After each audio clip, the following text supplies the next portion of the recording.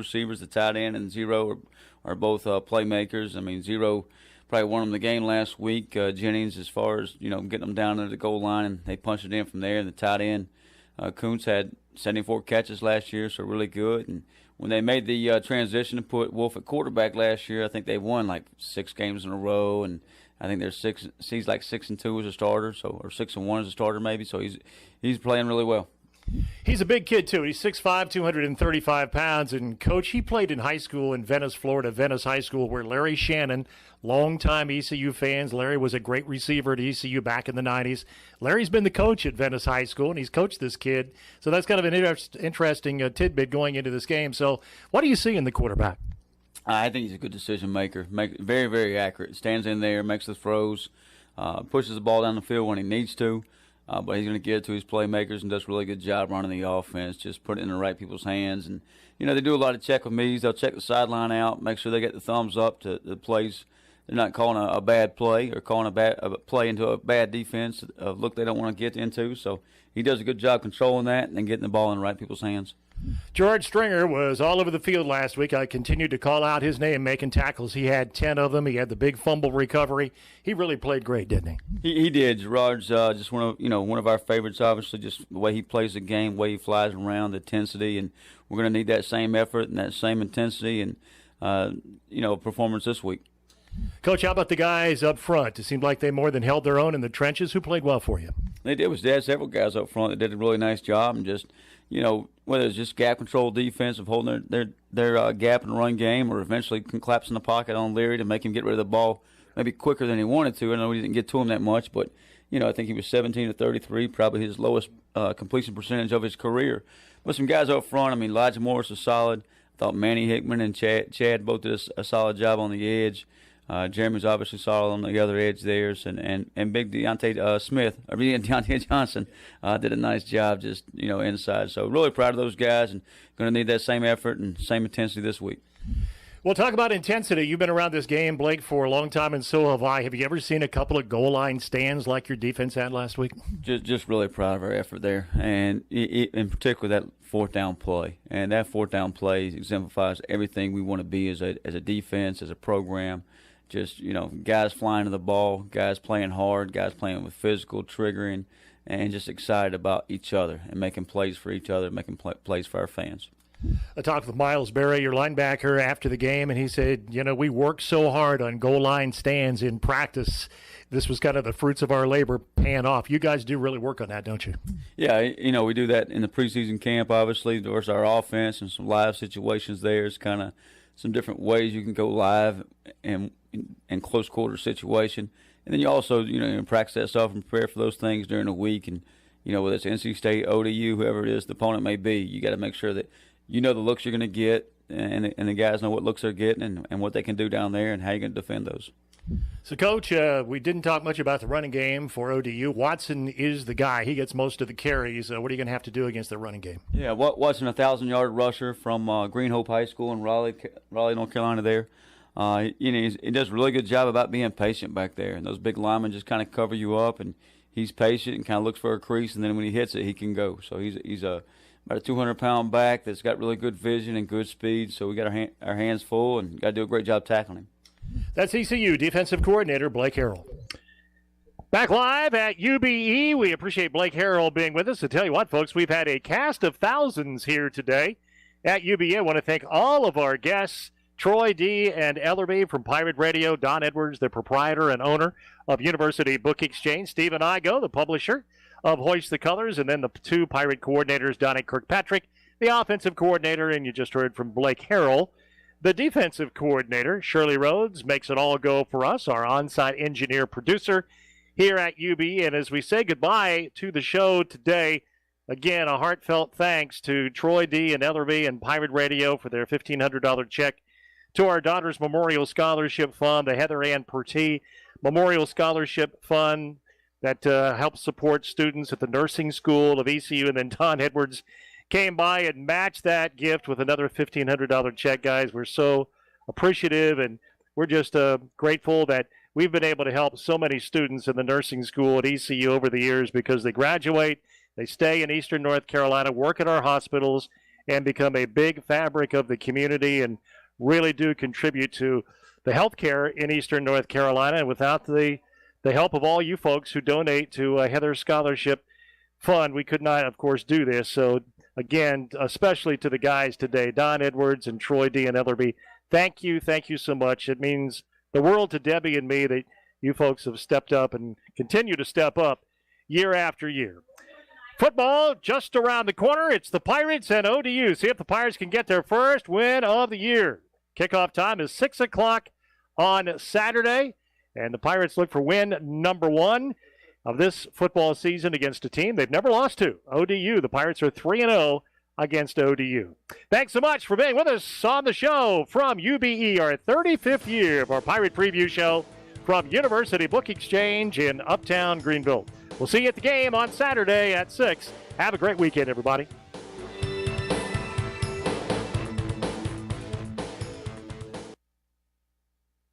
This is Pirate Radio, WGHB Farmville, 1250 and 92.7 FM Greenville, WDLX Washington, 930 and 104.1 FM Washington. The following is an exclusive presentation of Pirate Radio, the voice of the Pirate Nation. And you can expect us to play with a lot of effort, a lot of energy, and be able to execute and go make a lot of damn plays for this offense. I love a shark. A shark does 2 things. One thing, he never goes backward. He's always moving forward. The next thing he does, he never sleeps. You ain't never saw a shark or a catfish in the same fish tank. It won't happen. People think that for us it's just about catching the football and doing different things when it's in our hands. No, we're going to be the best damn blockers in the country. I want this so bad for this university, and we got a leader now. We got a leader that's ready to go. So let's take this program to the next level. We don't want nothing fake. Everything around us and surrounding East Carolina will be real, and the energy is real. So know your role. If you're a star, be a star. If you're a role player, you be the best damn role player there is. It's going to change. I promise you. As I stand here, it will change. Okay, and when it does, that stadium, it's going to be rocking, and heaven help whoever walks in there to play us.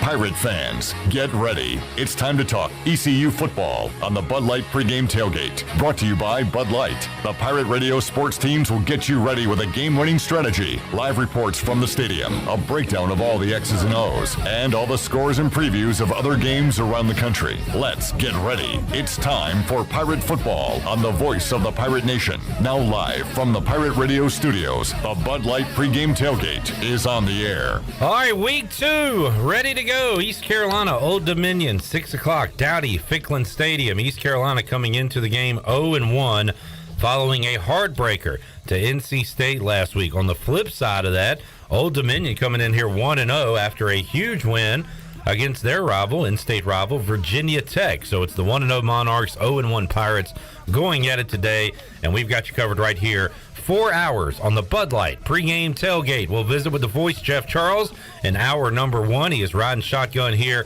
in the Pirate Radio studios. We'll get his thoughts on the loss last week and what lies ahead for today's game against Old Dominion. We'll break it down with Jeff Charles here in hour number 1. We'll have several tailgate check-ins as we'll go out to the Pirate Radio tailgate zone. Troy D and company out there having a good time on this long tailgate Saturday. Some frightful weather outside, but the spirit's still high out of the tailgate zone. We'll talk to Troy D coming up beginning in hour number 2. Stephen Igo, Hoist the Colors. We'll break it down. We'll have the edge for you. Who has the edge when the Pirates have the ball? How about the Monarchs? Special teams. We'll go over it all with Stephen Igo from Hoist the Colors. We will hear from Donnie Kirkpatrick, Blake Harrell, and some Pirate players during today's pregame show as well. That is all ahead, hour number 2, along with Patrick Mason from the Daily Reflector. He'll join us on the program as well. Double B, Brian Bailey, and Billy Weaver, and Brian North, the local Yokels, will be here as well, giving their thoughts on East Carolina Old Dominion. And we'll talk about this game and the rest of college football from a gambling perspective with the big man on campus, Jeff Nadeau from Barstool Sports. He joins us in hour number 3 of today's show. We'll get the breakdown from the ODU side of things from Harry Minium, ODUsports.com. He'll talk about these 1-0 Monarchs that are rolling in to Greenville later on this early evening. All that and a ton more is ahead on the Bud Light Pregame Tailgate. Shirley Rhodes, the Chan Man, CJ Schaefer, Clip Rock here with you. We'll pop the top on the Week 2 edition of the Bud Light Pregame Tailgate next. Are you ready for some football, Pirate Nation? Bud Light is America's favorite light beer and the official beer of the ECU Pirates. When planning your fun times this football season, be sure to pick up some Bud Light at your favorite retailer. Bud Light carefully brews their beer to be perfect for anywhere there's fun. Because when there's fun, Bud Light is there. Get ready to have fun this season, Pirate Nation, and always stay in the game and drink responsibly. Bud Light, the official beer of the ECU Pirates, and proudly distributed by Carolina Eagle Distributing since 1989. The Rick House is Eastern North Carolina's premier American-style restaurant and bourbon bar with daily specials. And here's the lineup. Mondays feature $7 margaritas and half-price appetizers. Tuesday is stuffed seafood night. Wednesday is date night. Thursday is roasted smoked lamb chop night. Fridays is prime rib night. And Saturday is Italian night and is also Fred and Wilma night with our 36-ounce bone-in tomahawk steak just like the Flintstones. And on Sunday, it's our legendary brunch from 10 to 2. The Rick House, American Provisions and Spirits, 710 Red Banks Road beside the bowling alley in Greenville. ASAP Party and Tent Rentals is your one-stop shop for weddings, anniversaries, corporate events, family reunions, birthday parties, or any celebration with friends and family. ASAP Party and Tent Rentals has the widest selection of tents, tables, chairs, linens, china, concession equipment, bounce rides, games, staging, wedding equipment, dance floors, and so much more. At ASAP Party and Tent Rentals, we help people get together. Call today at 756-7903. ASAP Party and Tent Rentals, locally owned and operated on Diamond Drive in Greenville near Agri Supply and Equipment Plus. Did you know time spent outdoors can help improve your children's health and bring balance to their life? The Outdoor Heritage Advisory Council invites you to join the Patch program. This program is for any child under the age of 16 and includes activities like fishing, hunting, and hiking. These are just one of the many ways you can earn the exclusive patches from the Outdoor Heritage Council. For more information on how to sign up and get your adventure started, visit outdoorheritage.nc.gov. This is John Gavigan with the Gavigan Agency. Our top priority is doing what is best for our members. Whether you are buying a new vehicle, a new home, protecting your family with life insurance, or filing a claim, our agency will be there every step of the way. Our goal is to become a trusted advisor for you and your family for all of your personal and commercial insurance needs. Give us a call in Greenville at 756-1400 for a car, home, business, or life insurance quote today, and give us the opportunity to show you the benefits of doing business with someone who cares. Hi, I'm Annalie Newhoff. And I'm Rob Campbell. And we are with CopyPro. We have been locally owned and operated here in Eastern North Carolina for almost 50 years. CopyPro is the leader in office technology. Does your business struggle with keeping printing costs low or producing professional documents? Here at CopyPro, total customer satisfaction is our #1 priority. We have a variety of solutions to help reduce your printing expenses and make your business more productive. Call us today at 1-800-682-6558 or online at copypro.net. CopyPro, we are the professional office systems people. The convenience of Pitt Greenville Airport is waiting just outside your front door. Service is back, so you're connected to destinations worldwide through flights from American Airlines. Plan your next trip. Book your flights today at flypgv.com or aa.com. Avoid the long check-in lines and congestion at the big airports and fly local at PGV. Fast, convenient, and close to home, PGV has American airline flights perfect for your next trip. Book today at aa.com. PGV, where the pirates fly. Winslow's is now Fifth Street Hardware Restaurant and Tap Room. With a brand new look, Fifth Street Hardware also has a new menu and serving lunch and dinner every Tuesday through Sunday and brunch starting at 10:30 on Sundays. What else is new? Well, they have poker every Tuesday night, Trivia Wednesday with DJ Captain Morgan, and on Friday and Saturday nights they have live music open till 2 a.m. serving light appetizers all night long. New look, new name, same location on Fifth Street. Follow them on Facebook and Instagram for more specials. Fifth Street Hardware Restaurant and Tap Room. Pirate Radio. You know, I think this is a pretty blue-collar, tough, hard-nosed fan base, and that's the way our teams are going to be. The voice of the Pirate Nation.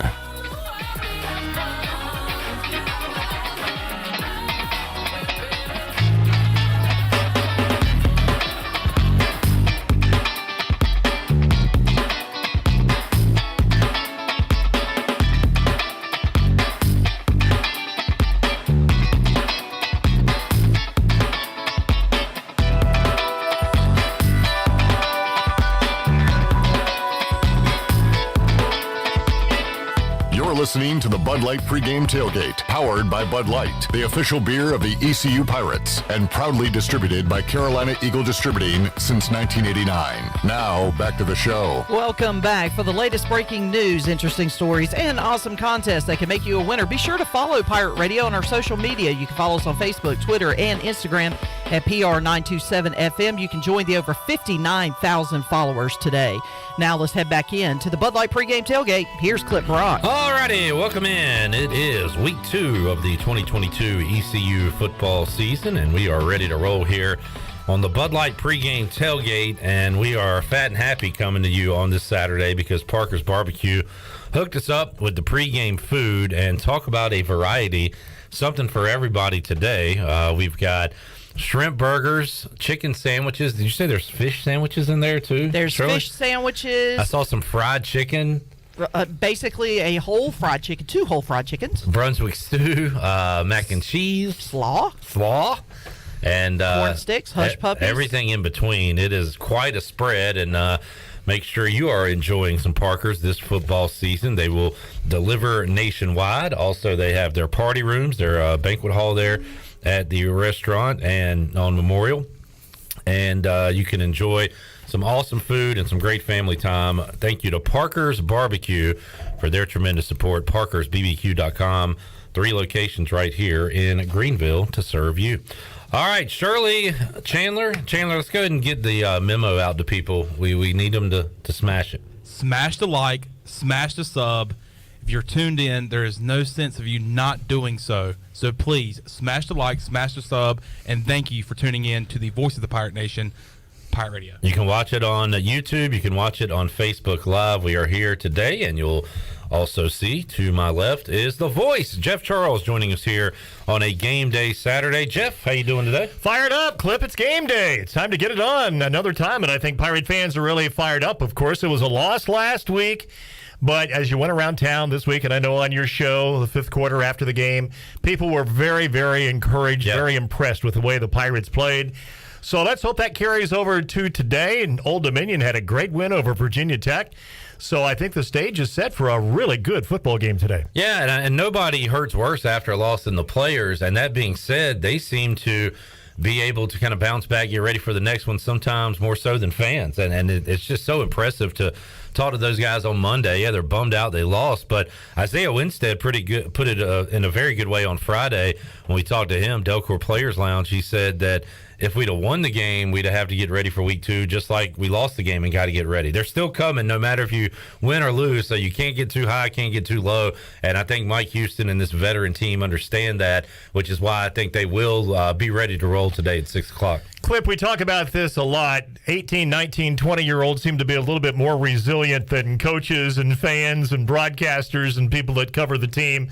They bounce back quicker than some of us do from losses like that. So, yes, I think they'll be ready to go. I think maybe in practice this week they had to get after him a little bit, but that's just par for the course. The practices are very intense, and they certainly demand a great effort every time the Pirates go out on the practice field at Height Field at the Cliff Moore practice facility. And I'm sure Old Dominion, if you're head coach Ricky Rainey, you have to be wondering about, Ricky Ronnie, I should say, you have to be wondering about, did they get too many pats on the back, all right, this week? We always talk about sometimes the most difficult thing to do is get a pat on the back. And so, that was the case there. And having lived in Virginia and been at Virginia Tech, Clip, I know what a huge win that was for Old Dominion and how disappointed the Virginia Tech fans are. They shouldn't lose that game in the eyes of their fans. And Old Dominion's fans, I'm sure, went into that game thinking they could win, but it's like, hey, we're playing Virginia Tech. And then when you get out there on the field and you see what happens and you see really there's not a whole lot of difference in the talent level of the two teams, it really wasn't much of a shock that Old Dominion won. I watched the second half of that game. The thing that surprised me the most is when Old Dominion got the ball with like 2 minutes to go in the game, and I thought Virginia Tech's defense would rise to the occasion and stop them, but Old Dominion took the ball right down the field and punched it in the end zone and won the game. So that says an awful lot about this Monarchs team that's coming in here. Yeah, they fight till the end. It's interesting that we've got two teams coming off different results with the coaches giving the same message, and that message is forget about last week. It's a whole new week. One team don't want to be too high coming in. One team don't want to be too low. So that's the stage for this one at 6 o'clock. Jeff, before we focus on ODU, just want to ask you, you saw the game from the bird's eye view, a couple of things. First of all, Holton Ahlers' performance and had those 2 picks in the first half. East Carolina couldn't run the ball, which made it, I think, even more impressive the way they were able to throw it, especially in the second half. But what did you think of Holton Ahlers and the passing game week 1 against NC State? I thought it was good, especially in the second half. He did a great job. The numbers on Holton from last week, he was 25 of 41 for 61%.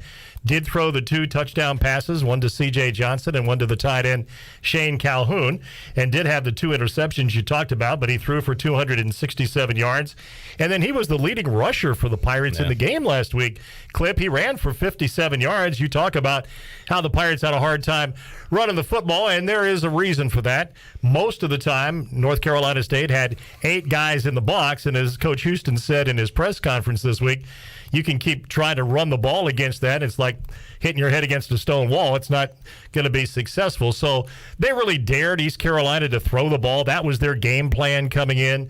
We're going to take away the run, and we're going to challenge East Carolina to throw the ball.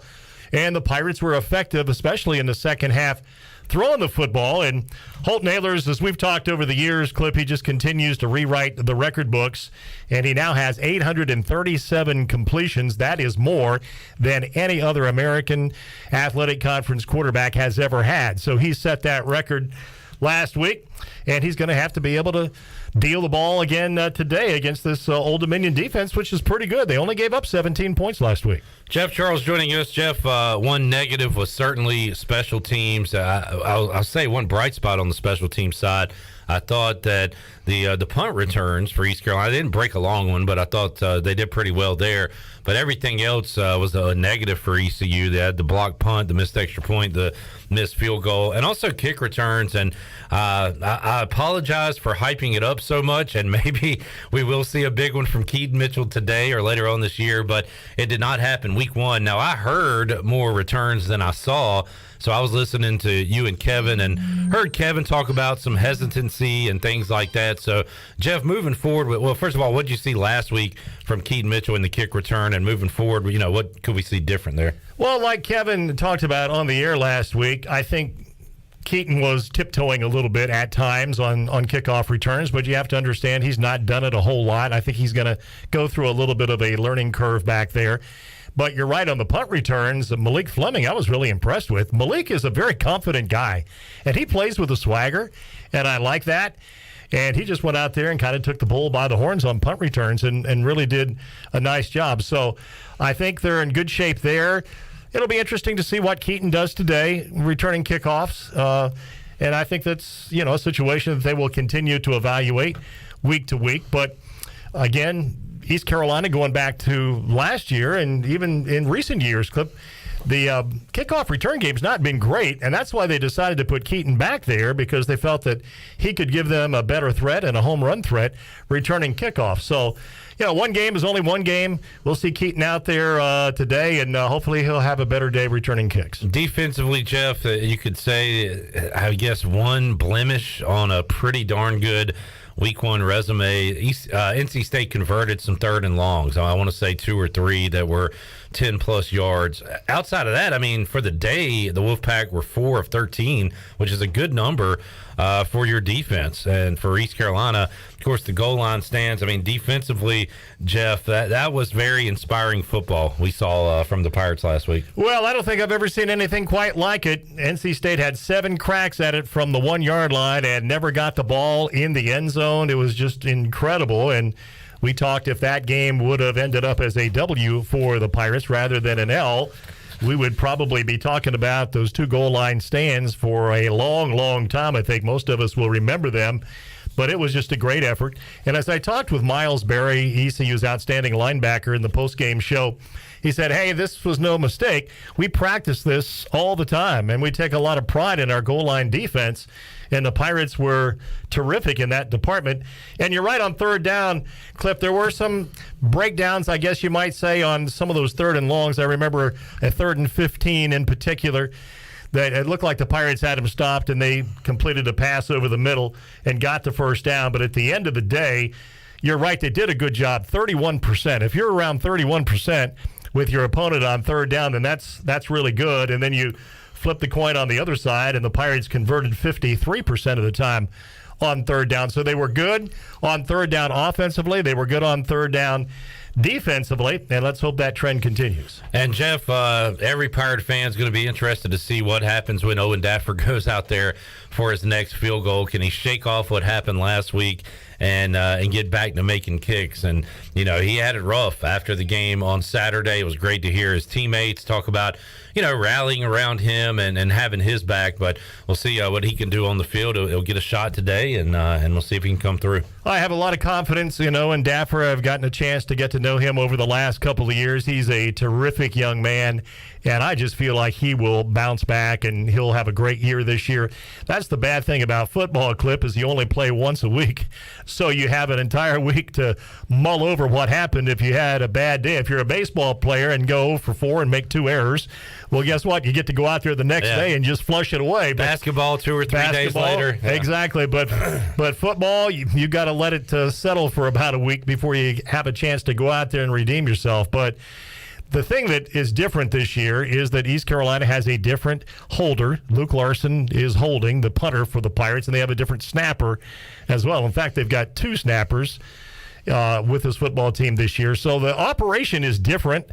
And I don't know. I didn't look that closely at the tape, and I'm no kicking expert, but there are those who tell me that the spot was a little bit later than usual, got down maybe a little bit late, maybe a little later than what it was performed last year when you had a couple of different guys in those roles. So we'll see. It's a work in progress. I'm sure they've worked their tails off this week on it, and I would expect Owen to come out and have a much better day today. Jeff Charles joining us, Pirate Radio Studios, getting you ready for a 6 o'clock kickoff. East Carolina taking on Old Dominion. Quick look at some scores going on. This Texas-Alabama game has had some wacky calls here in the third quarter, but right now Texas is driving. They have the ball, and they are entering the red zone here against Alabama with the score 10-10 in the third quarter. Miami was trailing 7-3 against Southern Miss. They now lead 24-7 down in Coral Gables. It is Arkansas with a 21-17 lead as South Carolina puts a touchdown on the board. So South Carolina fighting back in that one. Wake Forest, Sam Hartman putting up a ton of points against Vanderbilt. It is 35-10. The Demon Deacons lead on the road there in Nashville. Duke has a 21-10 lead over Northwestern. Penn State taking it to Ohio, 26-7 that score. And Georgia State is within 1 point of North Carolina. It is 21-20 as the Panthers have fought back in that one. That one in the third quarter. Army with a lead over UTSA, 21-14. NC State, no problem at all with Charleston Southern. It is 38-0 at halftime in that game. So we'll keep an eye on what's going on around the country on the Buccaneer Music Hall Scoreboard presented by Dub Buck. So we, Jeff, last night saw UCF, and I did not watch this game, but UCF falls to Louisville. Louisville looked real bad week 1 against Syracuse, and UCF unable to take down the Cardinals last night in Orlando. Yeah, I watched some of that game last night, Clip. I didn't watch the end of it, but 21-14 was the final, and Louisville won. What I was watching, UCF was up 14-7, and looked like they had the game pretty much under control, but then they gave up a couple of touchdowns in the second half. I'll tell you one thing, though, and you've heard me say this before, Clip. I remember back in the day, the very first time East Carolina played UCF, it was in the old Tangerine Bowl when they were a 1AA program, and I bet there weren't 3,000 or 4,000 people there that game. And to see how far their fan base has come, and, of course, they've had great success. Yeah. We all know that. But the bounce house, as they call it now in Orlando, I mean, it was electric last night when I was watching that game. And the last 2 times the Pirates have been down there, it's been electric. They've got a great home field advantage, and they have done a terrific job with their fan base and building their program. And one would think it's only going to get better because they're going into the Big 12. But that had to be a real disappointment for their fans last night. Gus Malzahn, he's been okay, but right now, I would think if you ask a lot of UCF fans, they're probably saying he needs to do better. So their season is going to be really interesting, I think. And the Pirates will play them, as we all know, for the last time for who knows when. And ECU will have them here in Greenville, so that's going to be a big game. And that's a game I think the Pirates can win this year. Bit of a head scratcher, the whole, Heupel to Tennessee and Malzahn in at UCF. And did UCF get the better end of the deal there? Well, Heupel's got it going to Tennessee. They got a big one today, Jeff, at Pittsburgh, ABC at 3:30. Both of those teams 1-0, and Tennessee's actually a road favorite in that game against Pittsburgh today. So that'll be interesting to see what the Volunteers can do there. Yeah, that's a key game, I think, as we look nationally to games around the country, Clip. There are a few good national games, but I wouldn't say, other than this Texas-Alabama game we keep peeking in on here in the Pirate Radio studios, not a whole lot of real big games this week. So that game is really front and center, but that's going to be another good football game between those two. Jeff Charles joining us. Let's take a break. We'll come back and we'll break down the Monarchs, talk about ODU, their win over Virginia Tech, the players to watch today, and how they match up against the Pirates. It is the Bud Light Pregame Tailgate. We'll enjoy some awesome Parker's barbecue. And when I say barbecue, I mean fish and shrimp and chicken and all the fixins, all the sides, hush puppies, corn sticks, parkersbbq.com. They are shipping nationwide. We'll take a timeout. Come back. A lot more to go. Bud Light Pregame Tailgate after this.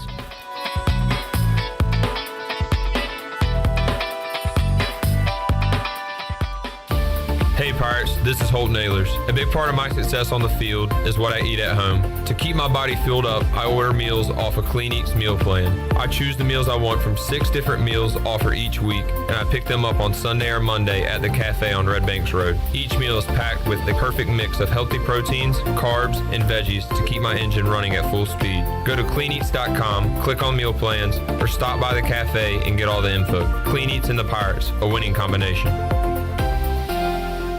BMS Builders is your premier custom builder in Eastern North Carolina. With homes in Blackwood, Mills Creek, Dalton's Cove and Farmville, and Belmar and Ayden, they're constantly expanding. Now to Laurel Glen and Sarah's Way, plus the new duplex community at Abigail Trails.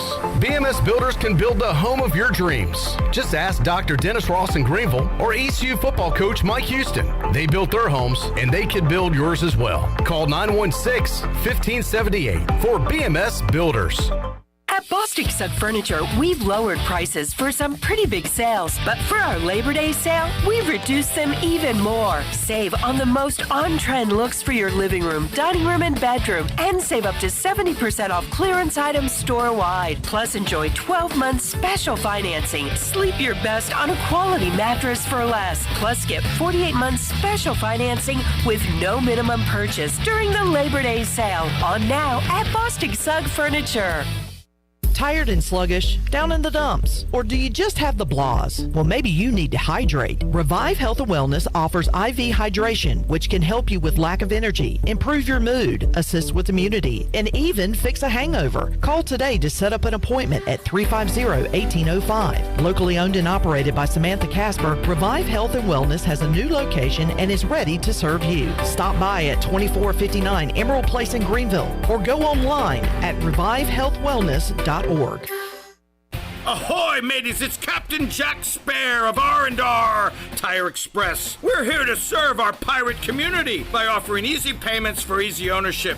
For you landlubbers, R&R will install a new set of tires for just $20. $50 installs new custom wheels and tires. To learn more about R&R, stop by 3920 US 264 or rnrtires.com.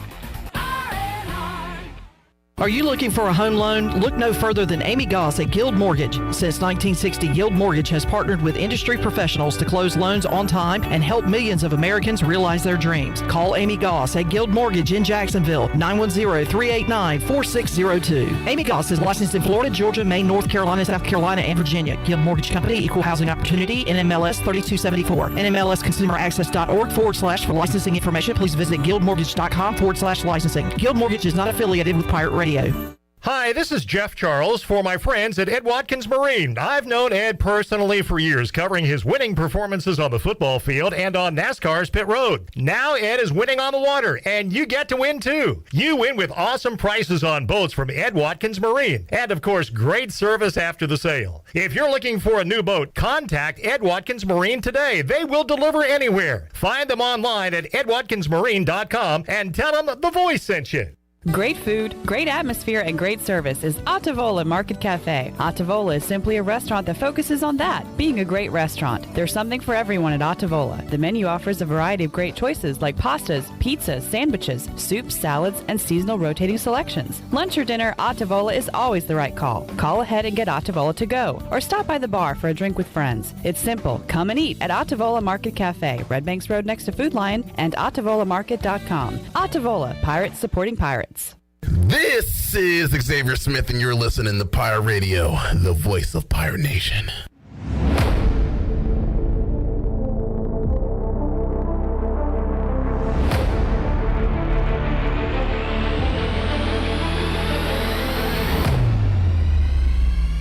You're listening to the Bud Light Pregame Tailgate, powered by Bud Light, the official beer of the ECU Pirates, and proudly distributed by Carolina Eagle Distributing since 1989. Now, back to the show. Now, with the Pirate Radio Scoreboard, here's Shirley Rhodes. All right. Ohio State has a comfortable lead in the third quarter over Arkansas State. 38-9 is that score. Alabama and Texas are in a dogfight. They're in the third quarter right now. The Longhorns lead the Crimson Tide 13-10. Duke narrowly holding on to a 21-16 lead over Northwestern as Penn State leading Ohio 26-7. Arkansas leads South Carolina 21-16. North Carolina and Georgia State is in a battle in the third quarter. The Tar Heels are clinging to a 1-point lead, 21-20 is that score.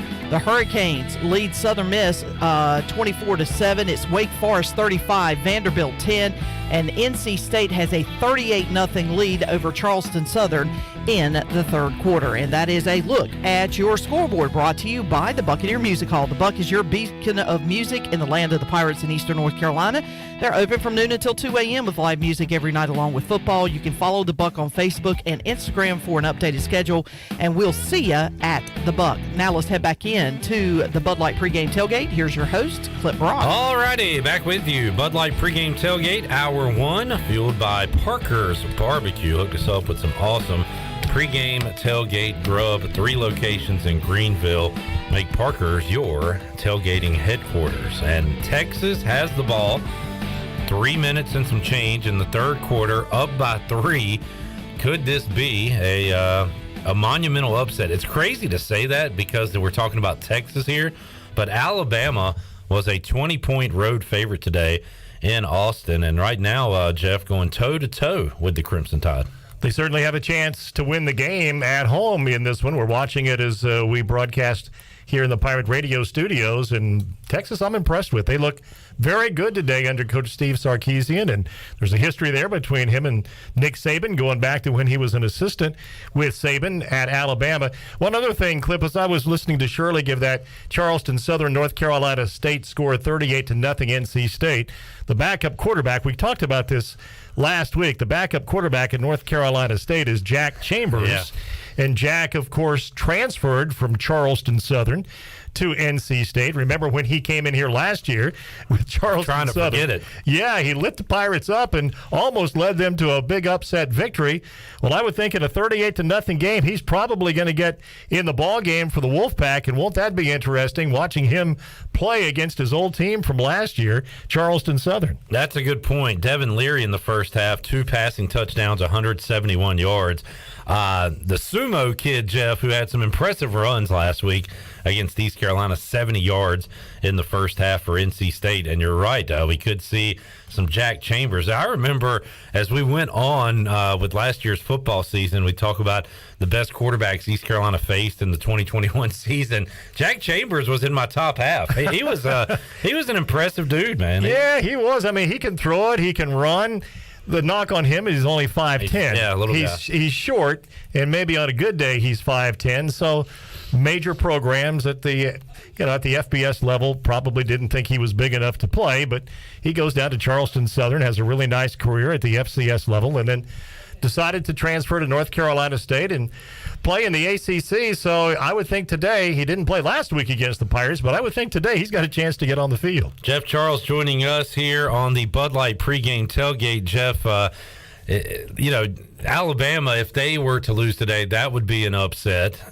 How about last week in Norfolk, ODU knocking off Virginia Tech? On paper, a slight upset, but was it an upset? I mean, Virginia Tech's down, ODU veteran team, and Ricky Ronnie getting his guys in there trying to make it work. Was that an upset, in your opinion? Well, not watching the game, it wasn't. Going into it, just on the marquee level, Virginia Tech versus Old Dominion, people would think Virginia Tech should win the game, and Old Dominion beat them over in Norfolk a few years ago when Virginia Tech came in there. But watching the Hokies play last week, Clip, to me, it looked like a first-year program with a first-year head coach. They made so many mistakes. They turned the ball over 5 times. They had 4 interceptions, the 1 fumble, and Grant Wells, who now is the quarterback at Virginia Tech. Saw him last year. We saw him last year at Marshall, and I was impressed with him. And then he transfers from Marshall, goes to Virginia Tech, had a really rough day last week. And then they had, I think, 14 penalties in the game. Again, it looked like a program that's just starting under Brent Pry, and they're just trying to get their feet wet. And they ran up against a pretty good football team in Old Dominion, and they got beat. So the Pirates are going to have to be ready today. These games with Old Dominion have been pretty close, as you know, Clip, down through the years. Now, the Pirates were 3-0 against ODU, but they've been very close, very competitive games. And so the Pirates are going to have to bring their A game today. Old Dominion got a gift, an unforced error, to use a tennis term, with the snap over the holder's head on a field goal attempt from Virginia Tech, and were able to make that into 7 points out of their 20 last week. 2017 was the final, and they scored a touchdown on special teams, just as NC State did against East Carolina last week. So special teams, look, it was a premium this offseason. Mike Houston and company putting their best players on that side of the ball. It didn't work out for them last week, and it's going to be put to the test again this week against Old Dominion. Yeah, no doubt about that. I mean, the Pirates are going to have to play well in all 3 phases. They're going to have a good offensive day with Holt Nailers leading the charge, and defensively, they're going to have to play well. Special teams are going to have to play better. This quarterback for Old Dominion is a big kid, Clip. He's even bigger than Holt Nailers. He's 6'5", 235 pounds, and the interesting storyline with the Old Dominion quarterback is that he played in Venice, Florida. They are the Venice Indians, and he played for Larry Shannon, terrific receiver for the Pirates, and longtime Pirate fans will remember Larry Shannon back in the 90s. Larry had a cup of coffee with the Miami Dolphins. He was a terrific receiver here at ECU, and he has continued to live in Florida. He is a Florida native, and he has been at Venice High School in Venice, Florida, down on the Gulf Coast. It's a beautiful town, and Larry has been there, made his home there.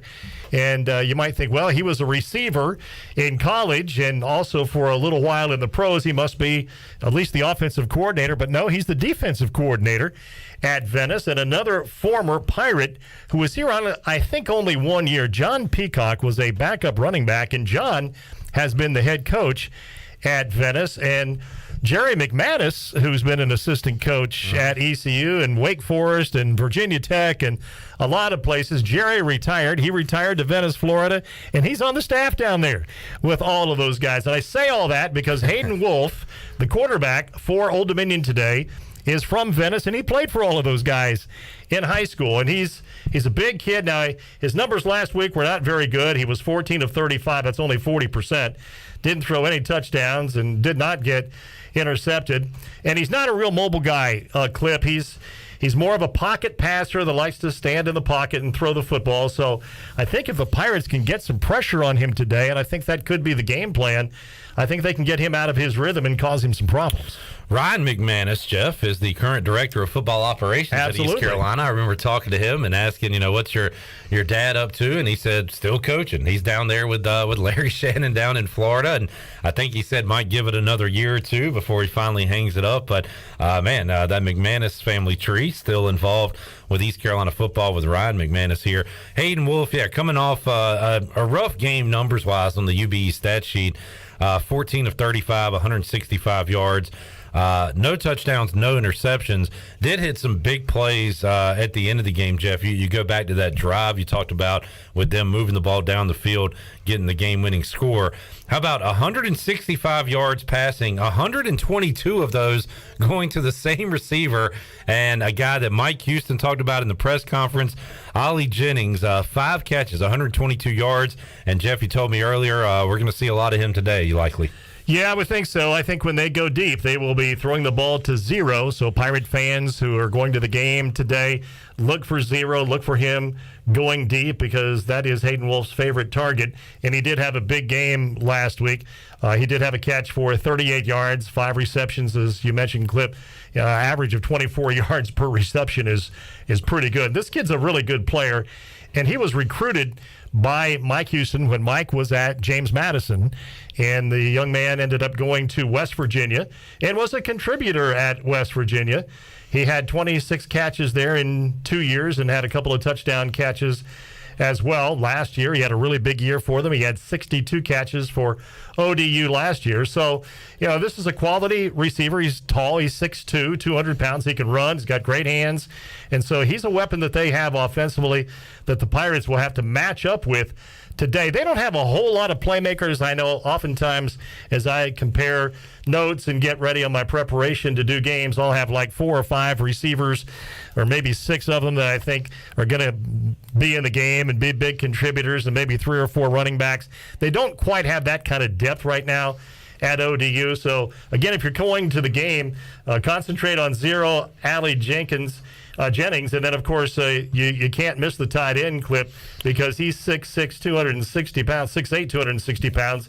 Zach Kuntz, who's a Penn State transfer, and my goodness, you don't see many tight ends these days make 73 catches in a year, and that's what Zach Kuntz did last year. He did not play a big factor in the game last week, but, boy, he's a nightmare matchup at 6'8", 260, and then they're pretty much one guy in the backfield, at least they were last week, and that's number 2, Blake Watson, who played his high school football at Green Hope High School in Raleigh.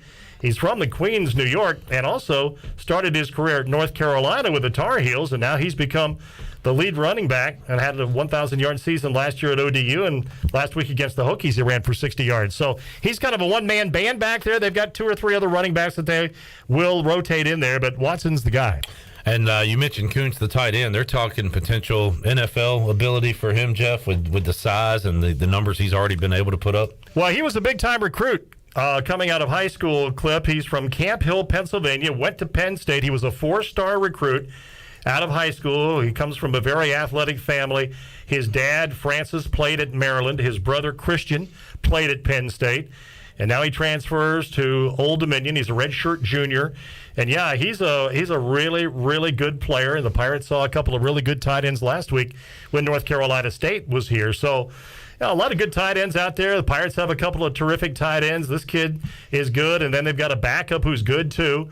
Another big kid, Dante Anthony, is 6'6", 245 pounds, that he will get in there, number 9, when number 80 comes out. So they're blessed like the Pirates are with a couple of really good tight ends. Jeff Charles joining us, getting you ready for East Carolina Old Dominion. Last week, Jeff, Old Dominion, let's kind of flip the field here, allowed 136 rushing yards on 39 attempts. That's 3.5 yards a carry for the Hokies. Of course, East Carolina could not get the run game going last week against the really, really good defensive line of NC State, their linebackers as well. So how about this week, Jeff? Do you think the Pirates will have more success being able to run the football against Old Dominion? I would think so, Clip. I think it's a little bit better matchup for the Pirates, although, again, Old Dominion did a pretty good job against the run game of Virginia Tech last week. But I think the Pirates will be able to have a little bit more success. I think that the 2 running backs for ECU, Harris and Mitchell, can put up some better numbers this week against ODU. Of course, we'll have to wait and see. The guy on Old Dominion's defense that the Pirates, I know, have circled is Jason Henderson. He's a linebacker, and he had 18 tackles last week against the Hokies. He was all over the field. He plays extremely hard. He's number 42. He's 6'1", 220 pounds, a sophomore from Dingman's Ferry, Pennsylvania. And this kid really, really played great last week. And the other guy that you have to really be aware of for the Old Dominion Monarchs on defense, Clip, is the corner, Tobias Harris. No, not the Tobias Harris who plays for the 76ers, but another Tobias Harris. Yeah. This guy's about a foot shorter. He's 5'8", 183 pounds. He has 18 career interceptions. I was told earlier this week by David Hall, Virginian pilot, that is the most for any players in any division of football, whether it be FBS, FCS. Yeah. So most interceptions in the nation. We're going to see him on the field today. Yeah, that was in their notes, and he played at West Texas A&M, which is a Division II school in Texas, and he had 18 career interceptions there. Actually, he had 17 there because he had an interception last week in his first game as an Old Dominion Monarch against the Hokies. So he's had 18 career interceptions. So you got to be careful when you throw onto his side of the field. And again, he's not very big, but my goodness, he certainly has a knack to go up and get the football. Talking about run blocking, Jeff, in East Carolina, you say a better matchup today against Old Dominion. How about the pass protection last week, allowing Ehlers to kind of go through the progressions there, hitting his targets? Big day for CJ, 6 catches. Also, we saw Isaiah Winstead with 6 catches. Good ball distribution last week, getting it to the 2 tight ends, the 2 running backs, 4 different receivers. So how about today, Jeff? This offense could be at a point now where you try to take away CJ. All right, we'll hit you outside with Jalen or Isaiah. You try to take away those guys on the outside, Ryan Jones is going to kill you. So you just hope that is the way East Carolina can go about things. I was very impressed with the distribution last week. How about going into game 2? Well, I would hope that they could do about the same. Ryan Jones had 4 catches. Shane Calhoun had 2, including the touchdown reception. Jalen Johnson had a couple of catches. Isaiah Winstead had 6 catches last week. C.J. Johnson had 6 catches last week, so they distributed the ball very well. That was a good stat. And Clip, as we look at stats from last week, you mentioned Holton Ehlers and protecting him. Well, one of the great stats was that he didn't get sacked. Yeah. And the other terrific stat was the Pirates only had 2 penalties last week. And for an opening game, when you don't have illegal procedure calls, the Pirates did not have any. I think NC State had 3 or 4 last week. I mean, the first game of the year, and you only have 2 penalties. That's a big deal. They look like a well-oiled machine out there. And a lot of times when you play against those tough defenses, Jeff, you're going to get 2, 3, 4 holding calls just because you get beat. And for the Pirates to limit that last week, very, very impressive. How about the Orthopedics East injury report, Jeff, brought to you by Orthopedics East. They offer a variety of services that will get you back in the game. You can visit them, Orthopedics East, on W.H. Smith Boulevard in Greenville, also online, orthoeast.com. Deontay Johnson went down last week, Jeff, and do we know about him and other Pirates who may be banged up for this one today? Well, going back to Coach Houston's press conference on Tuesday, Clip, does not look like Johnson will play, and he's a big cog up front, 6'2", 300 pounds. He's one of the bigger defensive linemen the Pirates have, and also Josiah Robinson, who was making a really good comeback for the Pirates after, Josiah's been a couple of different places, and, he came into East Carolina as a new kid, and he was really making progress from what we understand, and it looks like he has an injury situation as well. So I just go back to what Coach Houston said on Tuesday about those 2 guys. Other than that, I think everybody's pretty much ready to go. Some non-injury news. Rick DeBrew was not on the depth chart last week. We were told he was participating with the scout team, but it looked like and Mike Houston was asked about it too and said that he's one of our guys. He's on the team. If he practices well, he could get in. So hopefully that is trending towards seeing more of Rick DeBrew on the field, maybe starting this week, Jeff. And also you told us last week about Bailey Malovic, who had a serious family deal that he was dealing with and was with his family rather than with the team. So how about those 2 guys? We have an update on Rick DeBrew and Bailey Malovic. Well, I just go back to what Coach said on Tuesday and the fact that Rick is not on the 2 deep this week either, Clip. So they're going with Jeremy Lewis and Jack Powers, Elijah Morris, J.D. Lampley, who's a freshman from Rockingham, who's already on the 2 deep. So keep an eye on number 99, Surad Ware and Chandri Mims, who played at Charleston Southern from Vanceboro. Now, of course, he is with ECU, and he's going to get on the field. Manny Hickman's been around playing at that other side along with Chad Stevens. So that's kind of the way it lines up, I think, for this week. And Jeff, another new we're mentioning some new names here. Chance Bates, who I know Blake Harrell likes a lot. Shirley, do you have the Jeff Charles interview with Chance Bates? We could run real quick because he's a guy that Coach Harrell's very excited about. Going to play 1 year here at East Carolina at the linebacker position, and Jeff Charles had a chance to catch up with him earlier this week, and wanted to hear that because along with Xavier Smith and Miles Berry, these guys we're used to at linebacker, we're sprinkling in some new guys as well. One of those is Chance Bates. Let's hear that. We'll visit now with ECU linebacker Chance Bates. He is a new face with his Pirate football team coming to ECU from Kennesaw State. So, Chance, let's start there. How did this all develop? Tell us a little bit about transferring to ECU from Kennesaw. Of course, many as know, defensive coordinator Coach Harrell, he was there my sophomore year, did 1 year there, and he was an awesome coach there. And then he was blessed enough to get the opportunity to come here and coach at ECU. And then as I entered the transfer portal, he hit me back up. Same similar scheme with the defense. So I just came right in, coming in the summer, working hard, enjoyed the competition level that my teammates brought, and then just continued to do that through fall camp, and then just molding with these guys and just learning everybody and how they play and their experience and their background just made me feel like I could fit right in, and just started working together, and that's how it happened. And here you are getting a lot of playing time in that first game. The FCS level, Kennesaw State's got a really good program, but Chance, were you looking to play at the Division I level? Yes, sir. Yes, sir. I always knew I was capable of doing this and capable of competing at the highest level like this All-American Conference. And it's just been a great experience so far, and we have so much to look forward to as the season goes on. And we're just going to continue to build off this last game and just better each other as a team. I would guess there were a few more people here for the ECU game than what you're used to playing at Kennesaw State, right? So what was it like, 51,711 and running out on that field for the first time? Yes, full house. First, I would like to say thank you to all the fans for coming to support us. And, yeah, the atmosphere was great. I told many of my friends who was asking me about it, and I just told them I felt like a kid again, like I was playing youth league football, just the energy that the stadium brought. And I could just feel that running all through my body. It was very exciting to feel and see, and to be able to play in that stadium and see the boneyard packed out like it was. Man, it was a great experience, and I'm looking forward to more. Chance, let's go back before your Kennesaw State days to high school. Where did you grow up and where did you play high school football? I grew up in a small town, Leading, Alabama, located in this area called the Quads. I attended Carver County High School, small school. I played 3A ball, and like the total students probably in the whole school was less than 500. But I like to say there's no place like Carver County, like when it comes to football. Like, we're big on football, we're big on sports, and for me to just be a part of that coming up was a great experience, to learn how to give effort and learn how to be coachable and give the right attitude to the team and to the sport.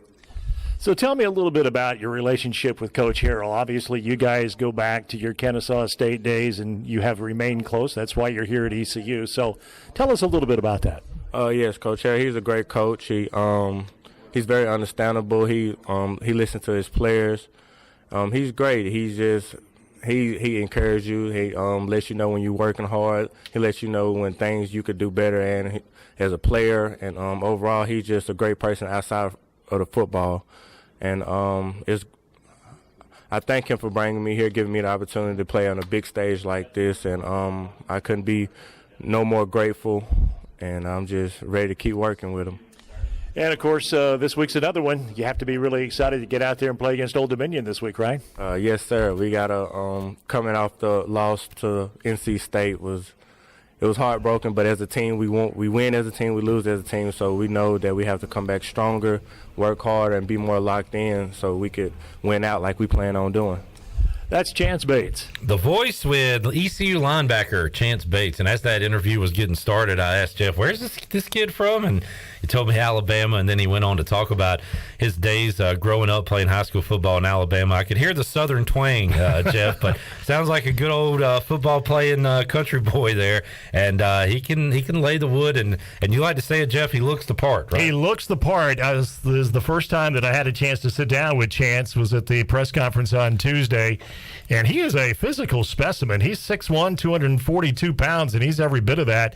He looks like a legit Division I linebacker, and, of course, he started at the FCS level playing at Kennesaw State. I think he was maybe a little bit overlooked in the recruiting process. As he mentioned, he played at a very small school in Alabama. And then he has that connection with Blake Harrell when Blake was the defensive coordinator at Kennesaw. And so he's only got 1 year left, Clip, of eligibility. I wish he had some more because he's a heck of a football player. And now you have Xavier Smith, who will be in his 32nd start today for the Pirates. Man. Number 10's been out there a lot, played a lot of football for ECU, and Chance Bates at that position. So the Pirates are in really good shape at that middle linebacker spot. That they are. Looking forward to seeing what they can do on the field today, 6 o'clock against Old Dominion. As we wrap it up here with the hour number one, Jeff, what kind of game are you expecting tonight? We'll see if weather gets involved at all, one way or the other. Kind of some gray skies here in eastern North Carolina. But what kind of game are you expecting between the Monarchs and the Pirates tonight? Well, it could be wet, Clip, as we look at the forecast and projections. So when you're playing on a wet field and some rain, sometimes all bets are off. But I think the Pirates will be ready to go today. I think the Pirates have a good shot at winning this game if they play up to their capabilities. And again, oftentimes we talk about keys every week, and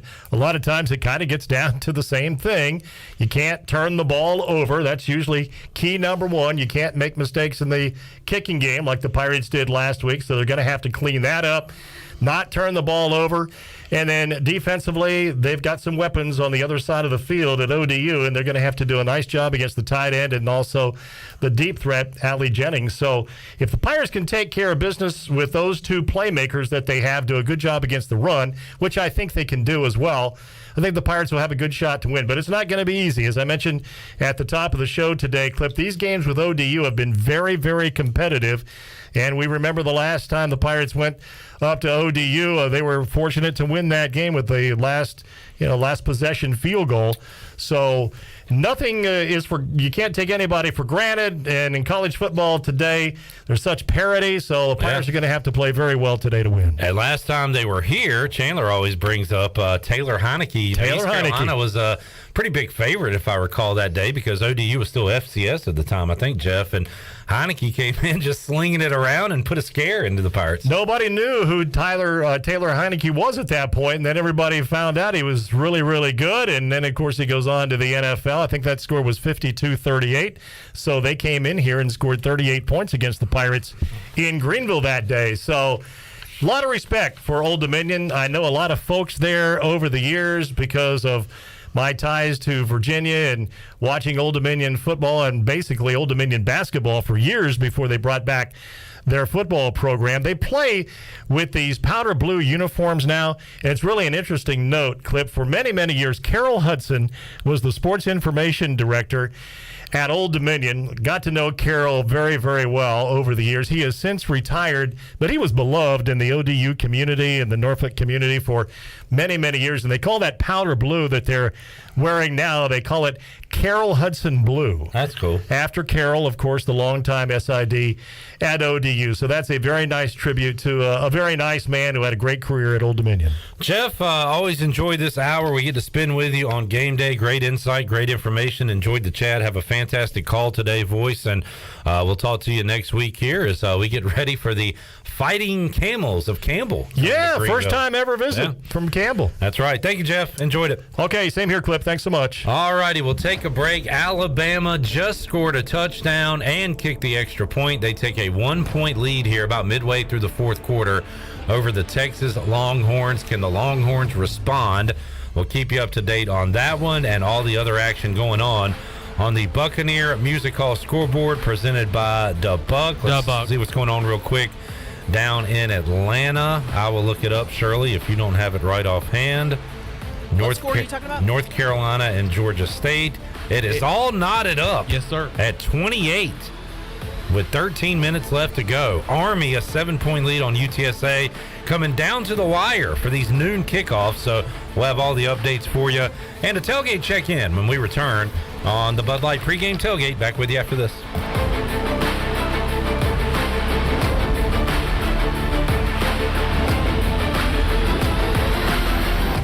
Hello, Pirate Nation. This is Jamie Cuccinella, inviting you and your family to come by Cuccinella's Pizzeria and Italian Ice. Cuccinella's has been serving our special family recipe New York-style pizza since 1932. We think you'll taste the difference in just one bite. When you come in for a pie, don't forget to try our house-made Italian ice or gelato. We make small batches every day from scratch with all fresh ingredients. Cuccinella's on Old Tar Road in Winterville and a new location coming soon to Uptown Greenville.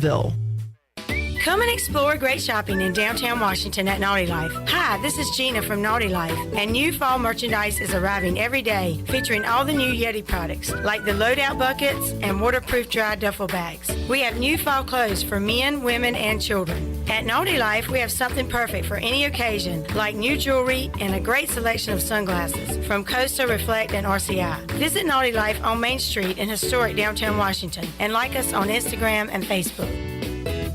Hey Pirate Nation, this is Brian Buck with Buck Insurance Agency. This season, when you attend your favorite sporting event, take the game day pledge. If your team is playing, win or lose, support your team to the end of the game. When you leave early, you risk missing your favorite athlete making the play of their career. When our family buys a ticket, we always plan to stay to the very end. Take the game day pledge this season with Buck Insurance Agency. Play to the end, stay to the end. Country Mart has been locally owned and operated for over 40 years and is your premier country store serving the best cheese biscuits and country food around. Country Mart is open every day and has 2 locations in Bethel on Highway 11 and in Stokes on Highway 903. Both Country Mart locations are top-of-the-line fuel stations serving Shell gas, including 93 ethanol-free high-octane gas, which is the best for all you boat owners. Country Mart, fueling you up with great food in your engines with great gasoline. Go Pirates! Do you need custom t-shirts, apparel, or promotional items for your business, organization, or event? Keep it local. Print it local with University Sportswear. UniversitySportswearENC.com is your one-stop shop for all promotional products for your business. With over 1 million items to shop from, UniversitySportswearENC.com offers high-quality products at prices to fit any budget. Visit UniversitySportswearENC.com for contact information and to get shopping. UniversitySportswearENC.com, the official sportswear provider of Pirate Radio. The Buccaneer Music Hall is your beacon of music in the land of pirates. The doors open at noon, 7 days a week. And the Buck has live music every night, along with football. Monday is open mic night, the first Monday of each month. Tuesday, it's karaoke with DJ Captain Morgan. Wednesday, it's acoustic night. Thursday, it's the dance party with DJ Kid Scene and live music every Friday and Saturday night with the best bands on the East Coast. Follow the Buck on Instagram for information and schedule of events. This season, party like a pirate at the Buck. Be sure to check out David Price Construction for all of your commercial or custom residential renovation and building needs. Run by ECU alumni, David Price Construction specializes in commercial projects, maintenance on facilities, and large-scale residential renovations and additions. Proud to be voted the Remodeler of the Year by the Home Builders Association of Raleigh-Wake County in 2018 and Best Business Commercial Remodel Project winner for 2020. David Price Construction, the proud ECU Home Services partner. Wings Over delivers. Wings Over delivers. Wings Over delivers. If you're looking for wings to be delivered to your home, Wings Over Greenville has you covered with no third party needed. Wings Over Greenville has its own in-house delivery service. Be sure to try the all-new tender sandwiches by ordering ahead on the Wings Over mobile app. Open till 3 a.m. on Friday and Saturday, Wings Over has everything to cure those late night munchies. Give them a call at 758-9464. Wings Over Greenville. They deliver. This is Pirate Radio, WGHB Farmville, 1250 and 92.7 FM Greenville, WDLX Washington, 930 and 104.1 FM Washington.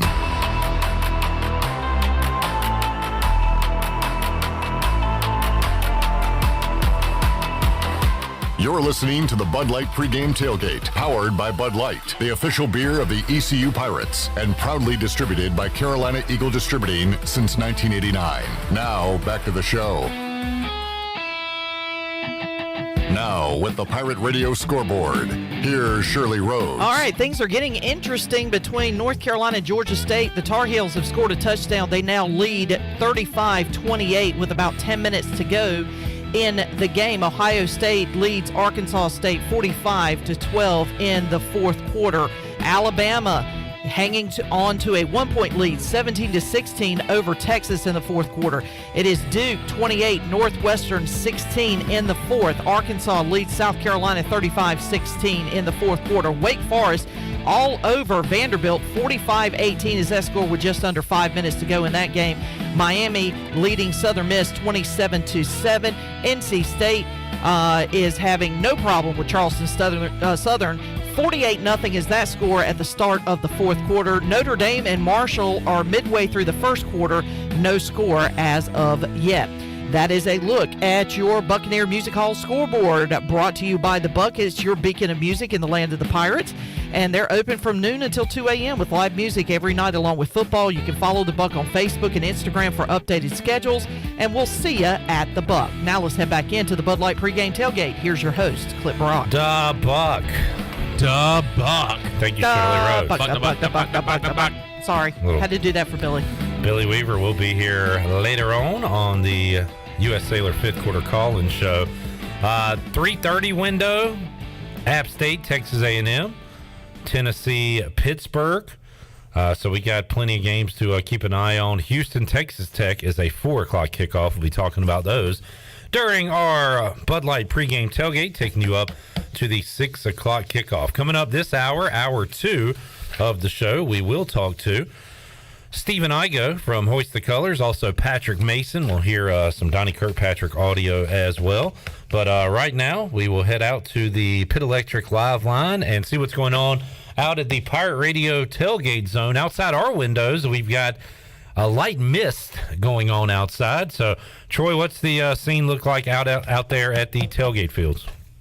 Well, Clip, it's a little misty out here too, but we're not letting that dampen our spirits, if you get what I'm saying. Anyone? Boy, tough crowd, Clip. I still have got to get that cricket sound. My God. Hey, by the way, and is Chandler still in studio? Yeah, he's right here. All right, don't go anywhere, Chandler. At the end of this tailgate report, I got something special for you. Just hang tight. By the way, Troy, I just want to let you know I had to get up to close the door in the studio, so I was no selling your. I didn't even know what you said, so I apologize. Yeah, fair enough. It's okay. We'll move on. But Chandler, don't go anywhere. I got something special for you coming up in mere moments. But first, out at the tailgate zone, this is a great day for a tent. We got about a 40-foot tent up, so we're not having any problems. We're enjoying ourselves, and we've never lost a tailgate. We're not going to let a little rain or mist prevent that from happening again. And I'll tell you what's a big hit at the tailgate, and that is our buddy Jason Shepard with Shep's Grill out of Washington. Usually about once a year, we're lucky enough to have him come cater our tailgate zone. Today is the day, and I got Jason alongside. Man, what a spread, Jason. This may be the highlight of the day for a lot of folks. Tell us what you got in store for everybody. Oh, man, we had a nice little spread today. Brisket sliders. We had some chicken wings that we're testing out, as well as some baby back ribs, and, of course, our mac and cheese, which is always a big hit. And you guys even got a little advance at the studio, I hear. So not only are we enjoying it, I guess y'all got some of that in the studio. Yeah, I didn't want to make you jealous out there, Troy D, but we got some action going on here. Shep, his food is like the mid-'90s Cowboys. It's like a dynasty. It's not like the current-day Cowboys, but it tastes like the 90s Cowboys. It's top-notch. Cowboys fan clip. That's the Cowboys fan clip. I'll take that. And I got to tell you, I'm not even a rib guy. I'm not, I don't, go to a restaurant and order ribs and stuff, but man, Chef has these individually cut, and they look so good. I was like, you know what? I'm going to try one. And they look good. I'm not anti-rib either. But, man, I sucked down. I swear to God, I had 5 or 6 of these things. They are so good. These ribs are, on par, and this is the highest compliment I could give you, at the Angus Barn in Raleigh. That's how good these ribs are. I'll take it. Yeah, and actually I thought the brisket would be going first. But apparently the ribs. And that's just kind of a part of a new thing that I'm doing now. The past 4 years I spent, trying to please everybody and do what everybody else wanted me to do. So now I'm kind of going back to my roots and get back into the whole barbecue scene. My grandmother used to own a barbecue place back in the day. And so, kind of trying to settle back into that. And, I want Shep's Grill to be known as breakfast and barbecue. That's a cool concept. And for folks that haven't been there, may want to try it themselves, tell us how they can find you, Jason. You can find us at 129 North Market Street in Washington. We're about midway between Main and 2nd. Or you can find us on Facebook and Instagram as well. Great job out here today. We really appreciate it, washing it down with some ice-cold Bud Lights, as always. Thanks to Budweiser for their tremendous support. And, of course, Minji's Bottling Group with plenty of their products, too, featuring Pepsi Zero today here for folks that may want a non-alcoholic drink, and plenty of Aquafinas also. I tell you what, let's go outside. We're in the truck here, so we wouldn't be disturbed. But I want to go outside. I got a special surprise for you guys. As if you are coming out to tailgate, just bring a jacket. You'll be fine. It's not raining very hard. It is kind of just misty. But I've got a guy at the tailgate zone. We pride ourselves on impressions at Pirate Radio, and I know Chandler does a great fake Coach Connors. I've got another guy that does an incredible fake Coach Connors. He may be one of the best impersonators I've heard. So, fake Coach Connors, how are you today? I'm doing great, thank you. It's great to be here. Usually you were coaching, never get to enjoy this. How do you like tailgating, fake Coach Connors? I'll tell you what, I love tailgating. Love to get out here with the Pirates faithful, and I'm just so excited about seeing the defense play again. Love the defense. That's the main reason I'm here, to see that defense again. A lot of people wondering what fake Coach Connors is up to nowadays. What are you doing? Basically, training a few people here and there, playing some golf, and planning my next vacation. Guys, is this guy good or what? I mean, good job. I don't think it's as good as Chandler's, but it's okay. It's pretty good. Yeah, well, okay, maybe he's close to Chandler's, but he does a pretty damn good Coach Connors. Anything else you'd like to say to Pirate Nation, fake Coach Connors? I just want to say, go Pirates. I'm here to see you win today, and I can't wait. Can't wait to get in there and see you win. Thanks a lot. All right. I'll tell you what, if I didn't know any different, I would think that was the real Coach Connors. The guy, it's almost impossible to tell the difference. No, the real Coach Connors is right here in studio. Coach, how you doing today? It's good to see you, Clip. I do appreciate you having me on today, and that guy does sound a lot like me. But what I do want him to do is I want him to do 20 push-ups. Ready, go. I'm ready to see the defense today. It's going to be a lot of physical, and it's going to be a good day. All right, you better stop before he comes here and kicks all our asses. So let's stop it right now. All right, Troy, back to you. Sorry. Oh, that was good stuff. This is one of my favorite reports of the year. So this is a lot of fun. We're having a great time out here. Still plenty of time. 6 o'clock kickoff. So we got a few hours to tailgate. As I said, we got a huge tent. We're having fun. We're enjoying it. Elmer's still a nice crowd out here where we are in the Pirate Club lot. So the rain is not deterring people from tailgating. We're having an awesome time. Appreciate it once again.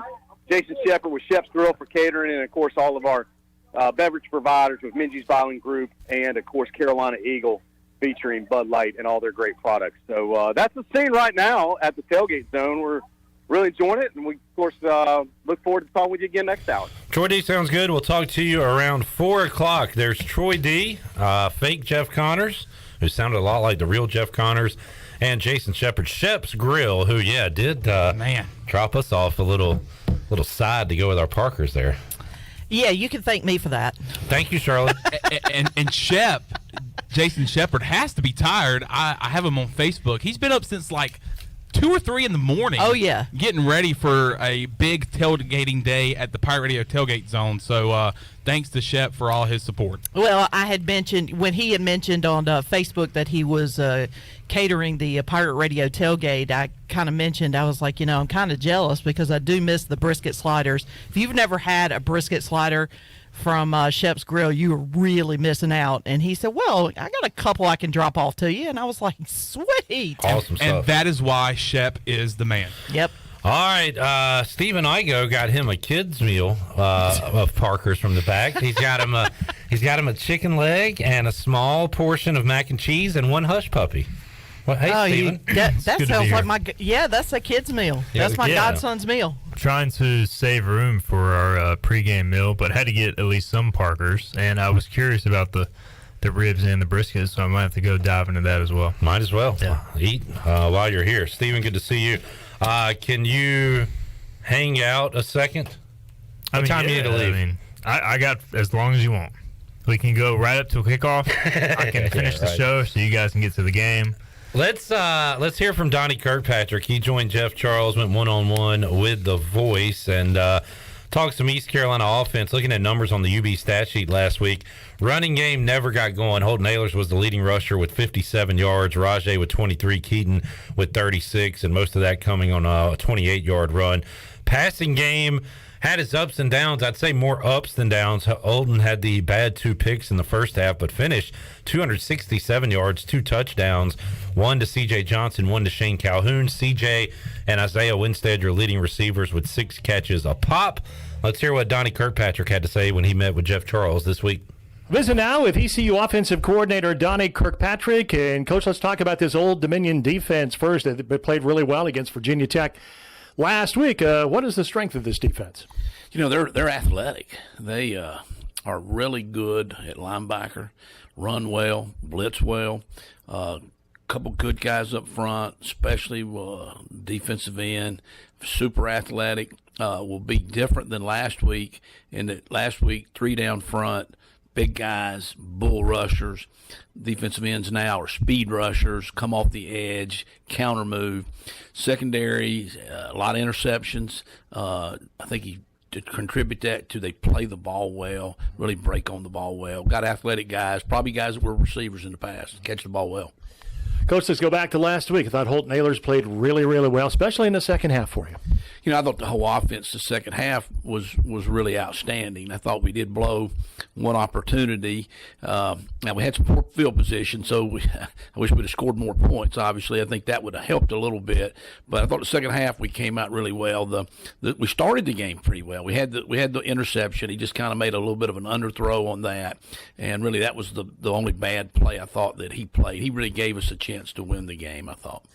Coach, I think sometimes fans will look at the stats after the game and say, well, the Pirates had a hard time running the football, and of course the stats were not really good after the game, but there is a reason for that too, isn't there? Well, it was tough to run the ball. The stats weren't that bad, 380-some yards against a team that had been given up last year, which I know that's last year, but they had 10 starters back. They were giving up under 300. They were nationally ranked defense, and they got 10 starters back. 2019, we had less than 300 yards. We had 380-some yards, so we are trending in the right direction. But, yeah, sometimes you have to take what they give you. After having a chance to visit with Coach McNeil and Coach Mitchell, who obviously worked with us here, and we were able to exchange some thoughts about each other, they were a little unaware of how good maybe we were at receiver because they were unknown. They didn't know Isaiah. They didn't know Jalen. They had not seen C.J. play well in a while. They knew about the 2 running backs. They knew we liked to run the ball. So they really did load the thing up. We saw a lot of man coverage early. That way they could put the extra hat in the box. And they were just kind of determined they weren't going to let us run the ball. So we threw the ball a lot early, tried to throw the ball down the field, had success early on the second drive, kind of puttered another time in there, I thought, when we had a good drive going. But then the second half, we got some runs going. They didn't end up being huge statistical looks probably, but I thought the run game was what got us back in the game.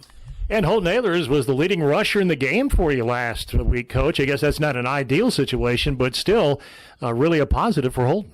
Well, Holton loves to run the ball, and there's some fans that want him to run the ball all the time. Again, the running of it's not the issue with me. It's the landing of it when he gets tackled, and, he's your quarterback, and you don't want to get him banged up. And he had to come out for one play due to a scrambled run. That was the thing, though, to get the run going. We were getting an empty, and the empty was the one thing that would spread them out, and so they gave us the quarterback draw. He loves to run that play, so we did take advantage of that. Alex Flynn came in for that one play, Coach, but I guess you guys are so thorough in looking at situations going into games and what you're going to do. I guess that was the plan, right? That had been planned out, every different scenario. I'd say, not talking about myself, but I thought Coach Houston and the staff had done the best job of preparing a football team for the first game, which is a tough challenge in itself, the first game, then to put a rival game on it, then to play a team that's nationally ranked, like that too, was a good challenge. But we were prepared, I thought, for every situation. situation. We had already previously talked if Houghton were to go down for one play, and we knew it was just going to really be for one play because we didn't want to waste the time out at that time, that we would go with Alex and we would not waste Mason's eligibility just to play one play. Coach, how about the offensive line? Who played well for you? You know, I thought Noah Henderson did. He had a really solid game up in there. And Avery Jones, I thought, probably had the best game that he had in his career. Avery was going in with a huge challenge, zero shade on him. We knew they had watched the Cincinnati tape from the year before. That was Avery's worst game, only, one really that he had a poor game, where the guy got right up in his face and knocked him back and caused some bad snaps and some missed blocks, and he really responded. So I would say those two probably led the charge. And, Coach, you're blessed to have two really good tight ends this year, aren't you? And Shane Calhoun had the outstanding catch, and also Ryan Jones made some catches. Boy, I'll tell you what, it must feel pretty good to have those two guys. Well, we love having these tight ends, and they're a great complement to each other. They're similar, yet they're different. They can feed off of each other. If one happens to be out, you still have another one right there. Still trying to get the other guys in the game a little bit more with Aaron Jarman and get them to come on, and I think we'll see that a little bit as the future goes on. But we are very blessed to have those two tight ends. They played very well. That's ECU offensive coordinator Donnie Kirkpatrick. All right, Donnie Kirkpatrick there with the voice as the Pirates get set for the Monarchs of Old Dominion coming up 6 o'clock at Dowdy-Ficklin Stadium. We will take a timeout as we do on the Buccaneer Music Hall scoreboard presented by The Buck. The Buck. Alabama up 17-16, 2:42 and counting. Texas has the ball down one, nearing midfield, 2nd and 7. We'll update you on that and everything else going on in the world of college football. We'll be right back. And Clip, North Carolina just coughed up the football. They are still holding on to a 35-28 lead. There's 5.5 minutes to go in the game, but Georgia State has the ball. And Texas, with a big pass play, they are near the 30-yard line of Alabama now, down by 1, 2:18 and counting. We will tell you what's going on when we return and talk to Stephen Igo. We'll break down the edge after this.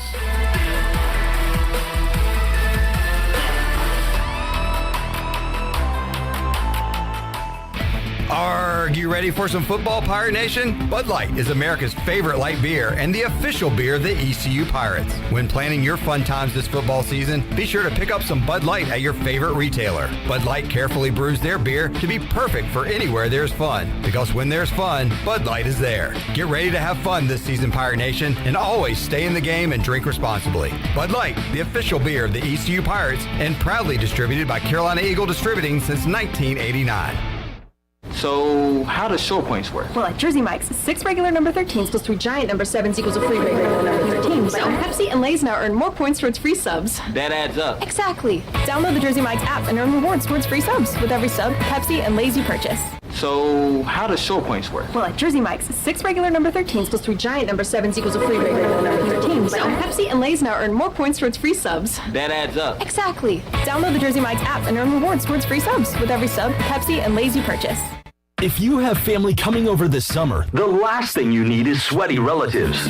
Guarantee your air conditioning system is ready to keep everybody cool. Call Delcor. Buy a new train system and make no payments until 2023. It's hard to stop a train. With inflation and high gas prices, you don't need another payment. So buy this month and make no payments until 2023.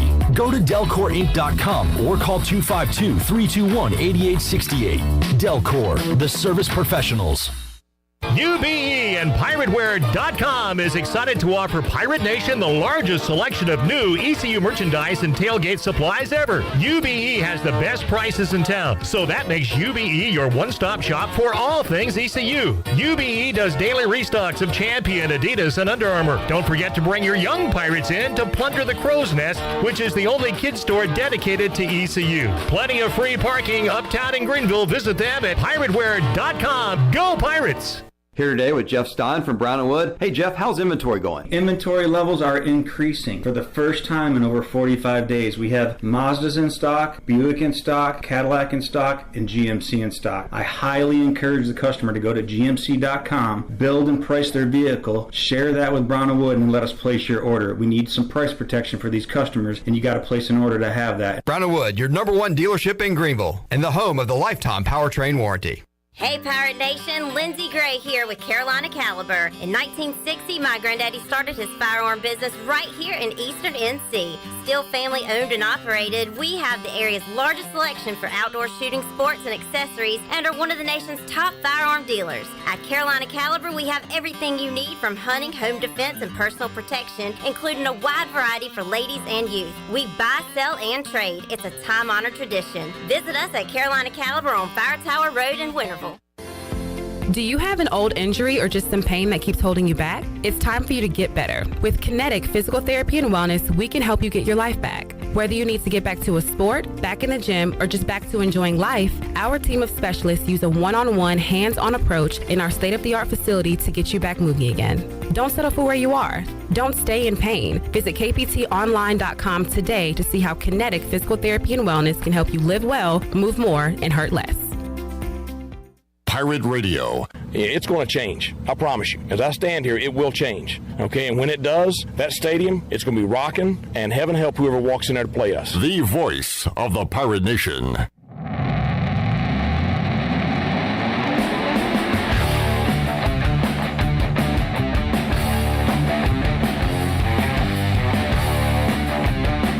You're listening to the Bud Light Pregame Tailgate, powered by Bud Light, the official beer of the ECU Pirates, and proudly distributed by Carolina Eagle Distributing since 1989. Now, back to the show.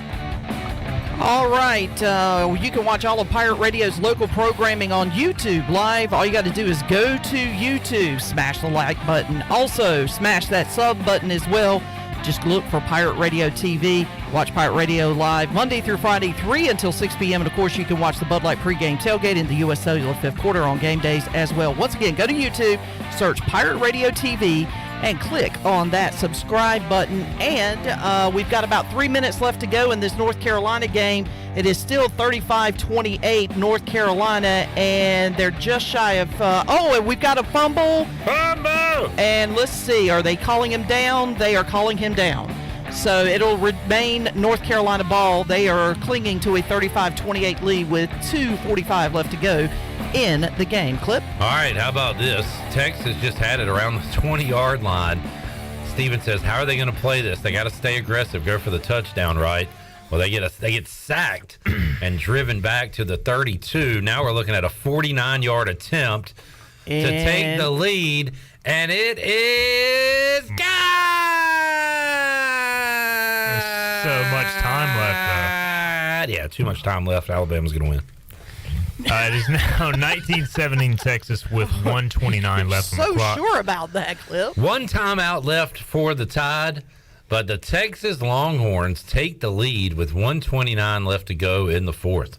We both picked Bama to cover this game, right? I know I did. Our picks are awful to start this year. I mean, brutal.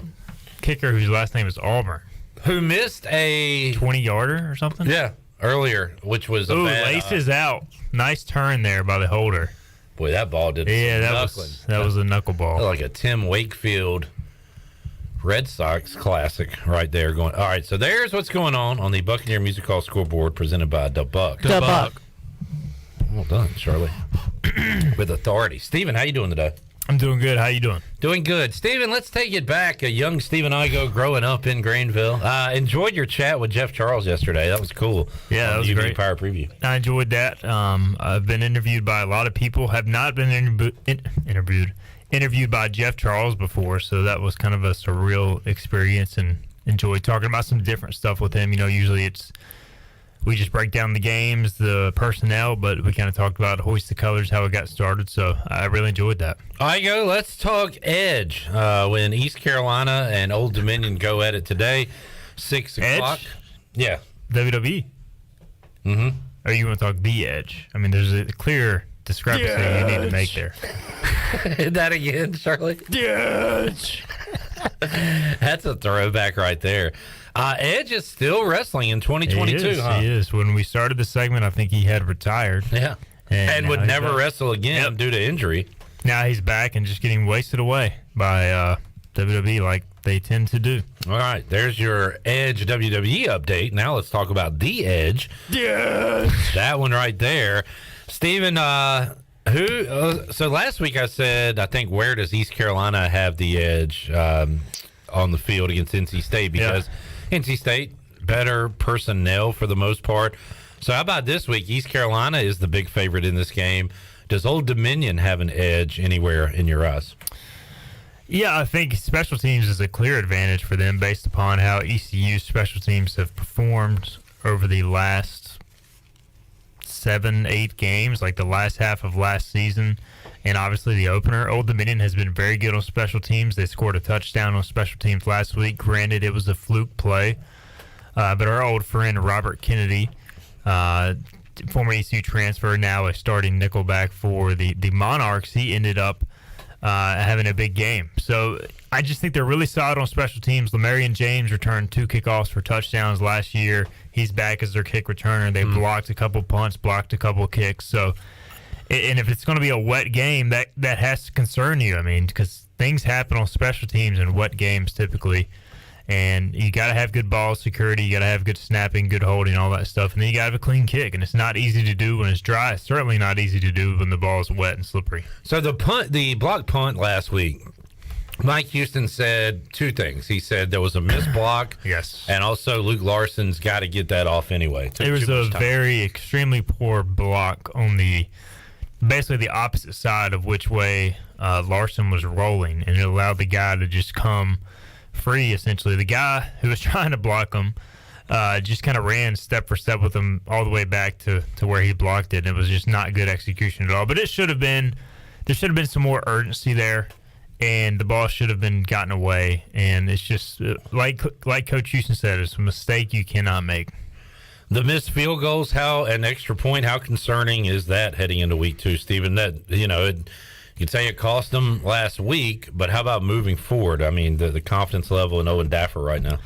I mean, I think it's fair to say until he goes out there and makes a couple kicks, I don't think anybody's going to feel 100% certain about the situation, even Owen Daffer. They can say all the right things, think all the right things, but you have to go out and execute and get that confidence back. And as a kicker, you're not going to be put in a tougher situation than what he was in against NC State. Now, we've heard a lot about Owen Daffer's demeanor. He's a pretty calm, cool, and collected guy.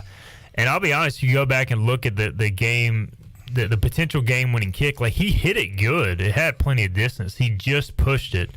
So it's not like he shanked it like the extra point. The extra point, he clearly had a physical issue where he stepped wrong and pulled it.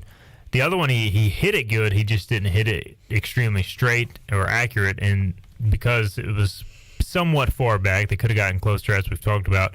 It just went wide. But when the ball is coming off his foot clean, he's usually pretty accurate, and so at least he did hit it pretty clean. And he took several attempts this week in practice. It'll be interesting to see how it unfolds today. Like, do they send him out there for a 40-plus yarder on the first opportunity, or do they go for it if it's like 4th and 5? We shall see. Bryce Young just had a Heisman moment. We all know that this was going to happen. Yeah, it's just told you. too easy.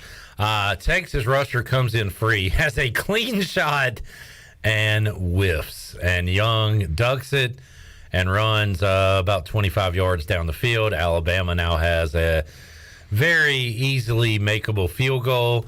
27 seconds left. They might go ahead and score a touchdown here. Yeah. We'll see what they do. Ball at the 17-yard line with 27 seconds remaining, and Young's going to throw an out that is incomplete.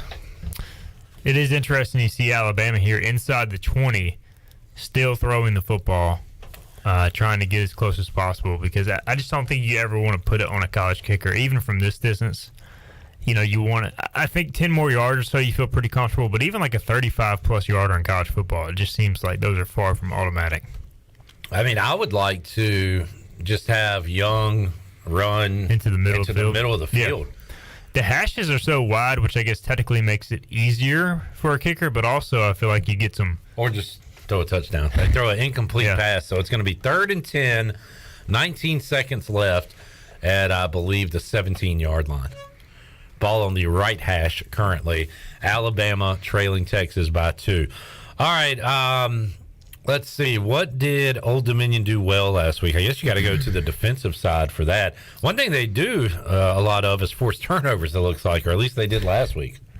Yeah, they showed like a Texas guy almost crying on TV, so I was just laughing at that.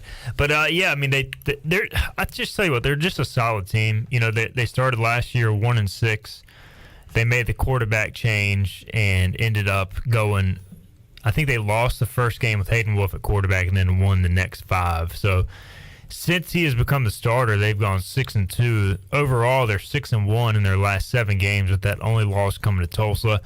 They typically don't beat themselves. They have an aggressive defense that forces turnovers. Now, I'll be the first to say Virginia Tech looked bad offensively. Like, their receiver play, they did not get good separation.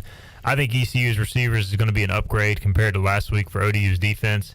How will they match up in man coverage? I think they'll try to take the run away. It'll be interesting to see how they do that. Are they going to stack the box? Are they going to do a lot of run blitzing?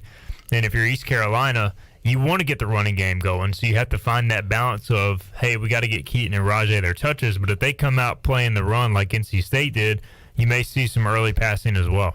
Yeah, and Holton Ahlers proved last week that if they're playing a team that is doing all they can to take away the run, they can still hit you with some big numbers. And Ahlers, 260-plus, 2 touchdowns, did have the interceptions, which he said the first one was a bad throw. The second one, he hesitated.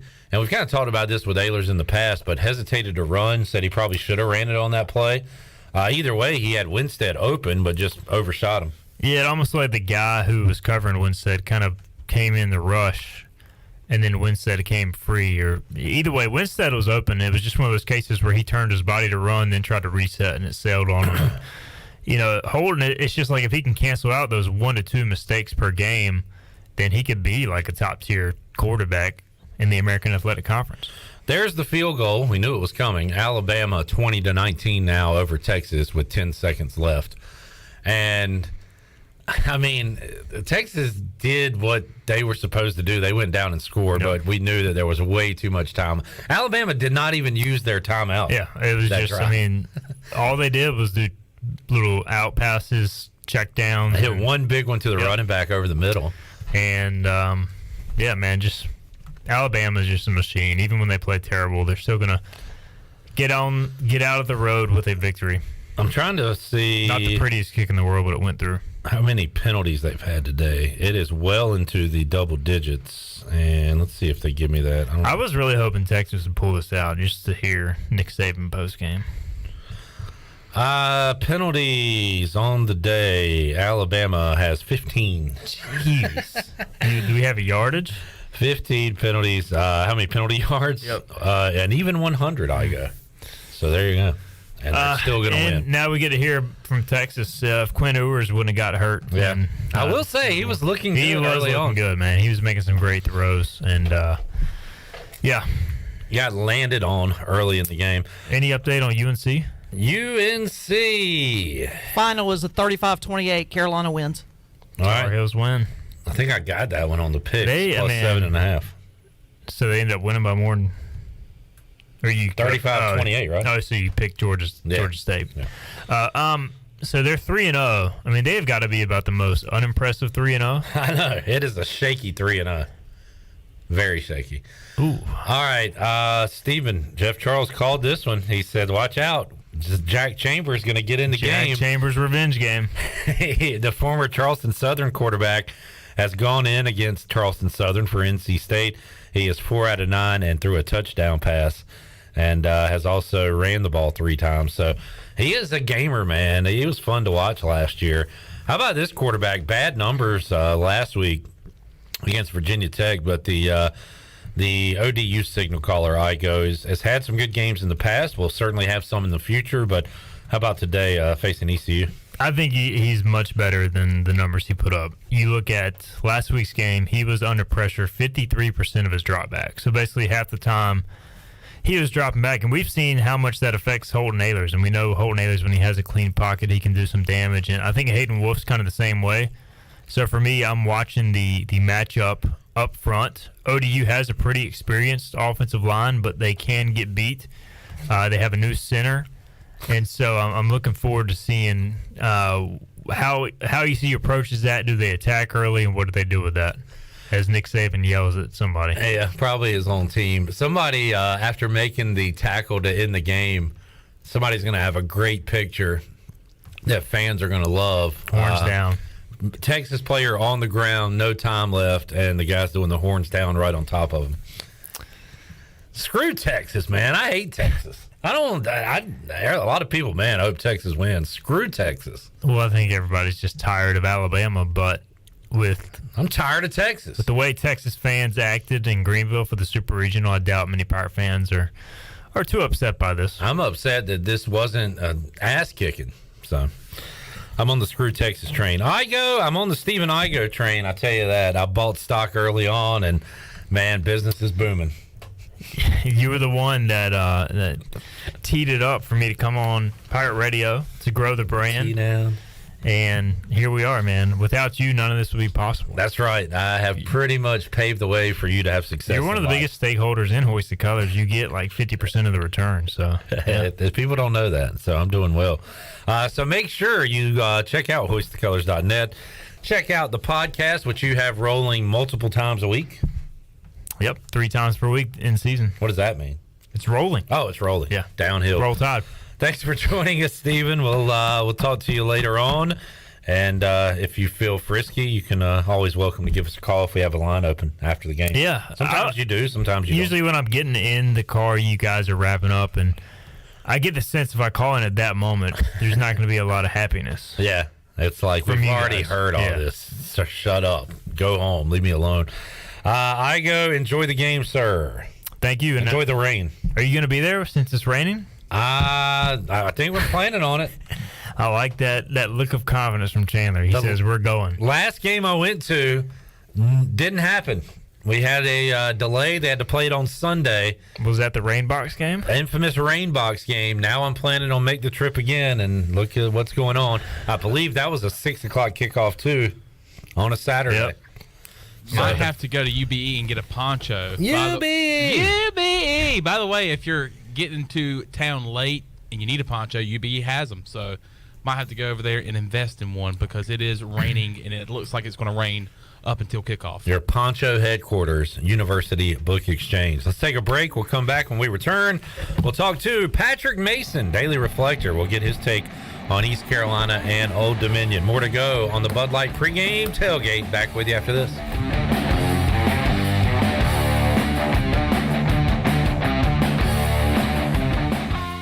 It's bow time. Why are Bojangles Chicken Supremes called Supremes?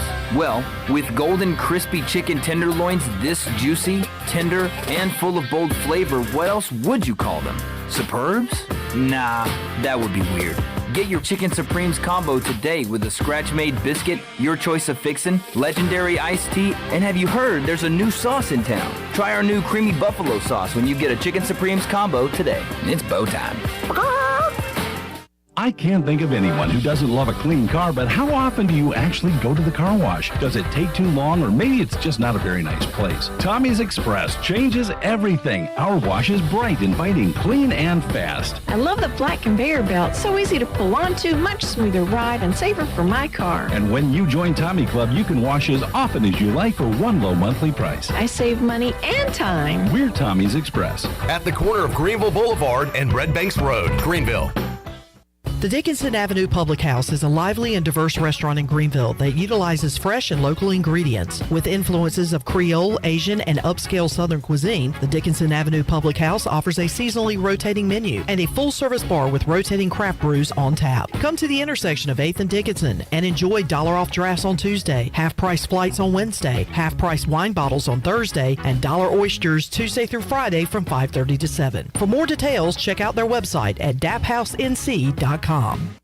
You've worked hard to make your business successful, and that's why it's really important to always have a bank that's in your corner when you need them. This is Chris Richards from First Bank, and our experienced team of local bankers includes Lee Watson, Ashley Capps, Bonner Latham, Josh Hooten, and Heath Nisbet. To get the business services that are right for your business, come and see one of our experienced team members at First Bank on Arlington Boulevard in Greenville. First Bank, together with our customers, we're creating a world where individuals and communities thrive. Member FDIC.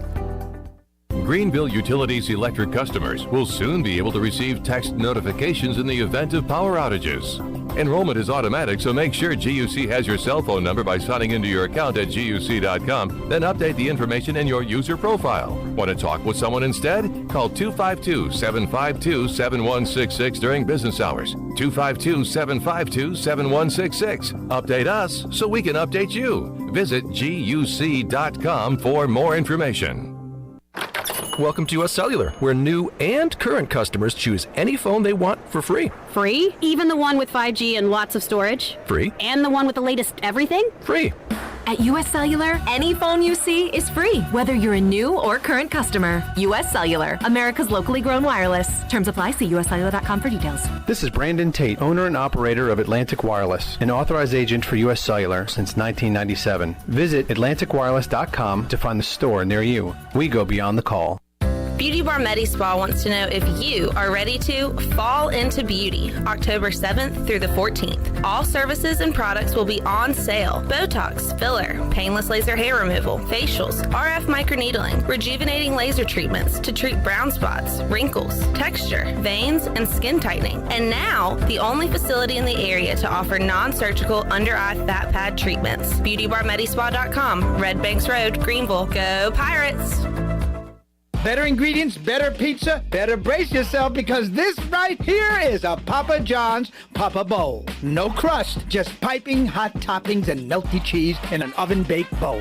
Better ingredients, better pizza, now in a bowl, Papa John's. Hey, Pirate fans, brace yourself for the brand new Papa Bowls for only $7.99. The new Papa Bowls are an MVP move for game day or any day. Place your order online at papajohns.com and sign up for Papa Rewards. Papa John's, better ingredients, better pizza.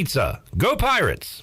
This is Coach Steve Shankweiler, offensive line coach for East Carolina University football, and you're listening to Pirate Radio, the voice of the Pirate Nation.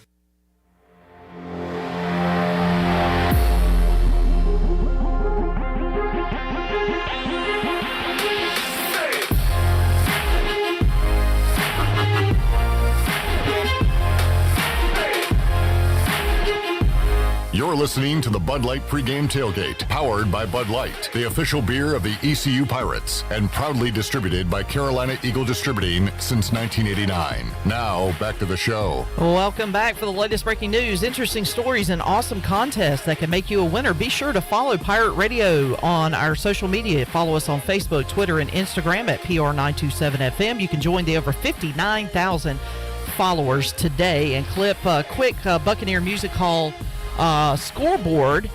UTSA and Army are tied at 35, and they are beginning overtime. And there seems to be some sort of confusion here. They did the coin toss. They were getting ready to kick off, and now all of a sudden they've switched ends of the field. And UTSA's coach is absolutely dressing down the umpire because he doesn't know what the heck is going on. What channel is this on? It's on the CBS Sports Network. Okay. I'm going to check that out right now. Thank you for that update. Texas A&M and App State underway. Pitt and Tennessee underway as well. So a lot to keep an eye on here on the Buccaneer Music Hall scoreboard presented by Da Buck. Da Buck. And by the way, Clip, they are tough as nails. Arkansas leads South Carolina 44-30. Of course they do. Under a minute and a half left in the fourth quarter there at Arkansas. So, yeah, tough as nails. Pretty good start to the season. Arkansas knocking off Cincinnati and South Carolina. That's but tougher games ahead, of course, in that SEC. We are going to head out to the Pitt Electric Live line in a moment and talk to Patrick Mason from the Daily Reflector as we roll on here on the Bud Light Pregame Tailgate on a rainy Saturday in eastern North Carolina. It's gone from nothing to a mist, back to nothing due to a heavier rain, and I don't see much of anything right now out the windows. I do see 2 thumbs up in Studio B, one from Shirley, one from Chandler. That means it's time to talk to Patrick Mason, getting ready for the Cy-Hawk Bowl today, Iowa and Iowa State, and also getting ready for week 2 of Pirate football. Patrick, how you doing today, man? Doing good. How's it going? It's going great. Give me a pick. I think I saw 3.5. Iowa minus 3.5 for Iowa State. Who do you like in the rivalry today? Hawkeyes all day. All right. You think they, if they're going to cover the spread, they're probably going to have another 7-3 final. Is that possible? It's entirely possible. I'm just hoping that someone scores a touchdown, I was going to say, can they score a touchdown instead of a safety? First touchdown might win it. That might be it. It might. All right, Patrick, how about week 1 ECU football? So your first game covering the Pirates with the Daily Reflector came last year against Cincinnati. You got to see a hyped-up crowd. You got to see a really fun start to that game, and East Carolina in it. Cincinnati was just too tough. So your second game covering East Carolina football was the most highly attended game in East Carolina football history. So you've seen a couple of great ones to start your work here in Eastern North Carolina at the Daily Reflector. But how about last week, Patrick, seeing that environment and being a part of that? It really was incredible. And even in the press box, they got some big blasts, but you could hear the crowd, and you could kind of just feel it. You just sensed something big was happening. It was really cool. Like, even if you knew nothing about the teams or what was going on, you just had this sense of, like, man, something cool is happening down here. And it was definitely really fun to be a part of it, to kind of see the stadium like that, because people have been talking about it, and to actually see it, and even to play it, I'm sure the players, it was a really cool atmosphere. All right, how did the Pirates bounce back, Patrick? What kind of performance do you think we see from East Carolina, starting with the offense? Who are you looking at as big play guys for this Pirate offense against Old Dominion today? I'd be interested to see if the passing game, continues to look how it did. Maybe take another step or two. And obviously, they want to be balanced. They want to get that running game going. And I think it'll be interesting just for the offensive line, too. If they can kind of get the run going, when you're running into people, that's just got to be so much more fun for an offensive lineman. So, I think the offense looks a little bit more complete, and I think they're going to, put up some points. At least that's what I'm expecting, and kind of what I, expect to see out of them today. Defensively, the Pirates had a lot of energy, a lot of excitement on that side of the ball last week, and were able to keep Devin Leary looking very pedestrian, as he was the preseason ACC Player of the Year. People talking about potential Heisman, depending on the Wolfpack's record and his numbers. But Pirates did a good job against him last week. Of course, had the goal line stands, had a big turnover late in the game. So can they carry that momentum into this week, Patrick, against these ODU Monarchs? Yeah, I really don't see why they can't. They did play incredible football. And I think, I checked in on NC State a little bit today. Devin Leary's having an incredible game. At one point, he had 2 passing touchdowns, 2 rushing touchdowns. And it's like, against ECU, none of that was there for him. They really took a lot of stuff away. So I really expect the defense to come out and just ball out again. A lot of playmakers. I think even the coaches were just really impressed with the physicality from the secondary. And I think, honestly, like, having that loss, they're still going to be hungry. I don't think there's any sort of, drop in emotion or performance. They want to, go 1-1, get that win, and, the defense is going to be hungry. And now to special teams. Going to have to see a cleanup in a lot of those areas. Kicking game, punting game, kick return. Need to see an uptick there. So, I don't know. What are you looking for today? You think we do see some changes there, some improvements on that side of the ball? Yeah, that's really what killed him. You really got to just see improvements across the board. Every single phase could probably stand to do better. And, they say they're working on it, and, we're definitely going to see today. But, I really think you got to make some improvements, even just blocking, just, good decisions with the football. Stuff like that, you can clean up those mistakes. And, today's definitely a gut check time to see if they can do that. Everybody's saying the right thing this week as far as bouncing back, as far as not letting NC State, not losing to NC State twice. Don't let them beat you twice. That old phrase, that old cliche. And we'll see what happens when they take the field. But throughout the press conferences this week, the talks with Donnie Kirkpatrick, Blake Harrell, and, of course, Mike Houston a couple times, Patrick, it did sound like everybody's saying the right things heading into this game, coming off that tough loss. Yeah, and I think I even maybe wrote as much. It was either Tuesday or Wednesday, but that's kind of was my takeaway. Everyone's saying the right things. It seems like their attention is in the right spot. They kind of diagnosed what went wrong, and they did a good job of just identifying what they could do better.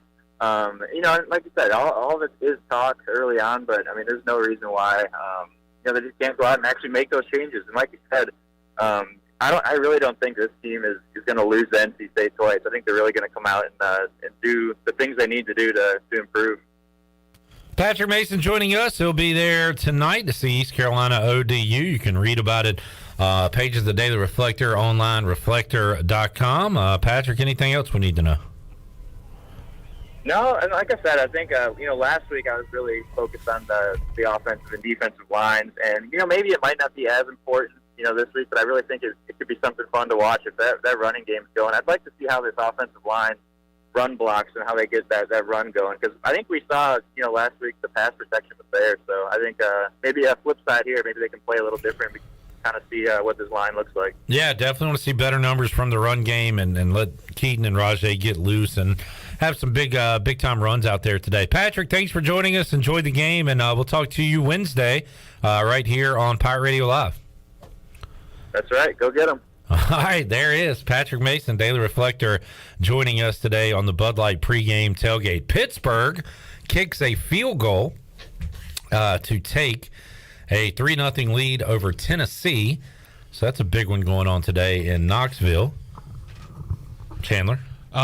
Texas A&M and App State has kicked off. That is underway at College Station. And App State with the ball first. Frustrating if you're an App State fan, because they had 3rd down and 4, a slant over the middle. The wide receiver had plenty of room to get the first down. Instead, he decides to go east to west and is stopped short. They do go for it, and luckily Texas A&M jumps off sides. So 1st down and 10 for the Mountaineers as they continue to drive over the 6th-ranked Aggies. Marshall has the ball down 7-6 against Notre Dame. That one, 2:25 left to go in the first half in South Bend. So Marshall sticking with them and has the ball down by 1 right now. Washington State, Wisconsin are underway. Air Force with an early 10-0 lead over Colorado. 9:42 left to go in the first. They've already scored twice in that one. Memphis has the lead over Navy, 7-0. That score early on. And Maryland has already put a touchdown on Charlotte. It is 7-0. Not even 2 minutes into that game. We will keep an eye on the kickoffs of Houston, Texas Tech, Virginia about to play Illinois. Shirley, what's going on in UTSA Army? Well, Army just kicked a 28-yard field goal to take a 3-point lead in overtime, 38-35. UTSA gets the ball back here. Ooh, just barely got it on the inside of the uprights, but it counts. So UTSA will have a chance to score, and we'll keep an eye on that. But right now, Army has a 3-point lead. 6 o'clock start time for East Carolina. That's a good start time. That's because we got all these games going on. We're watching them, we're following them, and we're getting you ready for ECU and Old Dominion. College football Saturday, baby. Let's go, baby. Love it. It's going to be the same way next week as we kick off against the Fighting Camels. The first visit from the Camels to Greenville. That kickoff is at 6 o'clock. We will be with you at the same exact time as we were today, 2 o'clock, starting on the Bud Light pregame tailgate. And by the way, happy Christmas Eve to everybody. Yes, sir! Week 1 NFL tomorrow. Was hoping for a good game the other night, but the Bills are going to be a problem. 31-10 was that final. Bills over the Rams. Matt Stafford looked terrible.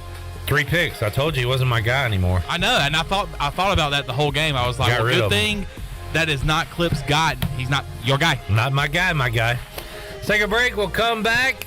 Another tailgate check-in out at the Pirate Radio Tailgate Zone. And also we'll see if we can track down the Double B. Brian Bailey. Got Jeff Nadeau, Barstool Sports in Hour 2. Also Harry Minium, ODUsports.com, Hour 2. Pitt forces a punt. They're up 3-0 on Tennessee. Buccaneer Music Hall Scoreboard. It's all going on this Saturday. We got you covered here on the Bud Light pregame tailgate. Back with you after this.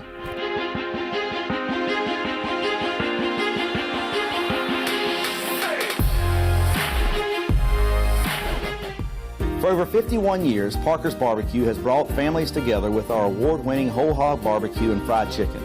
Tradition is important at Parker's Barbecue, and for 3 generations, the Parker's Way has stood the test of time. Whether you visit our dining rooms or drive-thrus, use our on-site catering, or even use our nationwide shipping, The hospitality, barbecue, fried chicken, homemade sides are still the same. We are the Parker family. Come in and let our family show you. This is the Parker's way. Before you hit the road this travel season, be sure to get your tires inspected by the tire guys at Greenville Auto World. The Greenville Auto World service team sells all the top brands and economy tires if you need a new set. Need an oil change, state inspection, or AC repair? Greenville Auto World can work on any type of vehicle, and the monthly oil change special is only $29.99. Make an appointment now by calling 364-8730. For award-winning service, trust Greenville Auto World. That perfect tractor package you've been eyeing at Quality Equipment just got a little more perfect. Haul your next 1, 3, or 5 Series John Deere tractor off the lot on your brand new trailer. Visit our site at QualityEquip.com to add it to your package. Start with Quality Equipment to get any task done right. We've got the full line of John Deere equipment priced right with low monthly payments and special financing. Plus, we service everything we sell. Visit QualityEquip.com to see our latest offers. When it comes to hauling dirt, asphalt, or stone, you can trust the pros at First and Goal Hauling Incorporated. They have a fleet of dump trucks ready to get the job done. And best of all, it's owned and operated by ECU football alum Dakota Marshall. When you have a big job and you need it done right, count on First and Goal Hauling, where it's a touchdown every time. Keep up with Dakota Marshall and First and Goal Hauling by following them on Facebook today. Have you experienced increased aches and pains recently? Have you heard of CBD? Hemp Garden is your premier CBD retailer in Eastern North Carolina. Do you find yourself having anxiety or in need of extra sleep support? Hemp Garden has a variety of Delta 8 and hemp-derived Delta 9 products that can assist with those issues. If you're unable to stop by the store, don't worry. Give them a call today at 413-6100 for a consultation, and they'll ship right to your door. Hemp Garden, 3040 South Evans Street in the Target Shopping Center in Greenville. Mow like a pro with Hustler Turf zero-turn mowers. They engineer their mowers to be maintenance and service friendly for the everyday homeowner while not sacrificing the build and cut quality they're known for. From the heavy-duty frame to the welded steel deck to their trademark smooth track steering, Hustler Turf zero-turn mowers deliver professional grade cut quality for a perfectly manicured lawn. Come into Ron Ayers Motorsports to see the Hustler difference for yourself today. Ron Ayers Motorsports, Highway 11, north of the airport in Greenville.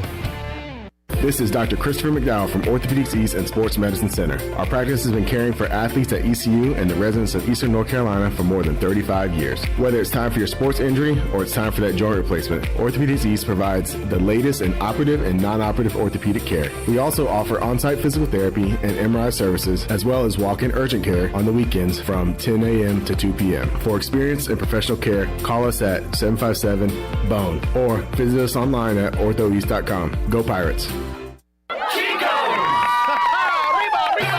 Chico's Mexican Restaurant in downtown Greenville is the perfect place to get all your amigos together for some Mexican food, fun, and football. Chico's has been a game day tradition for Pirate football fans for over 30 years. Whether the game is home or away, make it a Chico's day for some great specials and the best chips and salsa in town. Chico's Mexican Restaurant in downtown Greenville and online at chicosrestaurant.com. Go Pirates!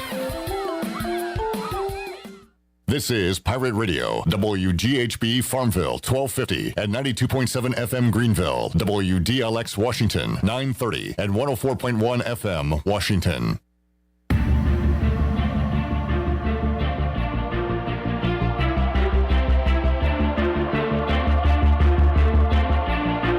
You're listening to the Bud Light Pregame Tailgate, powered by Bud Light, the official beer of the ECU Pirates, and proudly distributed by Carolina Eagle Distributing since 1989. Now, back to the show.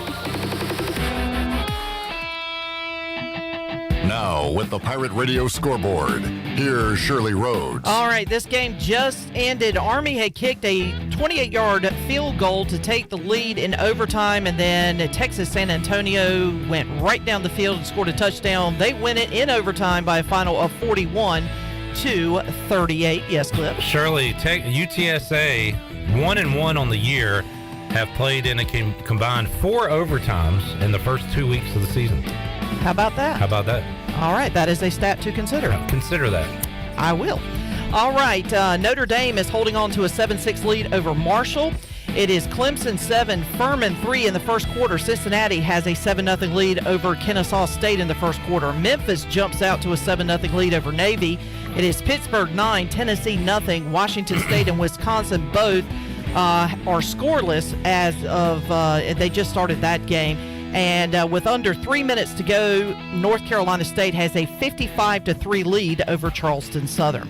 And that is a look at your Buccaneer Music Hall scoreboard, brought to you by The Buck. It's your beacon of music in the land of the Pirates in eastern North Carolina. They're open from noon until 2 a.m. with live music every night, along with football. You can follow The Buck on Facebook and Instagram for an updated schedule. And we will see you at The Buck. Now let's head back into the Bud Light pregame tailgate. Here's Clip Rock. I'm going to give the floor to Chandler Honeycutt. Here's Chandler. App State had a touchdown on the board, a pass in the corner of the end zone. The call on the field was a touchdown. It was overturned.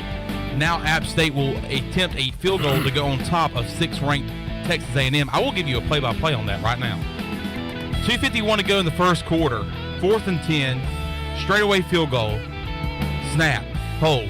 Kick is up. And the kick just missed. Oh. App State misses the field goal. It is still knotted at 0 between the Mountaineers and the Aggies.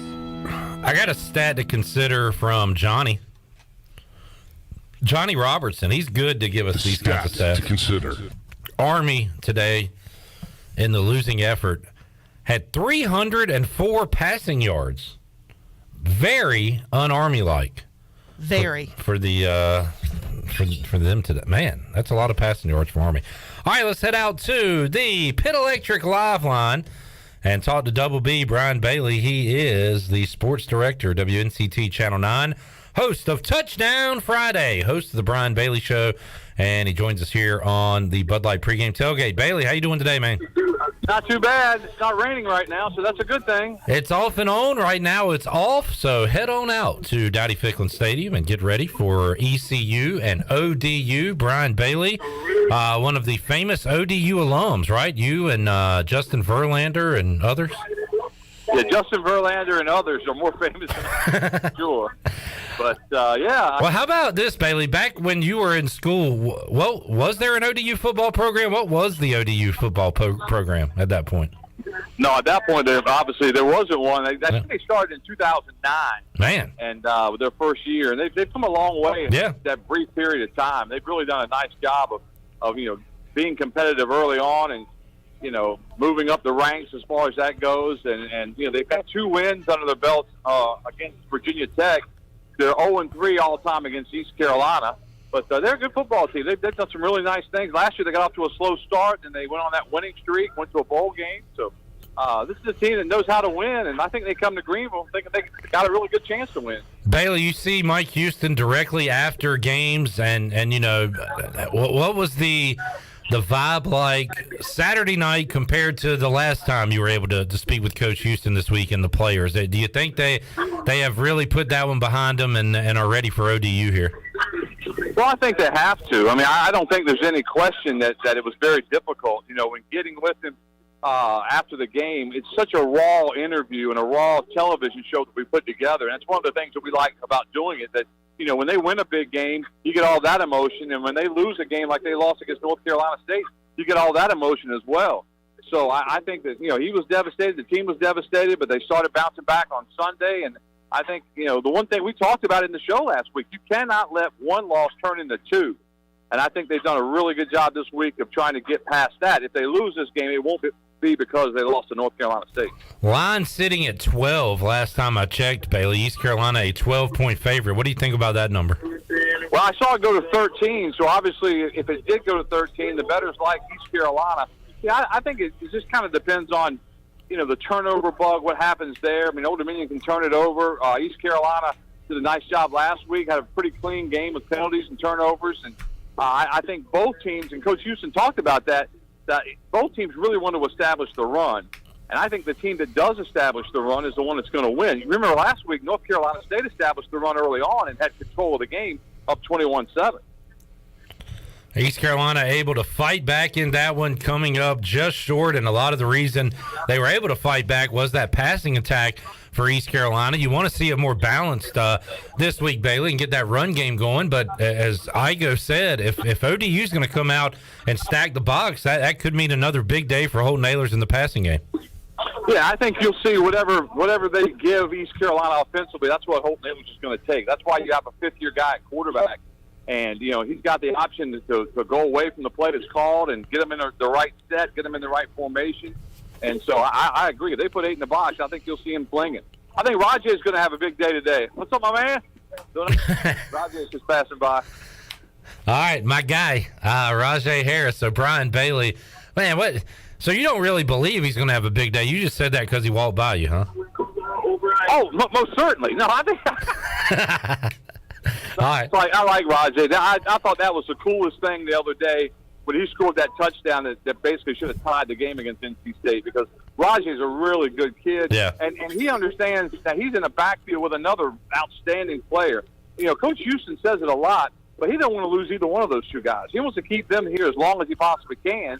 And it's just hard because there's only one football. But Rajay is an excellent running back. He talked about in the offseason, he's got a little more of a burst this year. And it was just really cool to see him score that touchdown. And, it could have been, the Cinderella ending for this East Carolina football team. Didn't happen. They got to shake it off, move on. Yes, sir. Brian Bailey joining us live from the field. Bailey, I guess you're on the field. Any buzzing going on? Probably not going to be like it was last week, but what kind of crowd are you anticipating?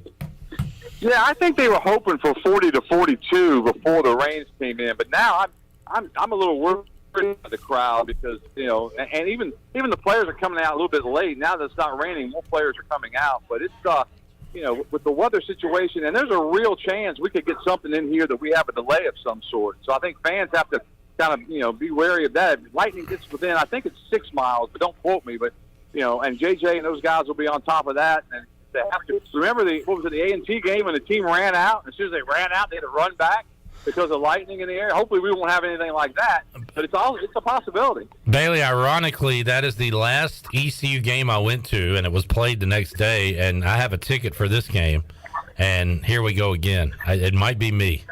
So might be.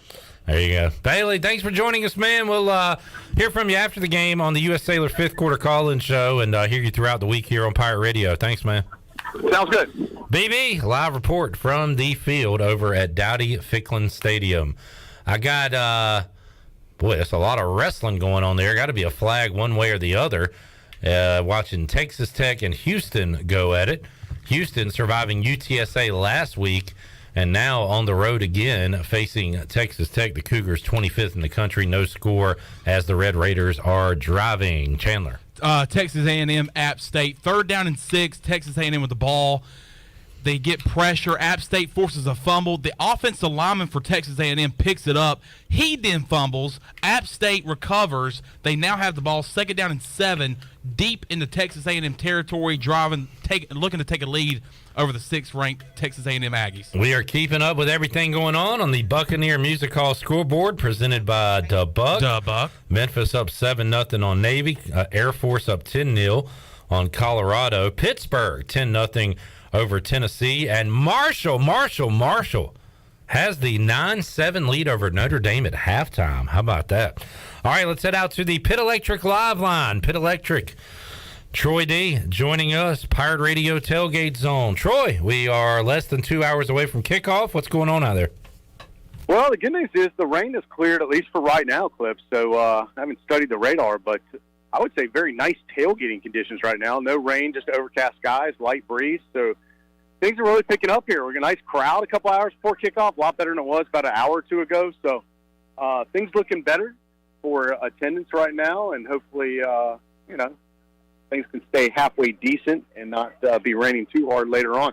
Ken Watlington, anchor for Channel 9, WNCT-TV, slightly related to Brian Bailey, who we just heard from. That's my uncle. Is alongside enjoying. He heard me advertise the ribs earlier and saw my tweet. Yeah. He's like, his first comment was like, "Where are those ribs? Did you get some?" I did get some. And, of course, I was going to come out here and see you guys no matter what, but then I saw your glowing endorsement, the best ribs I've ever had. I'm like, well, I guess I got to try them. They were great. Yeah. They were fantastic. The wings, too. Yeah, so thanks to Chef's Grill out of Washington today, catering our tailgate zone freaking phenomenal food as always, and appreciate Jason Shepard for his time here. Not bad tailgating conditions right now. Things starting to improve here, Ken, and it's improving quickly because I watched some of the noon games at my house. The minute I walked outside, it was pouring rain. When I drove over here, by the time I parked and walked to see you guys, it's cleared out. It's getting a little humid, but it's all right as long as it doesn't rain and it stays like this. More and more people are going to show up. It's going to be a good night. Pirates need a win. It'd be nice to get a little bounce back. I think this is going to be one of those payback games. I think ECU's angry about what happened and how the game ended last week, and I think they're going to take it out on the Monarchs. I think so. Well, I don't know about take it out. It's going to be a competitive game, I think, but I think the Pirates have a little bit too much talent on both sides of the ball. You know, Old Dominion did beat Virginia Tech last week, but that was a weird game up there in Norfolk, and it'll be their first road game, the first time in an environment like this season. And Pirates, they'll get it done. Well, things over at Channel 9. You all for the weekends out of your big-time anchor? Do you have to work weekends, right? I have to work today, actually. Our weekend sports anchor is off. He's in a wedding out in the Midwest somewhere. Bailey's here at the game, so he'll be shooting highlights of the game. Once the game starts, I'll watch it a little bit. Then I'll have to go to the station and put together the highlights of UNC's game and NC State's game and all that kind of stuff, so we have all the bases covered. So I got a little bit of work to do. Big-time TV personalities, work is never done. Something like that. Yeah, let's go with that. Okay, good seeing you out here. Appreciate you friends from Channel 9 for joining us as always, and enjoy the game. Appreciate it. Thanks for all you guys do as well. Ken Wallington joins us from Channel 9, WNCT TV. As always, love to have our media friends stop. Great scene out here right now. Plenty of ice-cold Pirate beverages from our friends at Carolina Eagle, and, of course, our title sponsor, 20th year in a row of the Bud Light Pregame Tailgate. Couldn't do without Bud Light. Also, thanks to Minji's Bottling Group for their support. And thanks to Sparky's, our snowball sponsor today once again. Sparky Snowballs at the Tailgate Zone, offering free snowballs for all the kids. So that is always a big hit, guys. So thanks to Sparky's for being out here. Yeah, and by the way, Billy Weaver was bumping kids out of line to get one. So you're right. You're right, Ken. It's not just for kids; it's for adults too. You got to get in where you fit in sometimes. Yeah. So if you see Weaver and he has a blue tongue, you'll know why. He's enjoying some Sparky snowballs out here. So that's the scene right now out of the Pirate Radio Tailgate Zone at our situation just across from the stadium in the shadow of Dowdy Ficklen Stadium over at Elmhurst School. I'll throw it back to you guys at the studio. All right, sounds good. Troy D., Ken Watlington out at the Pirate Radio Tailgate Zone.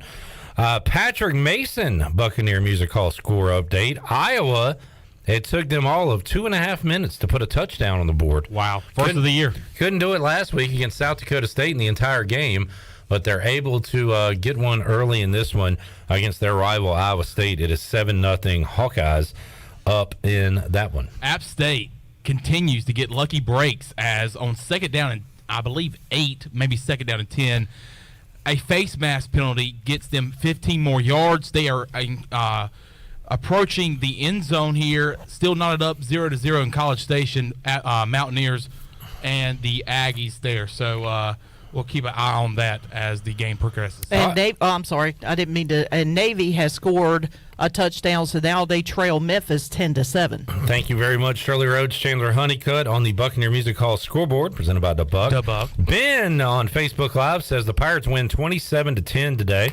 Hoping to see the run game get going against what should be a more favorable line of scrimmage battle. We want to hear from you. Check us out on YouTube, Facebook Live. Smash that like, smash that subscribe. Tell us where you're listening from. Where are you listening from? What are you eating?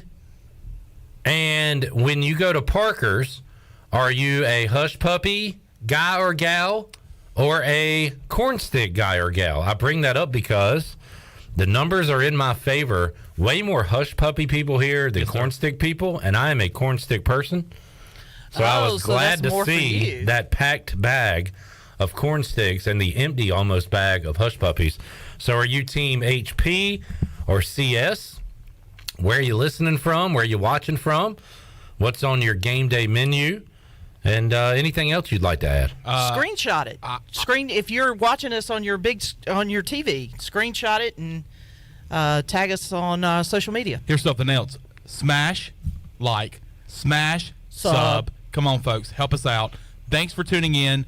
Do us a favor and smash the like, smash the sub. Thank you in advance. Thumbs up. Please and thank you. Texas Tech kicks a field goal in their opening drive. They lead Houston 3-0 and that battle going on in the Lone Star State. We will take a break, come back. They have a girl. They have a female Red Raider riding around on a black horse in the end zone. How about that? I thought you were getting ready to say you had a female kicker. No. I don't know why. That was just the first thing that popped into my head. Kicker was a dude. Mascot, a gal. Go figure. There's your updates on the Buccaneer Music Hall Mascot Report presented by The Buck. The Buck.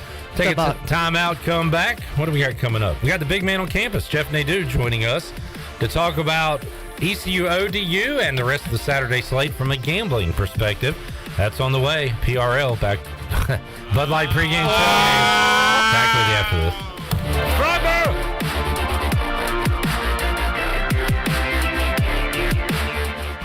Are you ready for some football, Pirate Nation? Bud Light is America's favorite light beer and the official beer of the ECU Pirates. When planning your fun times this football season, be sure to pick up some Bud Light at your favorite retailer. Bud Light carefully brews their beer to be perfect for anywhere there's fun. Because when there's fun, Bud Light is there. Get ready to have fun this season, Pirate Nation, and always stay in the game and drink responsibly. Bud Light, the official beer of the ECU Pirates, and proudly distributed by Carolina Eagle Distributing since 1989.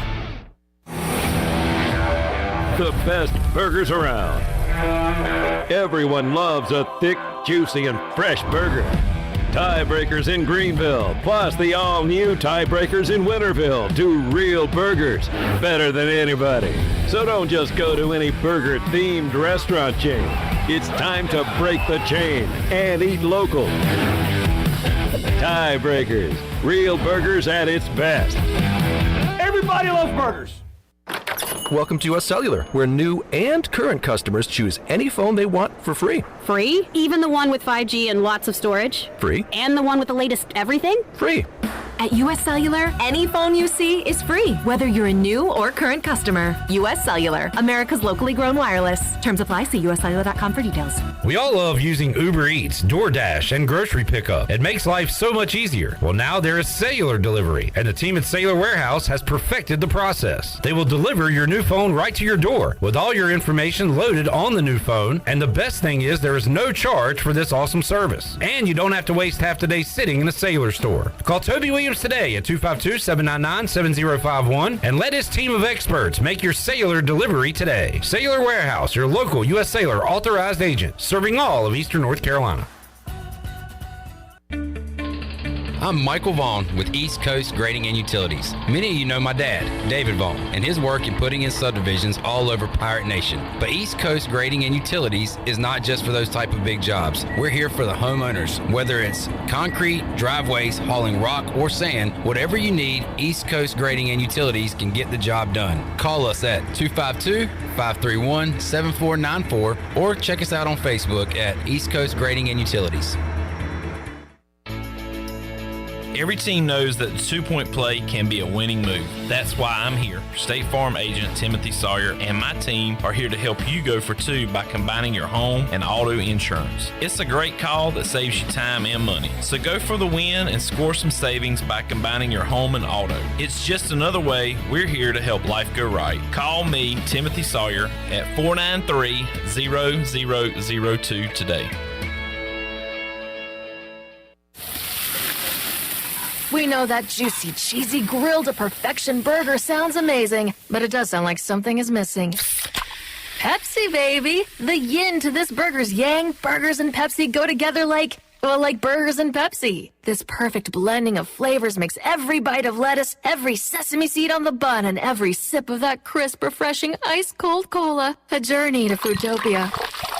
Burgers, better with Pepsi. That's what I like.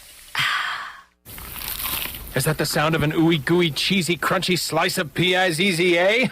Obviously. But as good as that sounds, we think it can get even better. Oh yeah, that's the sound of a freshly opened fizz-filled Pepsi. The only thing that can take this flavor medley of crunchy dough, mouth-watering cheese, and savory sauce to the next level. How about another bite? Pepsi and pizza sound like a match made in heaven and taste even better. Pizza, better with Pepsi. That's what I like. Warren's Hot Dog Pizza. Homemade lemonade. Hungry for game day, Pirate Nation? Take advantage of the Warren's Hot Dogs tailgate special of 10 or more hot dogs for only $1.50 each. And the best part, this special is available every day. Just call ahead and Warren's will have your order ready to go. Hungry for breakfast? Warren's Hot Dogs in Chocowinity opens at 5 a.m. with cheese biscuits, chicken biscuits, sausage dogs, and more. Warren's Hot Dogs in Greenville, across from Ron Ayers, or in Chocowinity next to the fire station. Go Pirates! Pirate Radio. And you write that down, because when you're at East Carolina, you go for it every time. Or you don't coach at East Carolina, you don't come to East Carolina, you don't play at East Carolina with a weak heart. Write it! The voice of the Pirate Nation.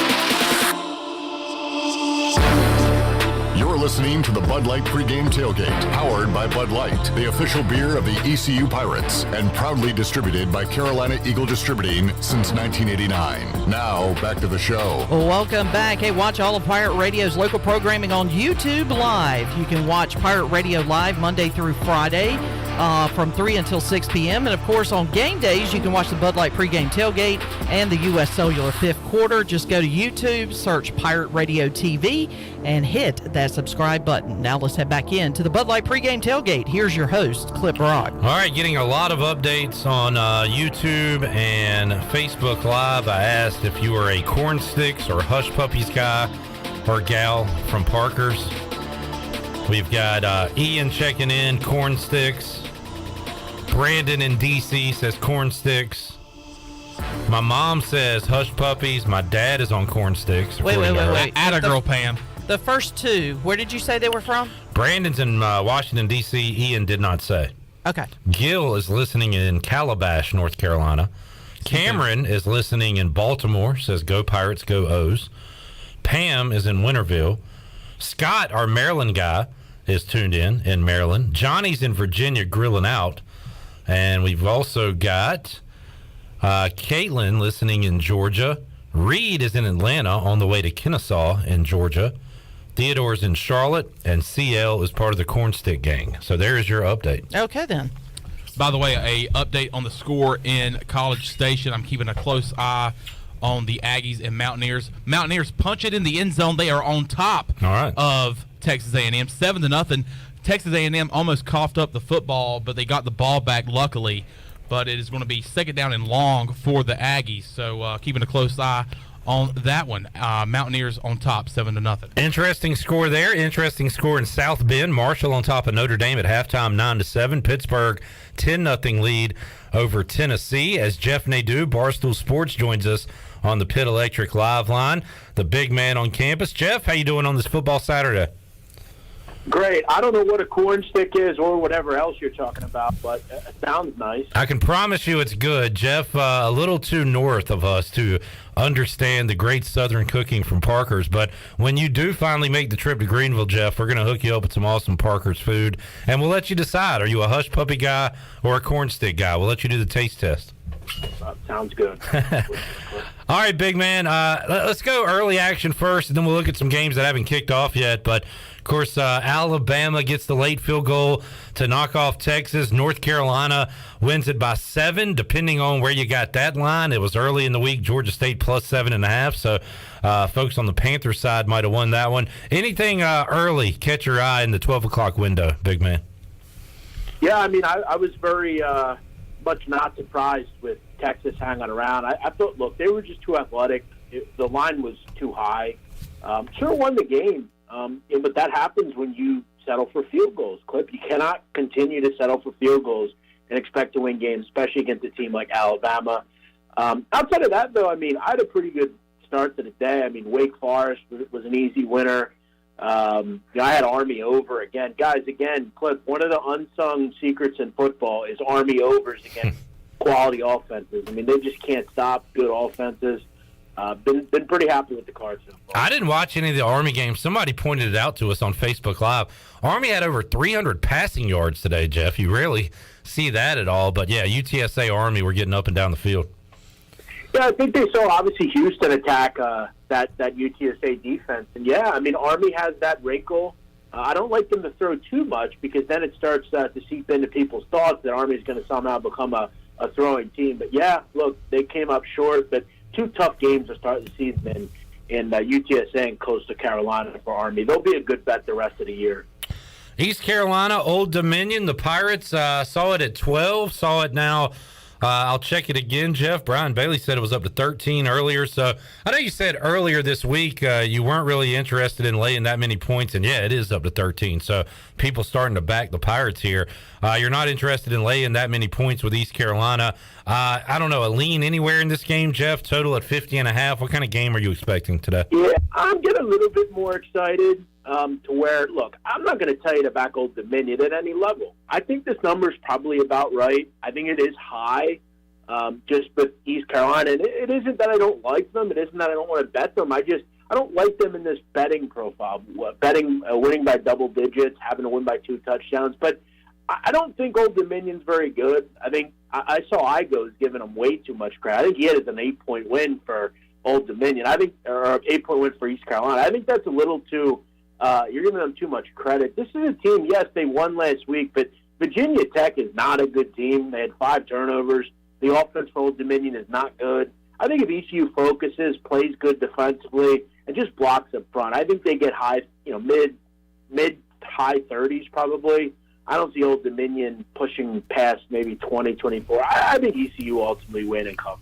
Jeff Nadeau joining us, Barstool Sports. If you're backing Houston like I am at the moment, you are sick to your stomach. The Cougars just had a punt return for a touchdown, and it was called back because a Houston player absolutely drilled the punter in the end zone, roughing the punter. First down for Texas Tech, and it is 3-0 still Red Raiders. So that is absolutely disgusting.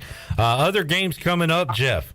How about? I'm on the same side. Listen, Clip, I'm not surprised. I mean, I can't tell you how many in the first week or two touchdowns I've had called back. Just, but hey, you can't complain too much. I'll tell you what, you could be Southern Utah, who's down 73-7 with 11 minutes to go. So just saw that score, 73-7. Utah, and that'll transition us into this next game. Utah lost to Florida last week. Swamp was buzzing. What a win. Now they get Kentucky, 5.5-point favorites tonight, 52.5 the total. Back-to-back big nights in the Swamp, Jeff, or do the Wildcats go in there and kind of ruin the party? What do you think? I really like Florida. I've told you that. I'm big on Anthony Richardson. Just screams close, though. First to 20 wins. I think it's a low-scoring game in the Swamp. 2 good defenses. It just seemed a little high to me at 5.5. I felt like this was a field goal game either way. I didn't ultimately play it. I'm not a big Will Levis guy, and I just don't like the way Kentucky plays offense. But that said, I think it's probably a good game. It's probably close. Jeff Nadeau, Barstool Sports, joining us. We've got Houston getting off the field on 3rd down and then committing a personal foul, and it looks like Texas Tech is going to have another first down. This is I got to turn this off, man. This is brutal. Yeah, I mean, it's agonizing. God. After a play, guy gets his hands, hits the player in the helmet for a first down. Houston should have been off the field with points, and now Texas Tech just driving down the field. Absolutely gross. I mean, listen, the stupidness, the brainlessness of these teams, it's amazing. And they just keep cutting to Dana Holgerson with his mullet, screaming at everybody on the sidelines. So it's frustrating. I mean, you have constant penalties that are just hurting you. This is now twice in a series of 4 plays where one you had a touchdown called back. Now you're off the field on 3rd and 20, and you commit some brainless, unsportsmanlike conduct. It's agonizing, man. All right, something you brought up earlier this week, big man, Stanford and USC. And this line I'm looking at right now is around 9.5 for the Trojans, total at 65. Can David Shaw's Cardinal hang around in this one? How about this matchup? I think absolutely they will. I trust them in this spot. I mean, all you need to know is this number. It's been bet down. It's now being bet up a little bit, which is fine. Public money coming in and slamming USC. I think Stanford has a shot to win this game. I really do. I think this is a lot like the Georgia State-Carolina game today. You had a team, and it's looked good offensively first couple of weeks, and You had USC last week put up 66. That's the first time they put up 60 in a long time. Stanford, though, runs the football effectively. They're well coached. They have a solid quarterback. They have a home game here. Numbers in their favor. I've seen this game as a gambler many times. Whole world to be on USC, and Stanford will lose by 7 and be right in the opportunity to win the game. So, yeah, I lean Stanford here. One more, Jeff, and we'll see if we missed anything, but we're looking at ECU's schedule. Who's the toughest team on it? Might be NC State. If it's not, who is it? Is it Cincinnati? Is it, UCF? Is it a team from the American?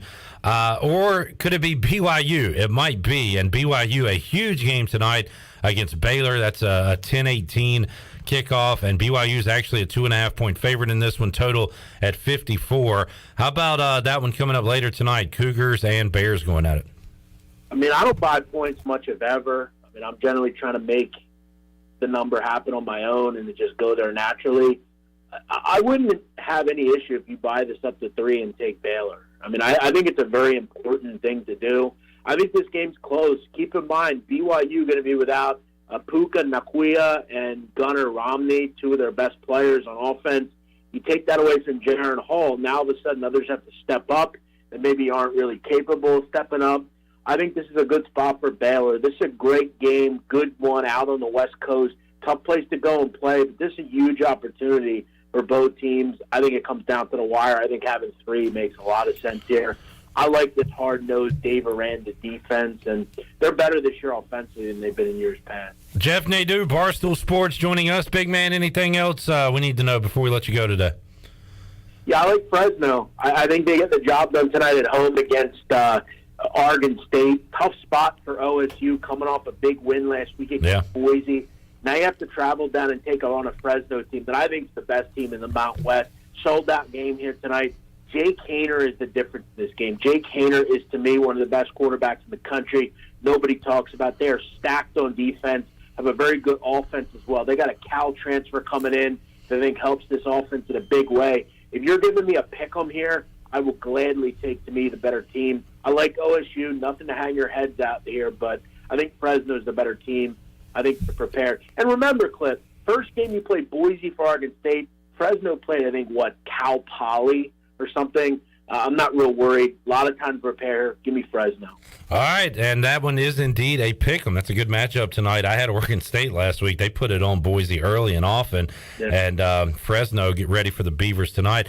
Great stuff, big man. Check them out. Barstool Sports got the blog rolling out. Got a lot of different stuff going on, Jeff, right? So you're staying busy. Yeah, next week's going to be a big week for me. It's the first real, week where I roll out a couple of things I'm going to be working on. I got a betting show I'm going to be starting once a week. Sit-down's going to be under the Barstool umbrella. I'm going to grind that show up even bigger. So, yeah, a lot going on. Very exciting. And, college basketball down the road with that show as well. So, awesome. Yeah, a big week coming up. Good stuff. Jeff, thanks for joining us, man. Enjoy the rest of your game day. All right, guys. Go Eagles.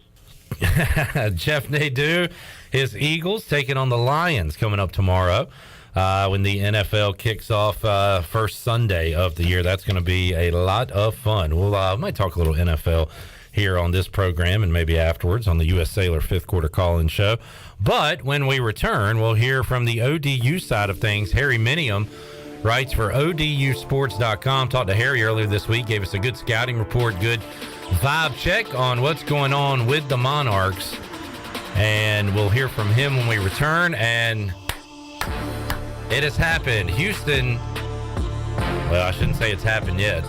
They just got off the field on third down. Now it's 4th and 8. Can they commit another penalty to keep this stupid drive going? We'll see.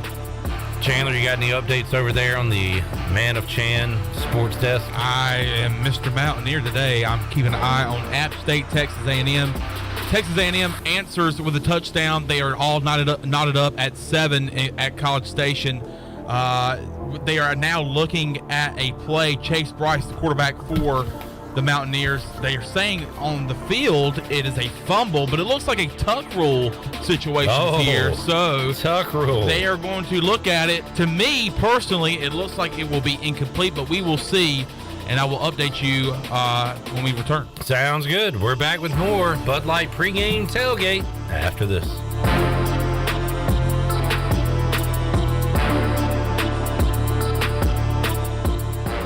The Buccaneer Music Hall is your beacon of music in the land of pirates. The doors open at noon, 7 days a week. And the Buck has live music every night, along with football. Monday is open mic night, the first Monday of each month. Tuesday, it's karaoke with DJ Captain Morgan. Wednesday, it's acoustic night. Thursday, it's the dance party with DJ Kid Scene and live music every Friday and Saturday night with the best bands on the East Coast. Follow the Buck on Instagram for information and schedule of events. This season, party like a pirate at the Buck. Be sure to check out David Price Construction for all of your commercial or custom residential renovation and building needs. Run by ECU alumni, David Price Construction specializes in commercial projects, maintenance on facilities, and large-scale residential renovations and additions. Proud to be voted the Remodeler of the Year by the Home Builders Association of Raleigh-Wake County in 2018 and Best Business Commercial Remodel Project winner for 2020. David Price Construction, the proud ECU Home Services partner. My whole business just went up in flames, but my agent was there before the fire was out. We started a plan. I've got 25 employees who could be out of a job if we didn't get this place running again. My independent agent and auto owner's insurance, they made sure we didn't skip a beat. I mean, we didn't miss a single payroll. That's incredible. For whatever lies ahead, we're always there. This is Brian Smith with Town Insurance in Greenville. Call me today at 756-8300. Go Pirates! Hello, Pirate Nation. This is Kyle Gaines at Washington Chrysler Dodge Jeep Ram. We are growing, so is our service department. We're adding more space to provide a faster, more affordable service for you. Come sit down with our team and let us customize your next Jeep or truck. Have the freedom to pick out your own lift, wheels, and tires and more. Drive a little, save a lot when it comes to customizing your next vehicle. We're at Washington Chrysler Dodge Jeep Ram, located off 264 West in Washington, North Carolina, and online at WashingtonChryslerDodgeJeepRam.com. Hey Pirate Nation, this is Russell from Russell's Clothing in downtown Washington. Believe it or not, fall weather is coming and we're ready for some Pirate football. Russell's has a long history of dressing Pirate fans, both men and women. For the men, we offer both logoed and non-logoed from Peter Millar, Johnny O, and Smathers and Branson. Our ladies love Tyler Bowe, Crosby, and Never a Wallflower for game day. Join us in wishing the Pirates a healthy and successful season. And remember, for all your game day needs, shop Russell's in downtown Washington. Go Pirates! Hey Pirate Nation, this is Holt Nailers for my friends at ArcPoint Labs. Just as I trust my teammates, you can trust ArcPoint Labs to give you quick and accurate results for your laboratory testing needs. ArcPoint Labs provides insights and solutions to enable individuals, businesses, and communities to make informed decisions on their health, safety, and well-being. Visit any of the 6 Eastern North Carolina ArcPoint Labs locations or go to arcpointlabs.com. Go Pirates! Hey Pirate Nation, this is Amanda Houston, and when it came time to make the game-winning play for relaxation at our house, I made the right call to Jamie Lang and Carolina Hardscapes. Jamie and his team built the backyard oasis of our dreams with a beautiful custom paver patio, outdoor lighting, and fireplace. Make your backyard incredible and call Carolina Hardscapes today at 364-1201 or visit their showroom on Fire Tower Road across from Bostic Suck. Go Pirates! Country Mart has been locally owned and operated for over 40 years and is your premier country store serving the best cheese biscuits and country food around. Country Mart is open every day and has 2 locations in Bethel on Highway 11 and in Stokes on Highway 903. Both Country Mart locations are top-of-the-line fuel stations serving Shell gas, including 93 ethanol-free high-octane gas, which is the best for all you boat owners. Country Mart, fueling you up with great food in your engines with great gasoline. Go Pirates! This is Holt Nailers, and you're listening to Pirate Radio, the voice of the Pirate Nation.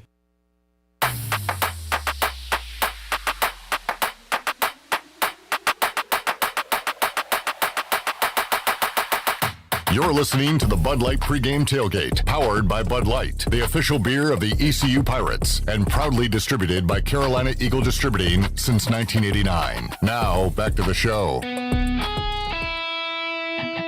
Now, with the Pirate Radio Scoreboard, here's Shirley Rhodes. All sorts of fantastic games. As a matter of fact, they're just showing the highlight right now as Pittsburgh leads Tennessee in a top 25 matchup 17-7, where the receiver absolutely hurdled a defender on his way to score a touchdown. So once again, Pittsburgh leading Tennessee 17-7 in the second quarter. The game's going on right now. Marshall still holding on to that 9-7 lead over Notre Dame in the third quarter. App State and Texas A&M are tied at 7 apiece. It's Clemson 21, Furman 3. Cincinnati has a 21-0 lead over Kennesaw State. Memphis still holding on to a 10-7 lead over Navy with 3 minutes to go in the first half. The Fighting Mike Leaches of Washington State are leading Wisconsin 7-0 in the first quarter. Michigan State jumps out to a 14-0 lead over Akron in the first. Texas Tech has a 3-0 lead over Houston in the first quarter. Iowa has a 7-0 lead over Iowa State. It's Georgia 13, Samford 0 in the first quarter. And Illinois has a 7-3 lead over Virginia in the first quarter. And that is a look at your Buccaneer Music Hall Scoreboard, brought to you by The Buck. It's your beacon of music in the land of the Pirates. They're open from noon until 2 a.m. with live music every night along with football. Follow The Buck on Facebook and Instagram for updated schedules, and we'll see you at The Buck. Now let's head back into the Bud Light pregame tailgate. Here's your host, Clip Brock. All right, I do have an update for you. Okay. Mike Leach, head football coach at Mississippi State. I asked you. Okay, that's a Chandler boo-boo, because I literally throw him under the bus. Oh, I'm going to throw him under the bus. I'm going to run him over, and then I'm going to back up and run him over again, put it in drive, and run him over a third time. Because I literally asked him, hey, is Mike Leach still at Washington State? And he said, yep. Well, to be fair, I'm sorry. I will take blame for that. And here's the bad thing. I knew that he was currently at Mississippi State. I heard State and just assumed that you said Mississippi State, and I do apologize. That is my fault. By the way, an update on that situation I was referring to before the break, the tuck rule situation regarding Chase Bryce, the quarterback for Appalachian State. They actually said it was an incomplete pass. App State is continuing to drive as they are knotted up 7-7 in College Station over the 6th-ranked Aggies of Texas A&M. Illinois kicks the extra point through. They lead Virginia 14-3. And this Houston team is the biggest bunch of goofs I've ever seen in my life. It's bad. I heard you laughing as we were coming back from break. They just put up a graphic that said Houston first quarter miscues, and it took up half the screen on Fox Sports 1. Oh no! Their most recent one, and they just got off the field on third down. Like, they're playing fine as far as playing the game of football goes, but they're making these stupid mistakes. They just had a screen pass a moment ago, a big gain around midfield, and the running back fumbled the ball. And Texas Tech recovered. They showed the replay. This big ogre offensive lineman's blocking downfield, and he's kind of turning and for some reason kind of swipes his arm out, and his running back's running by, and he strips the ball. He does like a peanut punch on his own player. God. They are it's pissing me off.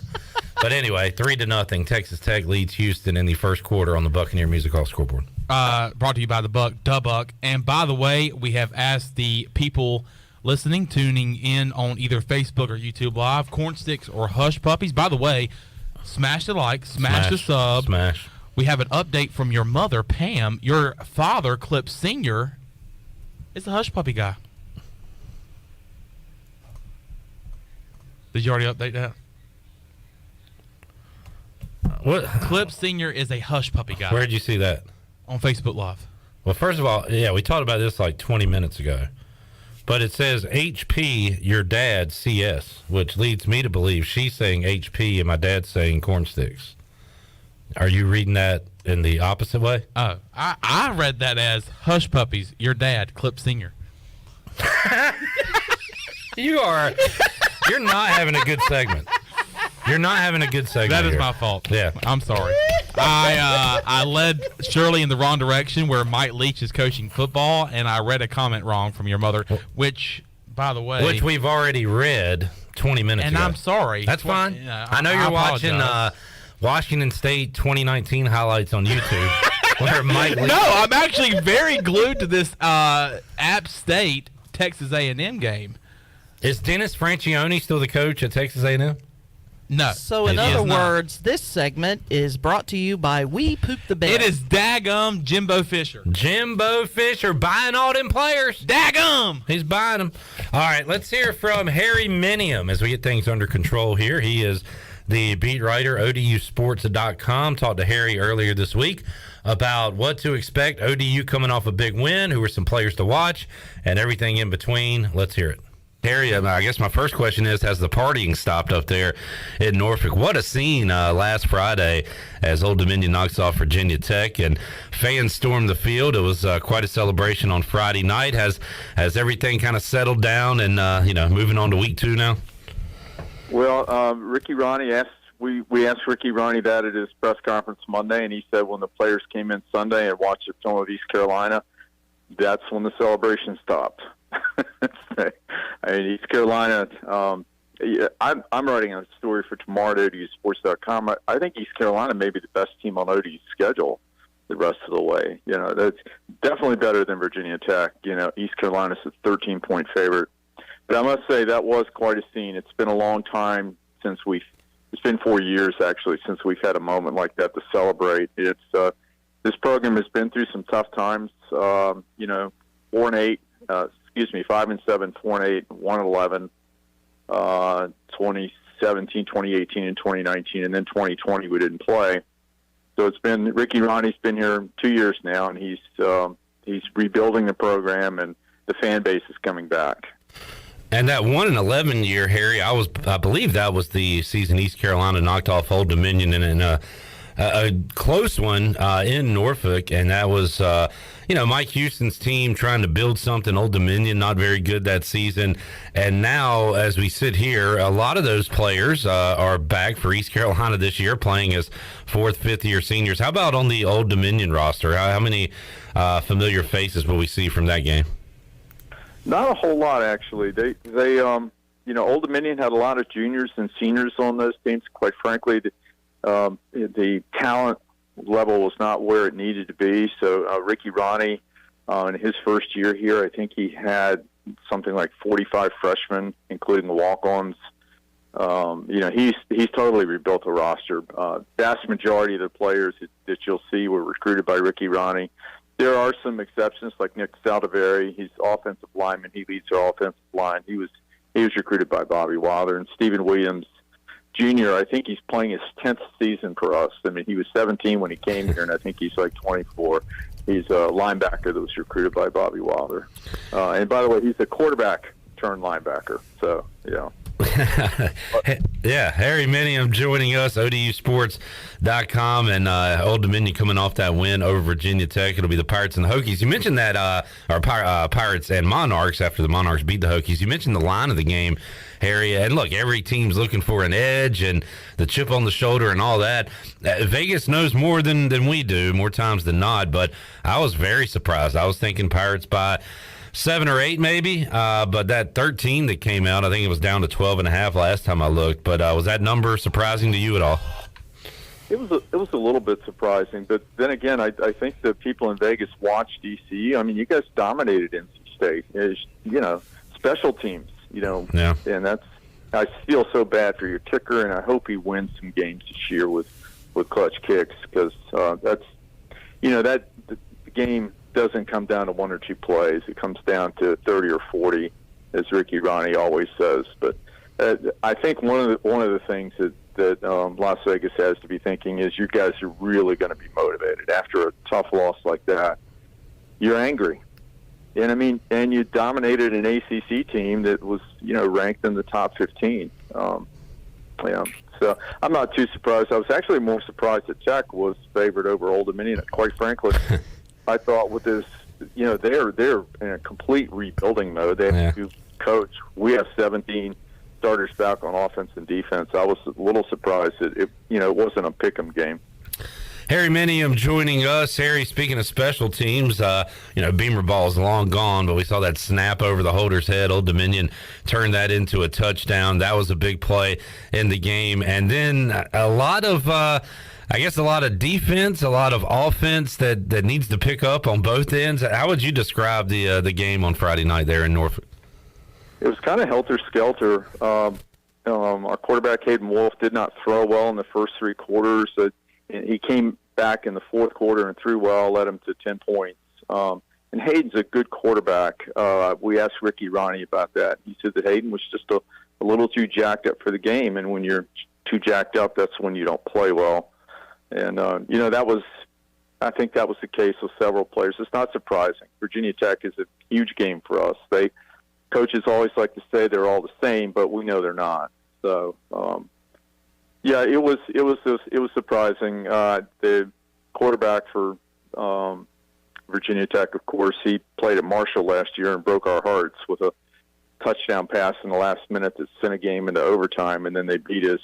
He did not have a good game, but I rewatched the video on Saturday, and had 4 interceptions, and at least a couple of those were forced interceptions. Those were interceptions that weren't because the throws were bad, it's because our guys just played well.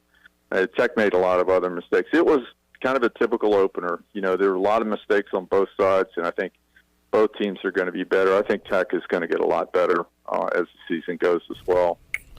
Harry Minium, ODUsports.com, joining us. East Carolina Old Dominion go at 6 o'clock, Dowdy Ficklin Stadium. Our pregame coverage begins at 2 o'clock on the Bud Light pregame tailgate. And, of course, we're with you after the game Saturday night on the U.S. Sailor fifth quarter call-in show. So, Harry, the main weapons, Mike Houston earlier this week talked about Ollie Jennings during his press conference. 5 catches, 122 yards. By the way, Wolf had 165 passing yards. 122 of those go to Jennings. So looks like he's the man to mark on Saturday. How good is he? He's really good. He was a 4-star recruit from the Richmond area who went to West Virginia, and sometimes things just don't work out. He had some injuries. He had some confidence problems, and so he put himself in the transfer portal, and he had known Ricky Ronnie because Ricky had recruited him. And so he came here and he got his confidence back, and he is really a good player. He's a lot of NFL scouts have asked about him. He's not he's fast, but he doesn't beat you with his speed. He beats you because he runs his routes well and he's smart. He knows when, for instance, a route is out. He knows I'm going to head back and Hayden's going to throw to me, and he just has an uncanny ability to catch balls that are difficult to bring in. The one guy who did not light up the scoreboard, stats-wise, is Zach Kuntz, our 6'8", 235-pound tight end. I think he only had 1 catch. Zach is he's a big target, and they like throwing to tight ends. They covered him with a lot of people Friday, and that's why he didn't catch much. But he's also going to be playing in the NFL on Sundays.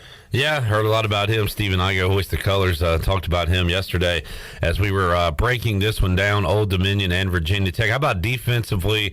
Harry, did that say more about those struggles the Hokies are going through as they rebuild, or is this a unit that you expect to have good Saturdays week in, week out, that Old Dominion defense? Blake Seiler, the defensive coordinator, last year's defense at ODU was probably the best we've had since we've been in FBS. And although we lost a couple of key players, Jordan Young, our all-time leading tackler, he has more depth and he has more talent and more speed this season. Yes, that defense is good, and it's going to need to be good against East Carolina. Your quarterback is He's a huge threat. Blake Seiler has recruited most of these players on the team. Jason Henderson, he's a true freshman, had 18 tackles for ODU at middle linebacker. The line is big. The cornerbacks and safeties are big and aggressive. It's a good defense. Harry Minium joining us on the Bud Light pregame tailgate, taking a look at what the Monarchs have to offer for this 6 o'clock contest. The skies have opened up. Situation has deteriorated. It is coming down outside the Pirate Radio studios. I'm assuming the same thing's happening right down the road at the Pirate Radio Tailgate Zone. But we'll find out with our man on the scene, Troy D. We'll get a weather report for you and our final tailgate check-in of the day as we roll on the Bud Light pregame tailgate. Also in hour 4, Billy Weaver, co-host on the U.S. Sailor Fifth Quarter Call-In Show, will join us. We'll hear more from the ECU players and coaches, Blake Harrell and others coming up. Brian North will make our fantasy picks and continue to tell you what's happening in the world of college football on this week 2 game day Saturday. More to go. Bud Light pregame tailgate, hour 4 on tap. Back with you after this.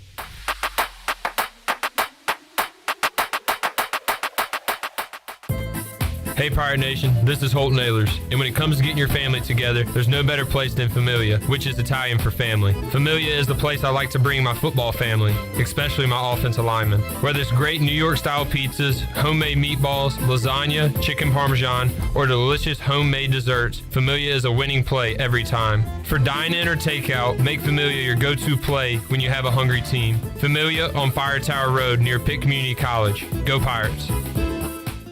Take a hit from a 300-pound linebacker, and you better be wearing pads. Take a hit on the road, and you better have good auto coverage. When you've got North Carolina Farm Bureau Auto Insurance, you've got the best local agents ready to help you bounce back. If you don't, well, you'll probably play football without a helmet, too. In Pitt County, call Carlton Venters or C.J. Messerly at 252-756-3007. North Carolina Farm Bureau Mutual Insurance Company. Farm Bureau Insurance of North Carolina Incorporated. Southern Farm Bureau Life Insurance Company, Jackson, Mississippi. An independent licensee of the Blue Cross and Blue Shield Association.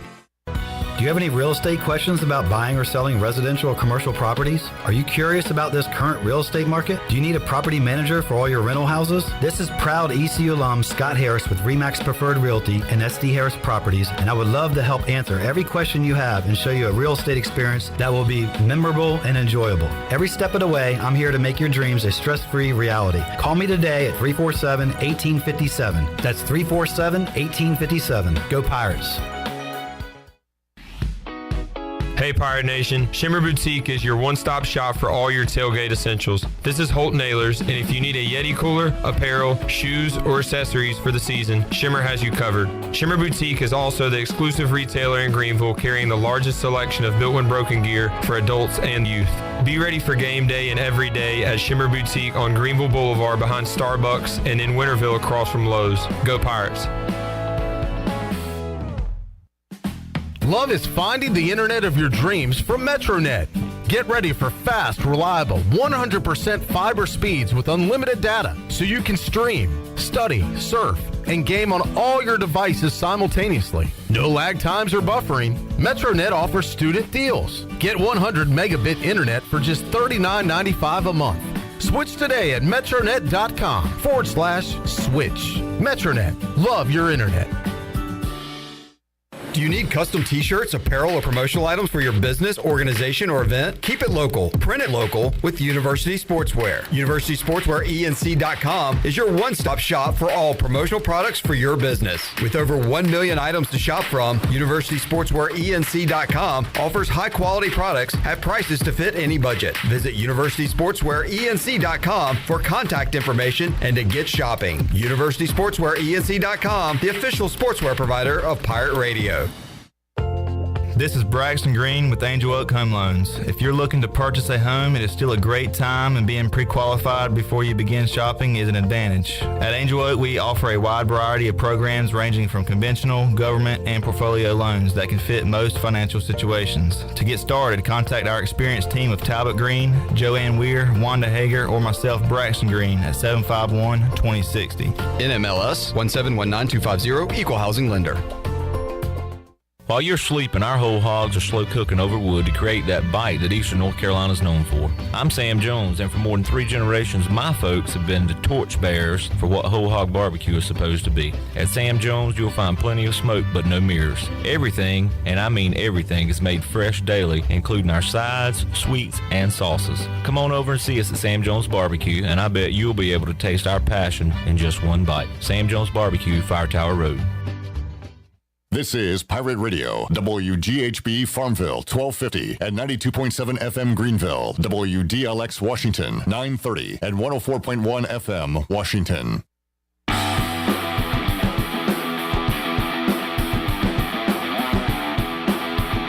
You're listening to the Bud Light Pregame Tailgate, powered by Bud Light, the official beer of the ECU Pirates, and proudly distributed by Carolina Eagle Distributing since 1989. Now, back to the show.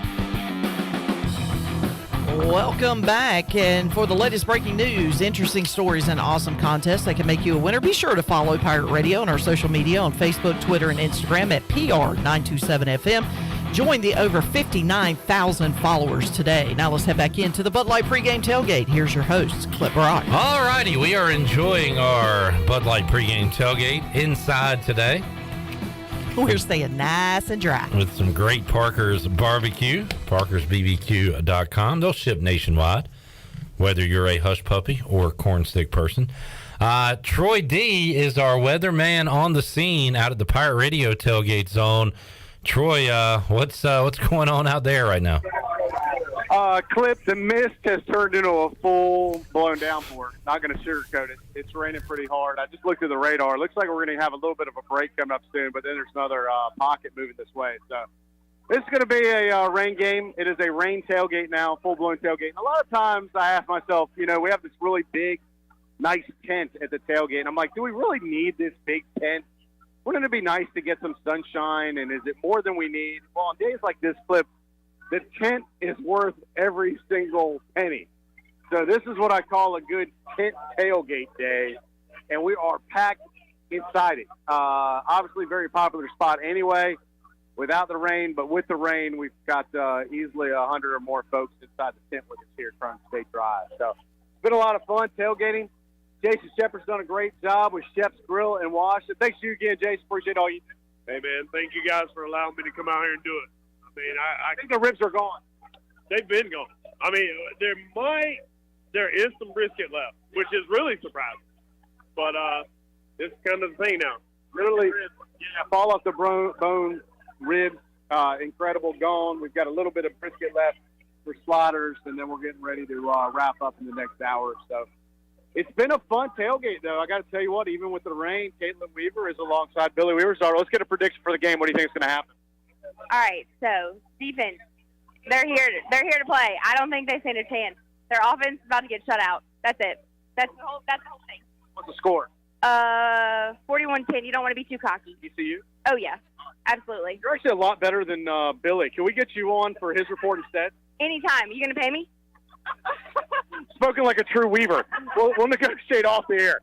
All right, so there you go. I know you got Billy coming up in next segment or so, but his daughter hanging out, having a good time with us, too, inside the tailgate zone. So it is a wet tailgate, a fun tailgate Clip. We've never lost a tailgate. We sure didn't lose this one. And look forward to what is hopefully a Pirate victory, first of the year, coming up about 9:30 tonight as we pop the top on the fifth quarter afterwards. All right, Troy D, Weather Center 1250 out there reporting for us at the tailgate zone. And, it looks like it's coming down a little lighter than it was a moment ago. So hopefully those conditions will be all right for Pirate fans tonight inside of Dowdy Ficklin Stadium. Do we have Billy, or are we getting Billy? I think, did Caitlin Weaver just pull a Stephen A. Smith? She said she's got a shutout. She also mullied.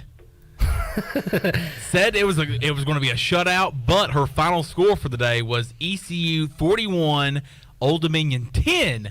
So she kind of turned the table there. For those of you who were listening yesterday and here at work on a work day, you remember we played the Stephen A. Smith audio on the show where he said the Chargers would score the most points week one, and then they asked him who was going to win the Raiders-Chargers game, and he had the Raiders beating the Chargers, and put our brains in a pretzel on that one. And Caitlin Weaver says shutout, East Carolina 41-10. Billy Weaver joins us now. She did give us some good analysis there, Weave. She already skipped you on our keys to the game. She's got this Pirate defense coming up big today against ODU. Yeah, I think so. If last week was any indication of how this week is going to go, Old Dominion's offense is in trouble because East Carolina's defense, as we know, shut out NC State, a very good NC State offense in the second half of last week's game. Of course, that big goal line stance has been talked about all week. It's been shown probably 1,000 times that I've seen it on social media. And it's the defense. they have to play great today just to make a statement, and I think they will. How about offensively, Weave? Hopefully we see more of a balance this week. East Carolina able to get the ground game going, which they weren't against NC State. But, heck, who needs a ground game? Holton Ahlers in the passing game still clicked, especially in the second half. So if you could get a balance, great. If Old Dominion stacks the box, maybe we just see another big passing day for Holton Ahlers and the crew. Well, I guess it just depends on how the weather goes. Like right now, it's raining pretty hard. And typically offenses get a little bit more conservative in the rain and want to stay and run the football. That's not really East Carolina's strength, is just to continue to run the football. Like you said, if they're balanced on offense, if they can throw the ball a little bit and get some success in the passing game, it's going to be a very good day for this East Carolina offense. Now, the Pirates, what they have to do is they have to limit mistakes. They can't go out and turn the football over. And, I mean, anytime you play a team like Old Dominion that's going to come in here, they're coming off a high of playing Virginia Tech and winning that game. They want another statement win. And the way teams like that are big underdogs coming into a game, stay in a football game, is turnovers. East Carolina cannot turn the football over, and they can't make mental mistakes offensively with penalties. Last week they did a great job of that. The Pirates weren't penalized until midway or late into the fourth quarter, if I remember correctly, when they got their first penalty on offense. So if they can play a clean football game on offense, it's going to be a long day for Old Dominion. The rain's coming down, Billy, but it sounds like the spirits are high wherever you are. I hear a lot of hooting and hollering going on. Well, somebody just brought in a WWE championship belt, so there's a lot of wooing going on. The belt is being passed around, so I tell you what, this might not be billed as a championship bout here at Dowdy-Ficklen Stadium, but don't tell the fans that, because, like I said, the championship belt is out. I might have to get some video of this. This is pretty good stuff. Well, we're feeling pretty good about offense, defense. If we have concerns, it's in the special teams department. That was a major negative for East Carolina last week, something they have to clean up today, Billy. Yeah, and of course all the focus was on Owen Daffer and the missed extra point and the missed field goal at the end that could have won that football game. But you know what? I've got 100% confidence in Owen Daffer. He's a great field goal kicker. That happens. It happens from time to time. Now, the Pirates and the players have said all the right things all week. Now they've got to go out and show it on the field. Owen's got to go out there early on. You know, I think even just if the Pirates can go down, score a quick touchdown, get Owen on the field, kick an extra point, then everything from then on becomes just a normal game. I think that first kick, everybody is going to be kind of holding their breath, but I don't think that's necessary. Owen Daffer, like I said, is a very good kicker. He won games for East Carolina last year. He'll win games for him this year and in the future, too. So he just needs to get his confidence back, and all it takes is just that one kick, whether it's an extra point or a field goal. So I think that'll come early in the game, and then all the rest will take care of itself. Billy, we'll see you after the game. U.S. Sailor fifth quarter call-in show. We'll be taking your calls this Saturday evening. So we'll talk to you then, Weave. And you were already here once. We still got plenty of Parkers for you after the game. Well, I tell you what, there's some good stuff out here. Jason Shepard has done an amazing job. The brisket out here, the mac and cheese, the ribs are amazing, which they're actually gone now. And Troy, the rib master, has hit those pretty hard. Troy's not a big ribs guy, he told us earlier. Yeah, but I don't hate ribs. I like ribs, but then I'm not a rib guy, but I don't hate them. But then, you know, we don't know you don't never know what you're going to get. Seven plates later, he's still not a big ribs guy, but he ate 7 plates. So. Well, and it's funny. I did hear Caitlin predict a shutout on defense and then 41-10. But I will give her a pass on that because we were talking about a score, and I said 41-10 is what I'm looking at. So she had that in her head. But, hey, that could still happen where the defense pitches a shutout. Yeah. And basically, you know, I mean, we saw that last week with a block punt for a touchdown. The defense could come up with a touchdown for Old Dominion. I hope that doesn't happen. They could get 5 safeties? Well. Can't rule it out. Wow, hey, I never thought of that. That is possible. I don't think that's ever happened in a football game before. I don't know that for sure. Yeah. Maybe we'd have to get with the Elias Sports Bureau and find out exactly if that's ever happened. But, yes, that is a possibility. We've enjoyed it, man. We'll see you after the game. All right, man. Billy Weaver joining us, co-host, U.S. Sailor fifth quarter call-in show. We'll take a break, come back. I've already had a shrimp burger and a barbecue sandwich and a chicken leg. Haven't had a fish sandwich yet. Is it time to complete the diamond? It could be during the break, because Parker's is fueling us during our Bud Light pregame tailgate. ParkersBBQ.com. Thanks to Parker's for their tremendous support. We got a lot more to go on the Bud Light pregame tailgate. We'll hear from Blake Harrell and more when we return after this.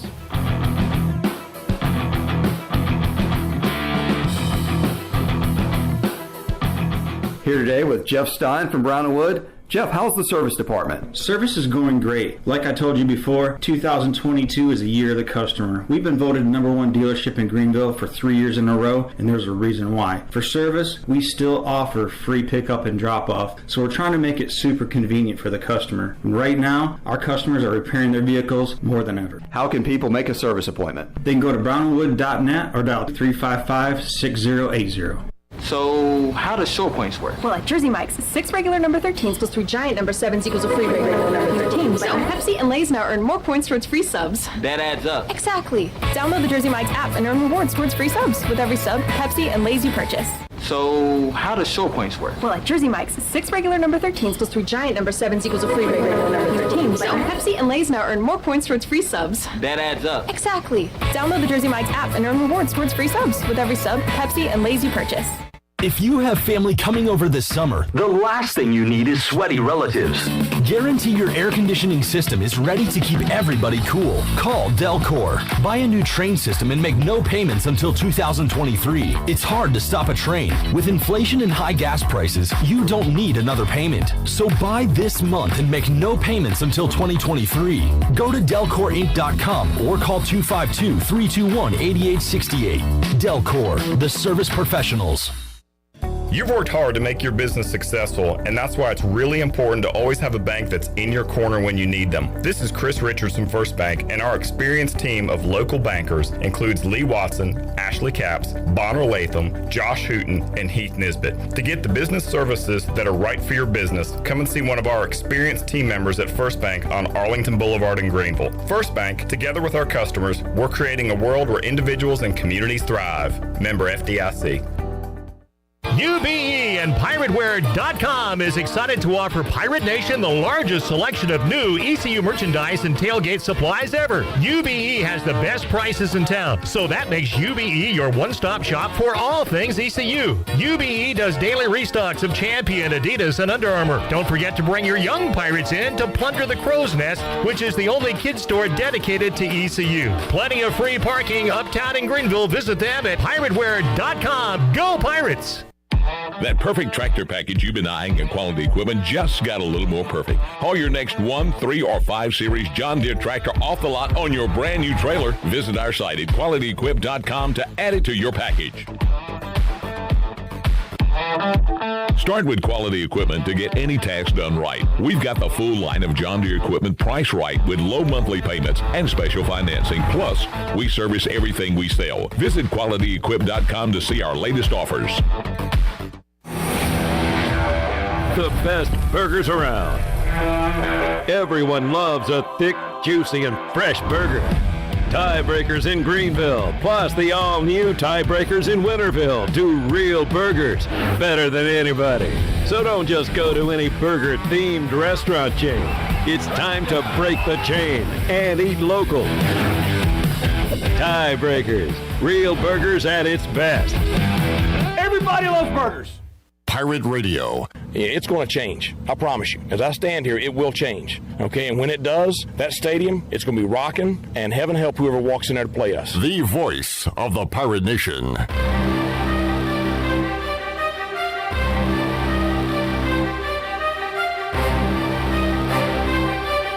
You're listening to the Bud Light Pregame Tailgate, powered by Bud Light, the official beer of the ECU Pirates, and proudly distributed by Carolina Eagle Distributing since 1989. Now, back to the show. Now, with the Pirate Radio Scoreboard, here's Shirley Rhodes. All right, in the fourth quarter, it is Notre Dame 15, Marshall 12. App State and Texas A&M are tied at 7 apiece at the half. Clemson has gone into the locker room at halftime with a 28-9 lead over Furman. It is Cincinnati 21, Kennesaw State 3 at the half. Memphis kicks a late field goal in the first half. They now lead Navy 13-7 at halftime.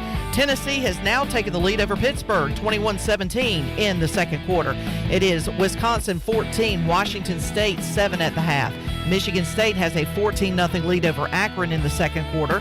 Houston trails Texas Tech 10-3 in the second quarter. Georgia has a 23-0 lead over Samford in the second quarter, and Illinois running away over Virginia 21-3 in the second quarter. And that is a look at your Buccaneer Music Hall scoreboard. Brought to you by The Buck. It is your beacon of music in the land of the Pirates, and they're open from noon until 2 a.m. with live music every night along with football.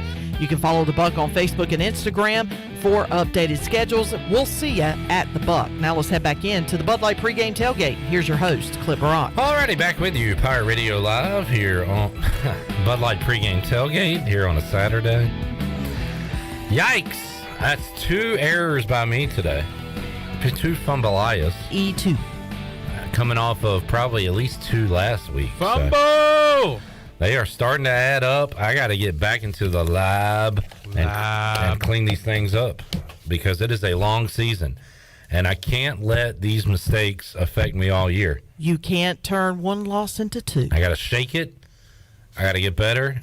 I got to move forward, which is what the Pirates are trying to do today after losing to NC State last week by 1 single point. NC State did not have a problem today with Charleston Southern winning by 55. Was it 58-3?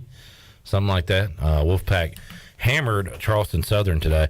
All right, let's hear more from the coaches and players of the Pirates. Jeff Charles went one-on-one with East Carolina defensive coordinator Blake Harrell, and outside of some 3rd and long conversions for NC State, they got the run game going a little bit.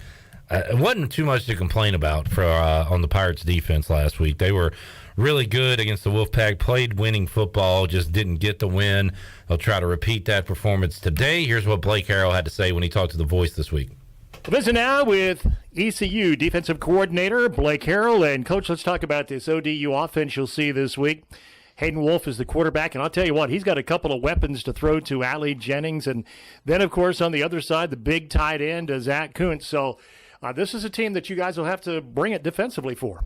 Yeah, we got a very good football team coming in that knocked off Virginia Tech, who was a good opponent for them. And, got our hands full. And quarterback's really good. And as you mentioned, the 2 receivers, the tight end and Zero, are both playmakers. I mean, Zero probably won them the game last week. Jennings, as far as, getting them down to the goal line, and they punched it in from there. And the tight end, Kuntz, had 74 catches last year, so really good. And when they made the transition to put Wolf at quarterback last year, I think they won like 6 games in a row, and I think he's like 6-2 as a starter, or 6-1 as a starter maybe. So he's playing really well.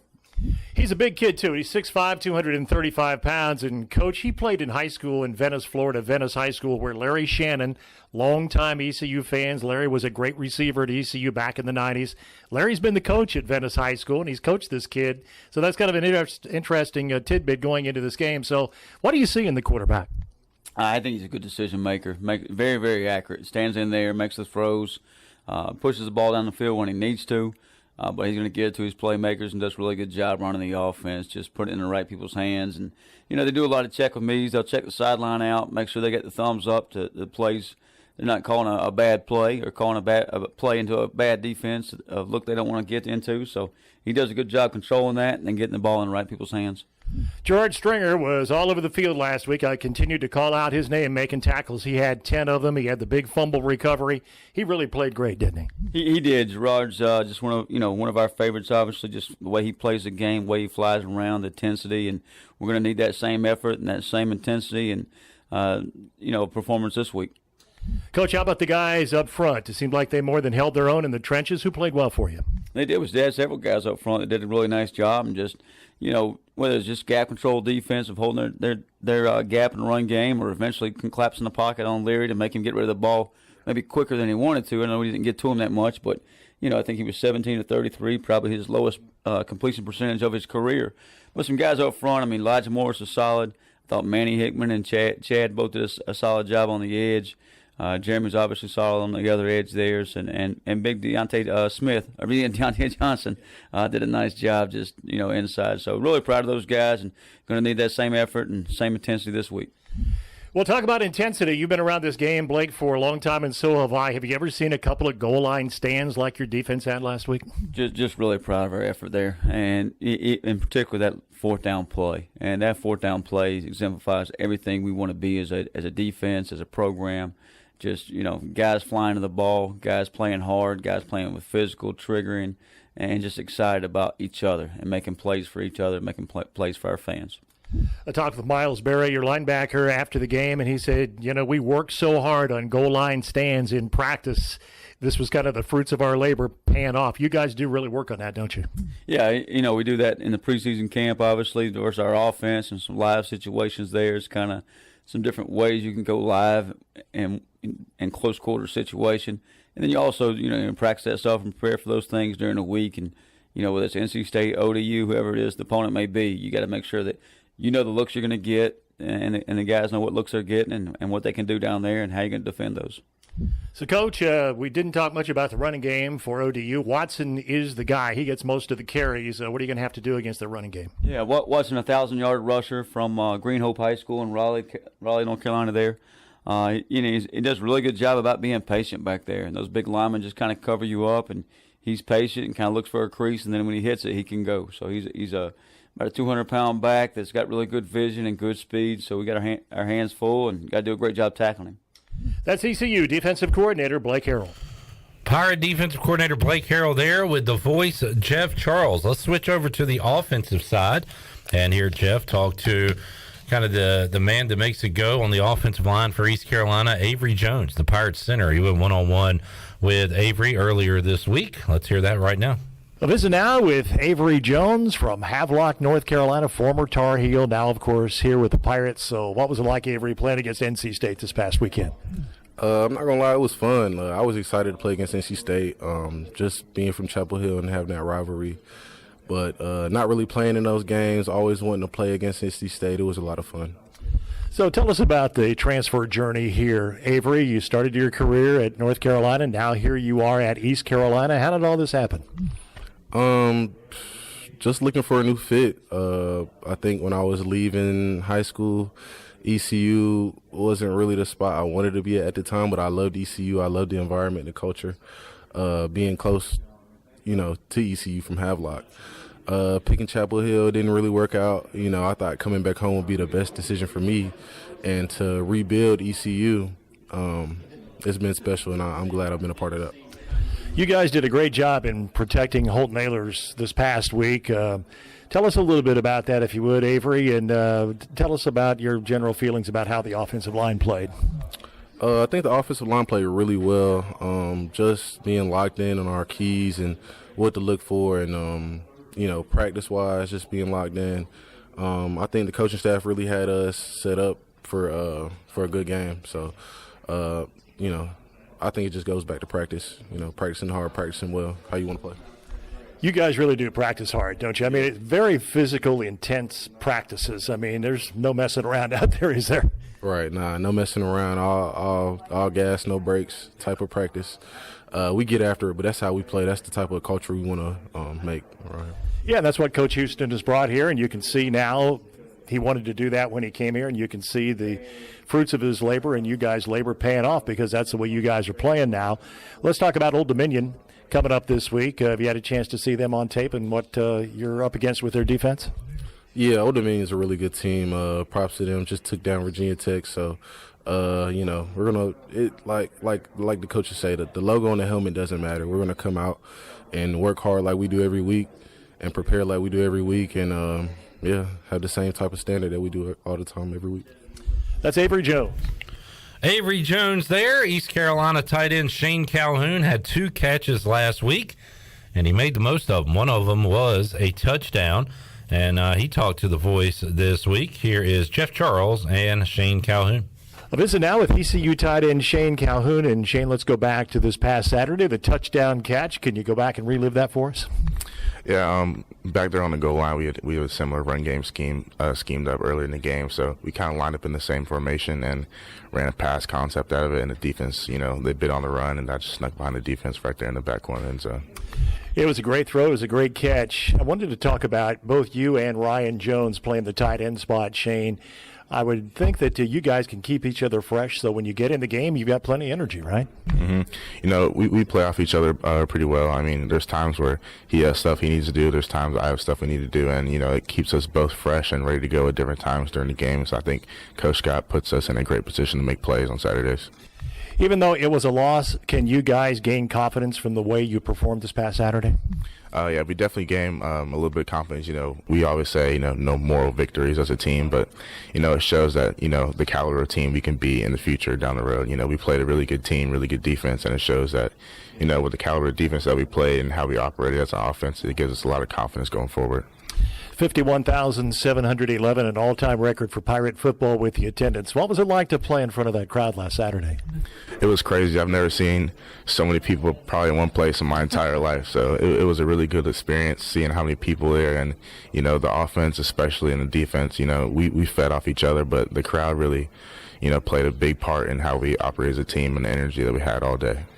Shane, you're from St. Augustine, Florida. Tell us a little bit about the recruiting journey and how you ended up at ECU. My recruiting journey was kind of crazy. I had a lot of offers come out of high school, so I ended up taking a lot of unofficial visits. But when I came on my unofficial visit first to ECU, it just felt different. I came here and it felt like home. The coaches had a very tight bond with the players, and that was something I was really looking forward to coming here. I know your family is very supportive. Were they at the game this past week? Yeah, they were. My mom, dad, and uncle were at the game. They tailgated the night before, tailgated the morning of, so they were really excited to see Pirate Nations. How often did they get a chance to come up to Greenville to watch you play? So, my brother plays at Gardner-Webb. He's a freshman in college now, so my mom and dad are probably split time, but all last year they came up to every home game and made as many away games as they can. So they're burning up the highway on I-95 coming up here, I guess, right? Yeah, they are. My parents complain about it, but, anything they can do to come see their son is what they want to do. Shane, let's talk about the game coming up this week with Old Dominion. They're coming off a big win over Virginia Tech for them this past Saturday. This will be another big challenge, won't it? Yeah, well, it's new team, new defense. It's another challenge coming up this week, but I feel like we have a good plan going forward. They do a lot of things similar to our defense, so we kind of have things that we know we like to run against our defense that we'll probably implement this week as well. That's Shane Calhoun. All right, great chat there. The voice with East Carolina tight end Shane Calhoun. Our Bud Light pregame tailgate tweet of the day brought to you by our guy, Mark Lindsay. A little bit in terms of my guy turkeys cooking up for Thanksgiving. That Mark Lindsay. He said ECU has initiated their endless water plan for tonight's game against Old Dominion. Help! Help! Help! What do you turkeys got cooked up for Thanksgiving? Mark's cooking on some jokes. Yes, sir. Attaboy, Mark. Chefing it up. Attaboy, Mark. Speaking of jokes, Harry. In terms of jokes, Harry Minium joined us earlier this week on the show. As we were promoting that when we came on the air for Pirate Radio Live, John Moody jumped in the Facebook Live chat and said, ask Harry what his brother Condo Minium is up to. And then later on that day, we aired the interview with Harry Minium, and Troy had left, and I got a text from Troy, and he said, hey, I wonder what Harry's brother Condo is up to. You're not that guy, pal. Trust me. You're not that guy. And then during today's Bud Light pregame tailgate, we're doing the show, and we replayed the interview with Harry, and I get a text from Bo Batts, and it says, hey, I wonder what Harry's brother Condo is up to. No. So everybody's on the same page. Anybody else? Would anybody else like to do a condominium joke? Well, that ain't Edge. That ain't Edge. We've already done the Edge, Coach. Well, that ain't Edge. Edge. The Edge. All right, so there you go. The joke of the day, tweet of the day, brought to you by Mark Lindsay in terms of tweets. If any. Quick Buccaneer Music Hall scoreboard. Memphis has scored a long touchdown. They now lead Navy 19-7 with just under 12 minutes to go in the third quarter. How about this? How about that? Marshall leads Notre Dame in South Bend with about 5 minutes left to go in the fourth quarter. And it's 19-15, which is a strange score. 4:55 left to go in the fourth. And that makes the big man on campus a genius because he said Notre Dame was bad. Houston also bad. I hate this team. This is my most hated team in football now. I was wondering, do you have, did you pick Houston in a pick 'em? Something like that. Okay, because I was wondering why you're in there just absolutely dog cussing. The dumbest team in football. I hate them. By the way, App State and Texas A&M still tied at 7. That second half is just underway. Texas A&M just converted on third down. Their drive continues as they try to get across midfield. Let's take a break. We'll see if Brian North is napping or is up babysitting or will join us on the show. We don't know. We're going to find out with you when we return. Hour 4, Bud Light pregame tailgate. We've also got to make our fantasy pick. Shirley Rhodes, long live our queen, wins it last week with C.J. Johnson. She'll be first up when we make our fantasy picks for ECU ODU. We got all that to do and more. Notre Dame is picked off. 20-10, pick 6 Marshall. Oh! And that that could do it. 4:35 left to go. Oh no! Marshall up 25-15. Where are they playing this game? In Huntington? South Bend. Oh, in South Bend. Oh. There's a Notre Dame fan crying. There's 2 old men celebrating with the Marshall player that scored a touchdown and jumped in the stands. Did a South Bend leap. And we'll have more for you. Wow. We're back. Family! After this.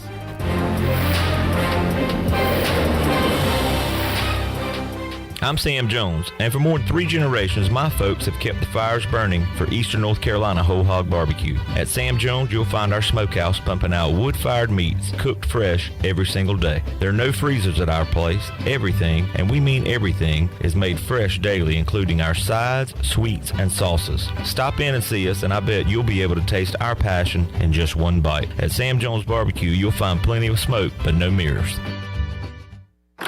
Welcome to US Cellular, where new and current customers choose any phone they want for free. Free? Even the one with 5G and lots of storage? Free. And the one with the latest everything? Free.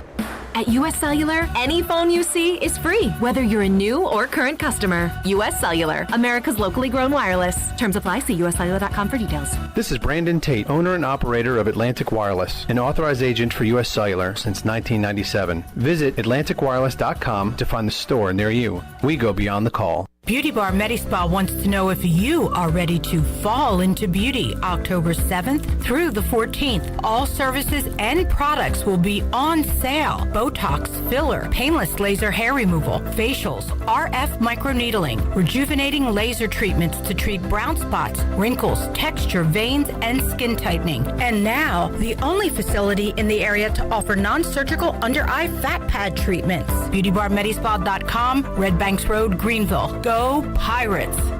Hey Pirate Nation, Lindsey Gray here with Carolina Caliber. In 1960, my granddaddy started his firearm business right here in Eastern NC. Still family owned and operated, we have the area's largest selection for outdoor shooting sports and accessories and are one of the nation's top firearm dealers. At Carolina Caliber, we have everything you need from hunting, home defense, and personal protection, including a wide variety for ladies and youth. We buy, sell, and trade. It's a time-honored tradition. Visit us at Carolina Caliber on Fire Tower Road in Winterville. Greenville Utilities electric customers will soon be able to receive text notifications in the event of power outages.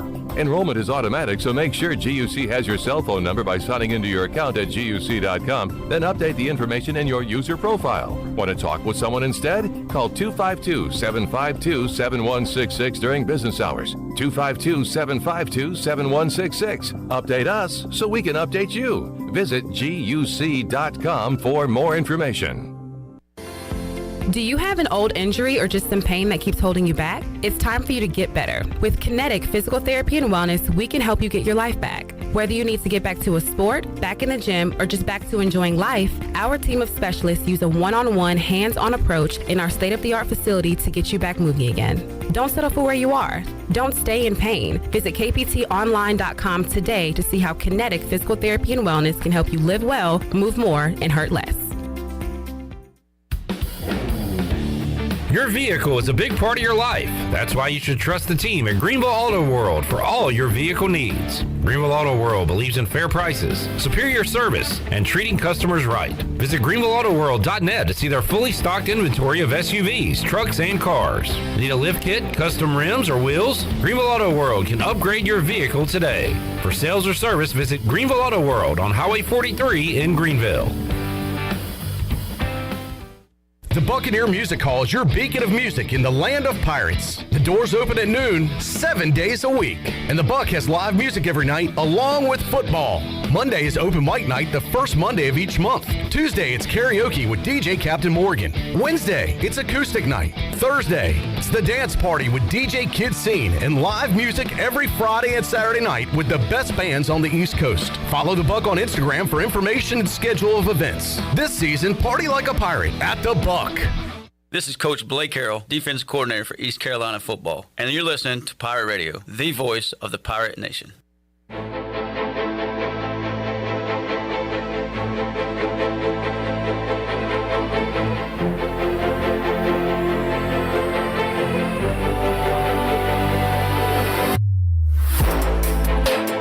You're listening to the Bud Light Pregame Tailgate, powered by Bud Light, the official beer of the ECU Pirates, and proudly distributed by Carolina Eagle Distributing since 1989. Now, back to the show. Welcome back, and if you are on YouTube, you can watch all of Pirate Radio's local programming. All you got to do is search for Pirate Radio TV, and you can watch the Pirate Radio live TV show from Monday through Friday, 3 to 6 p.m., and, of course, the Bud Light Pregame Tailgate at the U.S. Cellular fifth quarter on game days. Go to YouTube, search Pirate Radio TV, and then click on that subscribe button. And as we head back into the Bud Light Pregame Tailgate, I have a couple of stats to consider for you, Clip. I'm ready. Okay. Of course, we just talked about before the break that the Marshall taking the lead and is likely going to win the game here. Marshall got paid $1.25 million to come to South Bend and steal one from the Fighting Irish. So that's stat number one. And this one has to do with Texas A&M. Texas A&M is 10-0 against non-Power 5 schools in Jimbo Fisher's tenure. This is the first time, I'm referring to today, under Fisher that the Aggies did not lead at the half against a non-Power 5 school. So there you go. Great stats on the UBE stat sheet, University Book Exchange, pirateware.com. Chandler keeping an eye on that App State Texas A&M game. I got Notre Dame Marshall. Now, Notre Dame has the ball, 3:20 and counting, and they are in scoring position here, but they got to go. They are down 11 points to Marshall, 3:13 and counting, as this pass is going to be completed, but that is not going to help them at all. The clock will continue to run, so we'll keep an eye on that, and they're calling it incomplete. Let's head out to the Pit Electric Live line and talk to Brian North, who joins us on this dreary Saturday here in September, week 2, ECU football season. North, how you doing today? Good. There's football going on today? I was a little worried you wouldn't answer because, you know, you say that with your schedule now, Saturday is a great nap day, and, man, is this perfect napping conditions or what? I saw bits and pieces of the Carolina game, and I saw the end where they won, but that was about it. The eyes were open and shut a whole lot. Oh, my goodness. Kids were napping as well. That was crazy. Marshall is going to win this game. We got another interception, and what a letdown. Notre Dame's going to start 0-2. So that is a shocking result today in South Bend. And upsets happen every week. East Carolina looking to avoid one tonight. Brian, what does this weather do? I mean, is that How big of a factor is this, Brian, when you look at maybe a rain game, a wet game? Does that close the gap a little bit? Is it good for East Carolina? What do you think? It's hard to. I'd tell you where it will hurt will be with the crowd. If you don't get a big crowd, yeah, you're not going to have quite the energy, and then you're going to have to produce your own energy on that. And you always rely on the home crowd to get you those extra points that Vegas always says the home crowd does for you. So I think that's the first thing that comes to mind. And then wet ball conditions. All right. I understand. Yes, I know. We're not going to the game. The player crying. I get it. Go. Big Notre Dame fan there in the background, upset. Is that the Randy Moss Bowl? Yeah. Go ahead. Or she took Carolina in the points today. Brian, if you need to go, feel free at any point. No, we got them out of the house, and now they don't want to be back in the house. Yeah. Drive back home, so it is what it is. But as far as the weather goes with ECU, ball protection is always a key, and when you've got guys who are playing in their first college game, and that's ECU has a lot of the receivers that way. Wet ball can be tough to hold on to, so those are things that factor into it as well. But I don't know if it'll be that kind of downpour where it will factor that much. I think the bigger thing is if it keeps crowd away. Brian, I saw earlier your JMU Dukes were having no issue with, I believe, is it Norfolk State today? Norfolk State. Yeah, pounding them. So the Dukes looking to get to 2-0. They're up 35-0 at halftime, and this is their first year, playing in that Sun Belt along with Old Dominion. And, man, just there's going to be some interesting football in that league. We talked about it with you Friday on Pirate Radio Live, but Old Dominion picked at the bottom, JMU picked near the bottom, and you explained it pretty well. You said, well, they're the new guys. Let's just put them down there at the bottom preseason and see what happens. But they're going to be a factor here in this Sun Belt this year, I think. I think JMU is loaded enough where they can at least make their games interesting. I don't think they're going to get blown out a lot. Now, look, I don't think they have anything for App or Louisiana or the top teams in the conference. I think that's going to be the educational process here. But I think they could easily finish middle of the pack. I think being bowl eligible is a real goal here for the Dukes this year. They're playing Inspired today. Kirk Signetti's dad died, so they're playing for him, trying to get a win for him. And look, Norfolk State's not that great. But they're stacked their schedule early to get some success going into that Sun Belt conference with some momentum that they want. That I think will certainly help them, and today games like today will certainly help. And how about ODU, kind of a upstart program? I asked Brian Bailey. Well, football wasn't even a thought when he was at Old Dominion, and here they are now. Success in the FCS, had some fun years with Heineke. Bobby Wilder really built that program, and now trying to take it to the next level with Ricky Ronnie. Second win over Virginia Tech in school history last week, and man, they could go if they have their first ever win over East Carolina today. Will take the program to even another level. So I mean, this is a big one for them on their side. This is a program that relaunched its football program in 2009. Think about that short time frame of what they've done in that. But I keep going back to because they're the center of a great athletic area, right? All the great athletes that come out of there and exist in there. And if Brian Bailey graduated from Old Dominion, that the academic standard is high. They can probably get some of those guys in there that maybe can't go other places, and that's where you can build programs, but you're going to go through those ebbs and flows as well, right? I mean, you're going to have guys who attitude-wise don't work out, and that's what happened a couple of years ago when they won only 1 or 2 games. But you can also quickly restock the cupboards and get great athletes in there. So a very fertile football ground for players, and I think that is what helped them build that program so quickly. That was one of the more stealthiest, smooth-flowing digs at Brian Bailey I've ever heard. You went with that. You got his attitude in there. You got his academics, all that stuff. So Yeah, it was good. That's the kind of folks they have up there at ODU, apparently. Brian North joining us here today on the Bud Light pregame tailgate. North, as we'll look at some other games real quick before we let you go. Sam Hartman back. Didn't miss a beat. How about that beat down today against Vanderbilt? Yeah, impressive. Not very good in the SEC, but it's still an SEC team. You're still going on the road. Hartman, who had not been practicing with the first team, but he's now working and doing drills. I listened to Dave Clawson's press conference the other day about it, saying he's been working. He's been working on his timing. It was just not getting in the 11-on-11 stuff, and when they had him start practicing this week, he looked super sharp, so they had zero problems as long as the medical guys were okay with it. They had no problem putting him in as the starter, and he showed why. And look, it's not like that's the biggest upset or win ever on the road because Vanderbilt's not good, but that's still for Wake Forest. That's the one you have to have if you're RPI. going on the road for the first time, all those things. So the way they did it, I thought was really businessman-like, and very impressive that they go on the road and take care of business that easily at an SEC school. Mentioned North Carolina, a shaky 3-0, but 3-0 nonetheless. I'll tell you who's not a shaky 2-0, Brian, and that is the Duke Blue Devils, hammering Temple, winning on the road at Northwestern. Yeah. There's still a chance they might stink, but they're 2-0 with 2 FBS wins. They'll take that all day. This is like Scotty Montgomery all over again, isn't it? I mean, it's like, wow, this new coach comes in, and there wasn't expectations, and now he's 2-0, but they got to keep following it up. But Mike Elko, a lot of people thought they would be lucky to win one game this year, and he has come up with a plan, and their offense looks really good.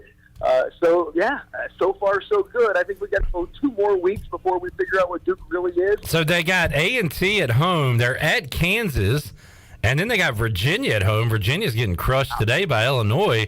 I don't know. At Georgia Tech, I'm starting to see some wins possibly on this schedule, Brian. It could be bowl eligible before they play anybody good.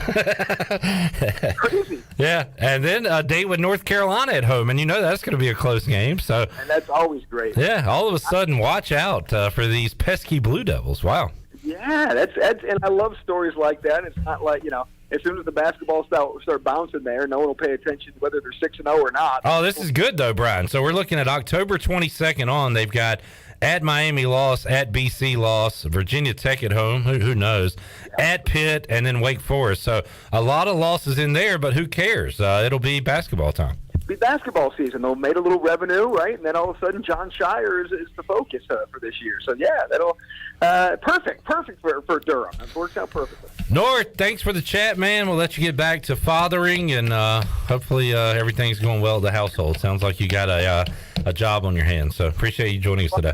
Don't go. I can talk longer, please. Brian wants to. You want to just keep going through the game and on the post game, Brian? That's fine. Tell your we're putting out the North signal. Tell her you got to come here and do the post game with us tonight. Right, sounds good to me. Right. Brian, appreciate it, man. All right, bub. Later. WCTI 12, host of The Blitz, Brian North, joining us today on the Pitt Electric Live Line. What do we got, folks? Let's see. We've got a flag on the play. We'll see what the they're calling an illegal substitution. Is the game still going on? Yeah, there's about a minute left to go. Now, Notre Dame threw an interception here, and I thought that was pretty much going to be it, but then the flag got thrown. Oh, what is this? They're doing some kind of... Yep. It was an illegal substitution on Marshall. So Notre Dame. God. Yeah, minute 2 left to go in the game. Notre Dame got the ball? Yep, 1st and 5. Jeez Louise, what kind of bull crap is that? Yeah, that makes no sense to me at all. But we've got a throw. It's out of the end zone, incomplete. Chandler? 2nd and 5. I have an update on App State, Texas A&M. Texas A&M was driving. Pass was complete. The first down was made, but the Aggies fumble. App State falls on it. God knows. They are How many driving. fumbles have they had? They are in Texas A&M territory at the 27-yard line. They're driving, looking to go on top here as they get a pretty good gain there on first down. So 2nd down and 6 coming up for the Mountaineers. 6.5 minutes to go in the third, all knotted up at 7 in College Station. Chandler, every time I go to you, you're talking about like an App State fumble or turnover or something. I know. It's just back sloppy. and forth. It's Sloppy very game. sloppy football. Both defenses are playing lights out. App State's looking to take the lead here on the road against a top 10 team in Texas A&M. A&M 2 turnovers, 7-7 as they play in the third quarter. All right, we'll take a break. You got anything else, Shirley? No, it's 4th and 1. It might be 4th and 2 here for Notre Dame. 30 seconds left to go in the game. I thought that game was over like 10 minutes ago. Me too. Yep.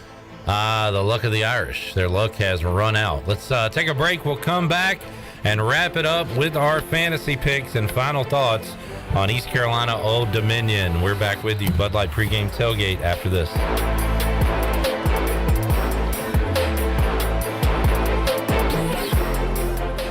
For over 51 years, Parker's Barbecue has brought families together with our award-winning whole hog barbecue and fried chicken. Tradition is important at Parker's Barbecue, and for 3 generations, the Parker's Way has stood the test of time. Whether you visit our dining rooms or drive-thrus, use our on-site catering, or even use our nationwide shipping, the hospitality, barbecue, fried chicken, homemade sides are still the same. We are the Parker family. Come in and let our family show you. This is the Parker's Way. sure to check out David Price Construction for all of your commercial or custom residential renovation and building needs. Run by ECU alumni, David Price Construction specializes in commercial projects, maintenance on facilities, and large-scale residential renovations and additions. Proud to be voted the Remodeler of the Year by the Home Builders Association of Raleigh-Wake County in 2018 and Best Business Commercial Remodel Project winner for 2020. David Price Construction, the proud ECU Home Services partner. You know texting while driving is dangerous. That's not new information. Yet most people admit to doing it anyway. Drivers are 23 times more likely to be involved in a car accident while texting. Know the facts and wait to text. The danger is real and it applies to you. Auto Owners Insurance, the no problem people. Information provided by Virginia Tech Transportation Institute. This is Brian Smith with Town Insurance in Greenville. Call me today at 756-8300. Go Pirates! Hey Pirate Nation, this is Holt Nailers for my friends at ArcPoint Labs. Just as I trust my teammates, you can trust ArcPoint Labs to give you quick and accurate results for your laboratory testing needs. ArcPoint Labs provides insights and solutions to enable individuals, businesses, and communities to make informed decisions on their health, safety, and well-being. Visit any of the 6 Eastern North Carolina ArcPoint Labs locations or go to arcpointlabs.com. Go Pirates!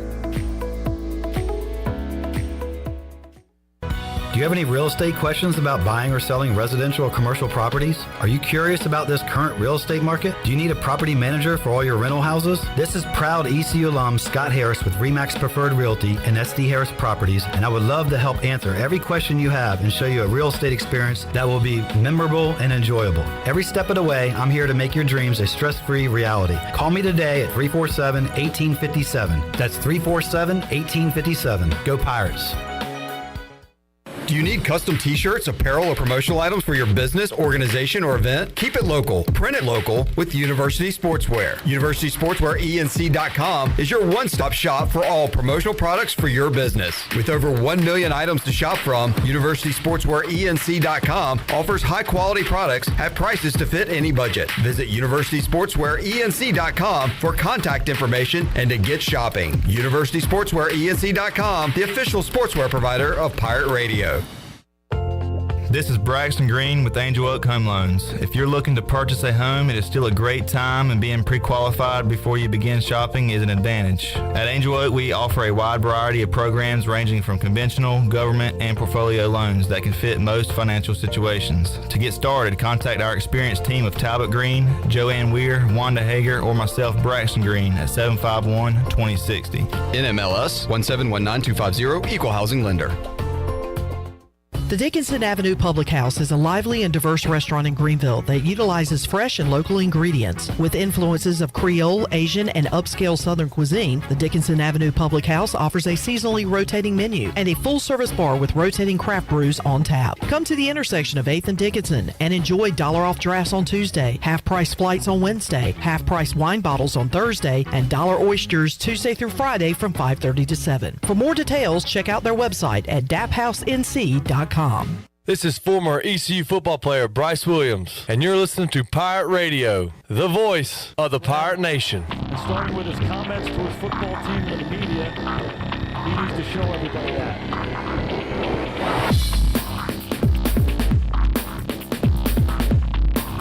You're listening to the Bud Light Pregame Tailgate, powered by Bud Light, the official beer of the ECU Pirates, and proudly distributed by Carolina Eagle Distributing since 1989. Now, back to the show. Welcome back for the latest breaking news, interesting stories, and awesome contests that can make you a winner. Be sure to follow Pirate Radio on our social media on Facebook, Twitter, and Instagram at PR927FM.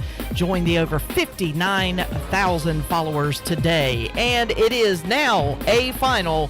Marshall defeats Notre Dame 26-21 in South Bend. Back to you, Clip.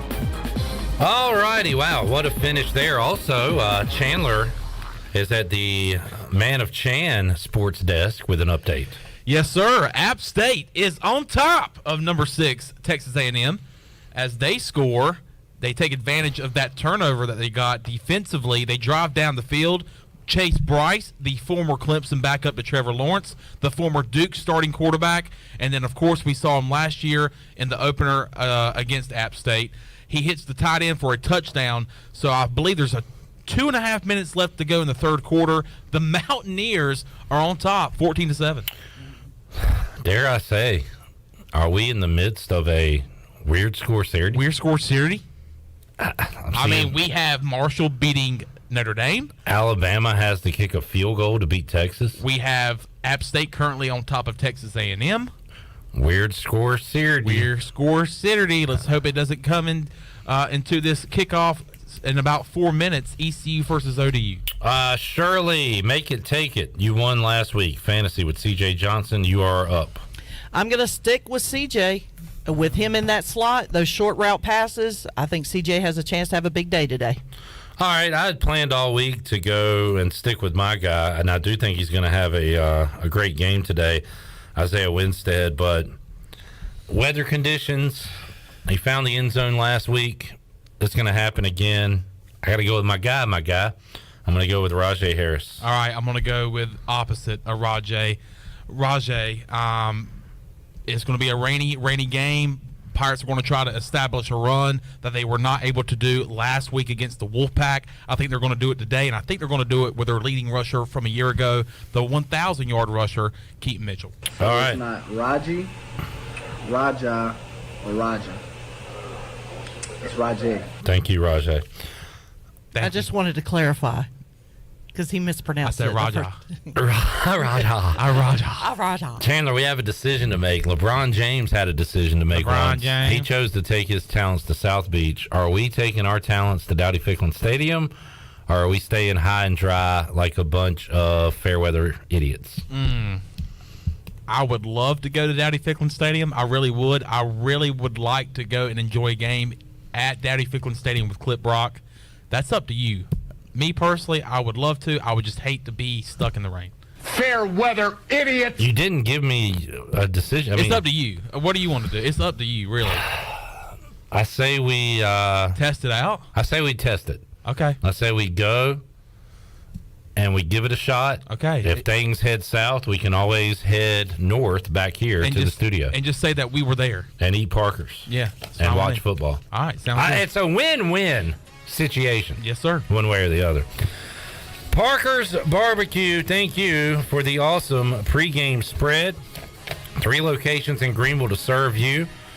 You can enjoy great tasting food at Parker's on game day or any day, and they ship nationwide. Go to parkersbbq.com.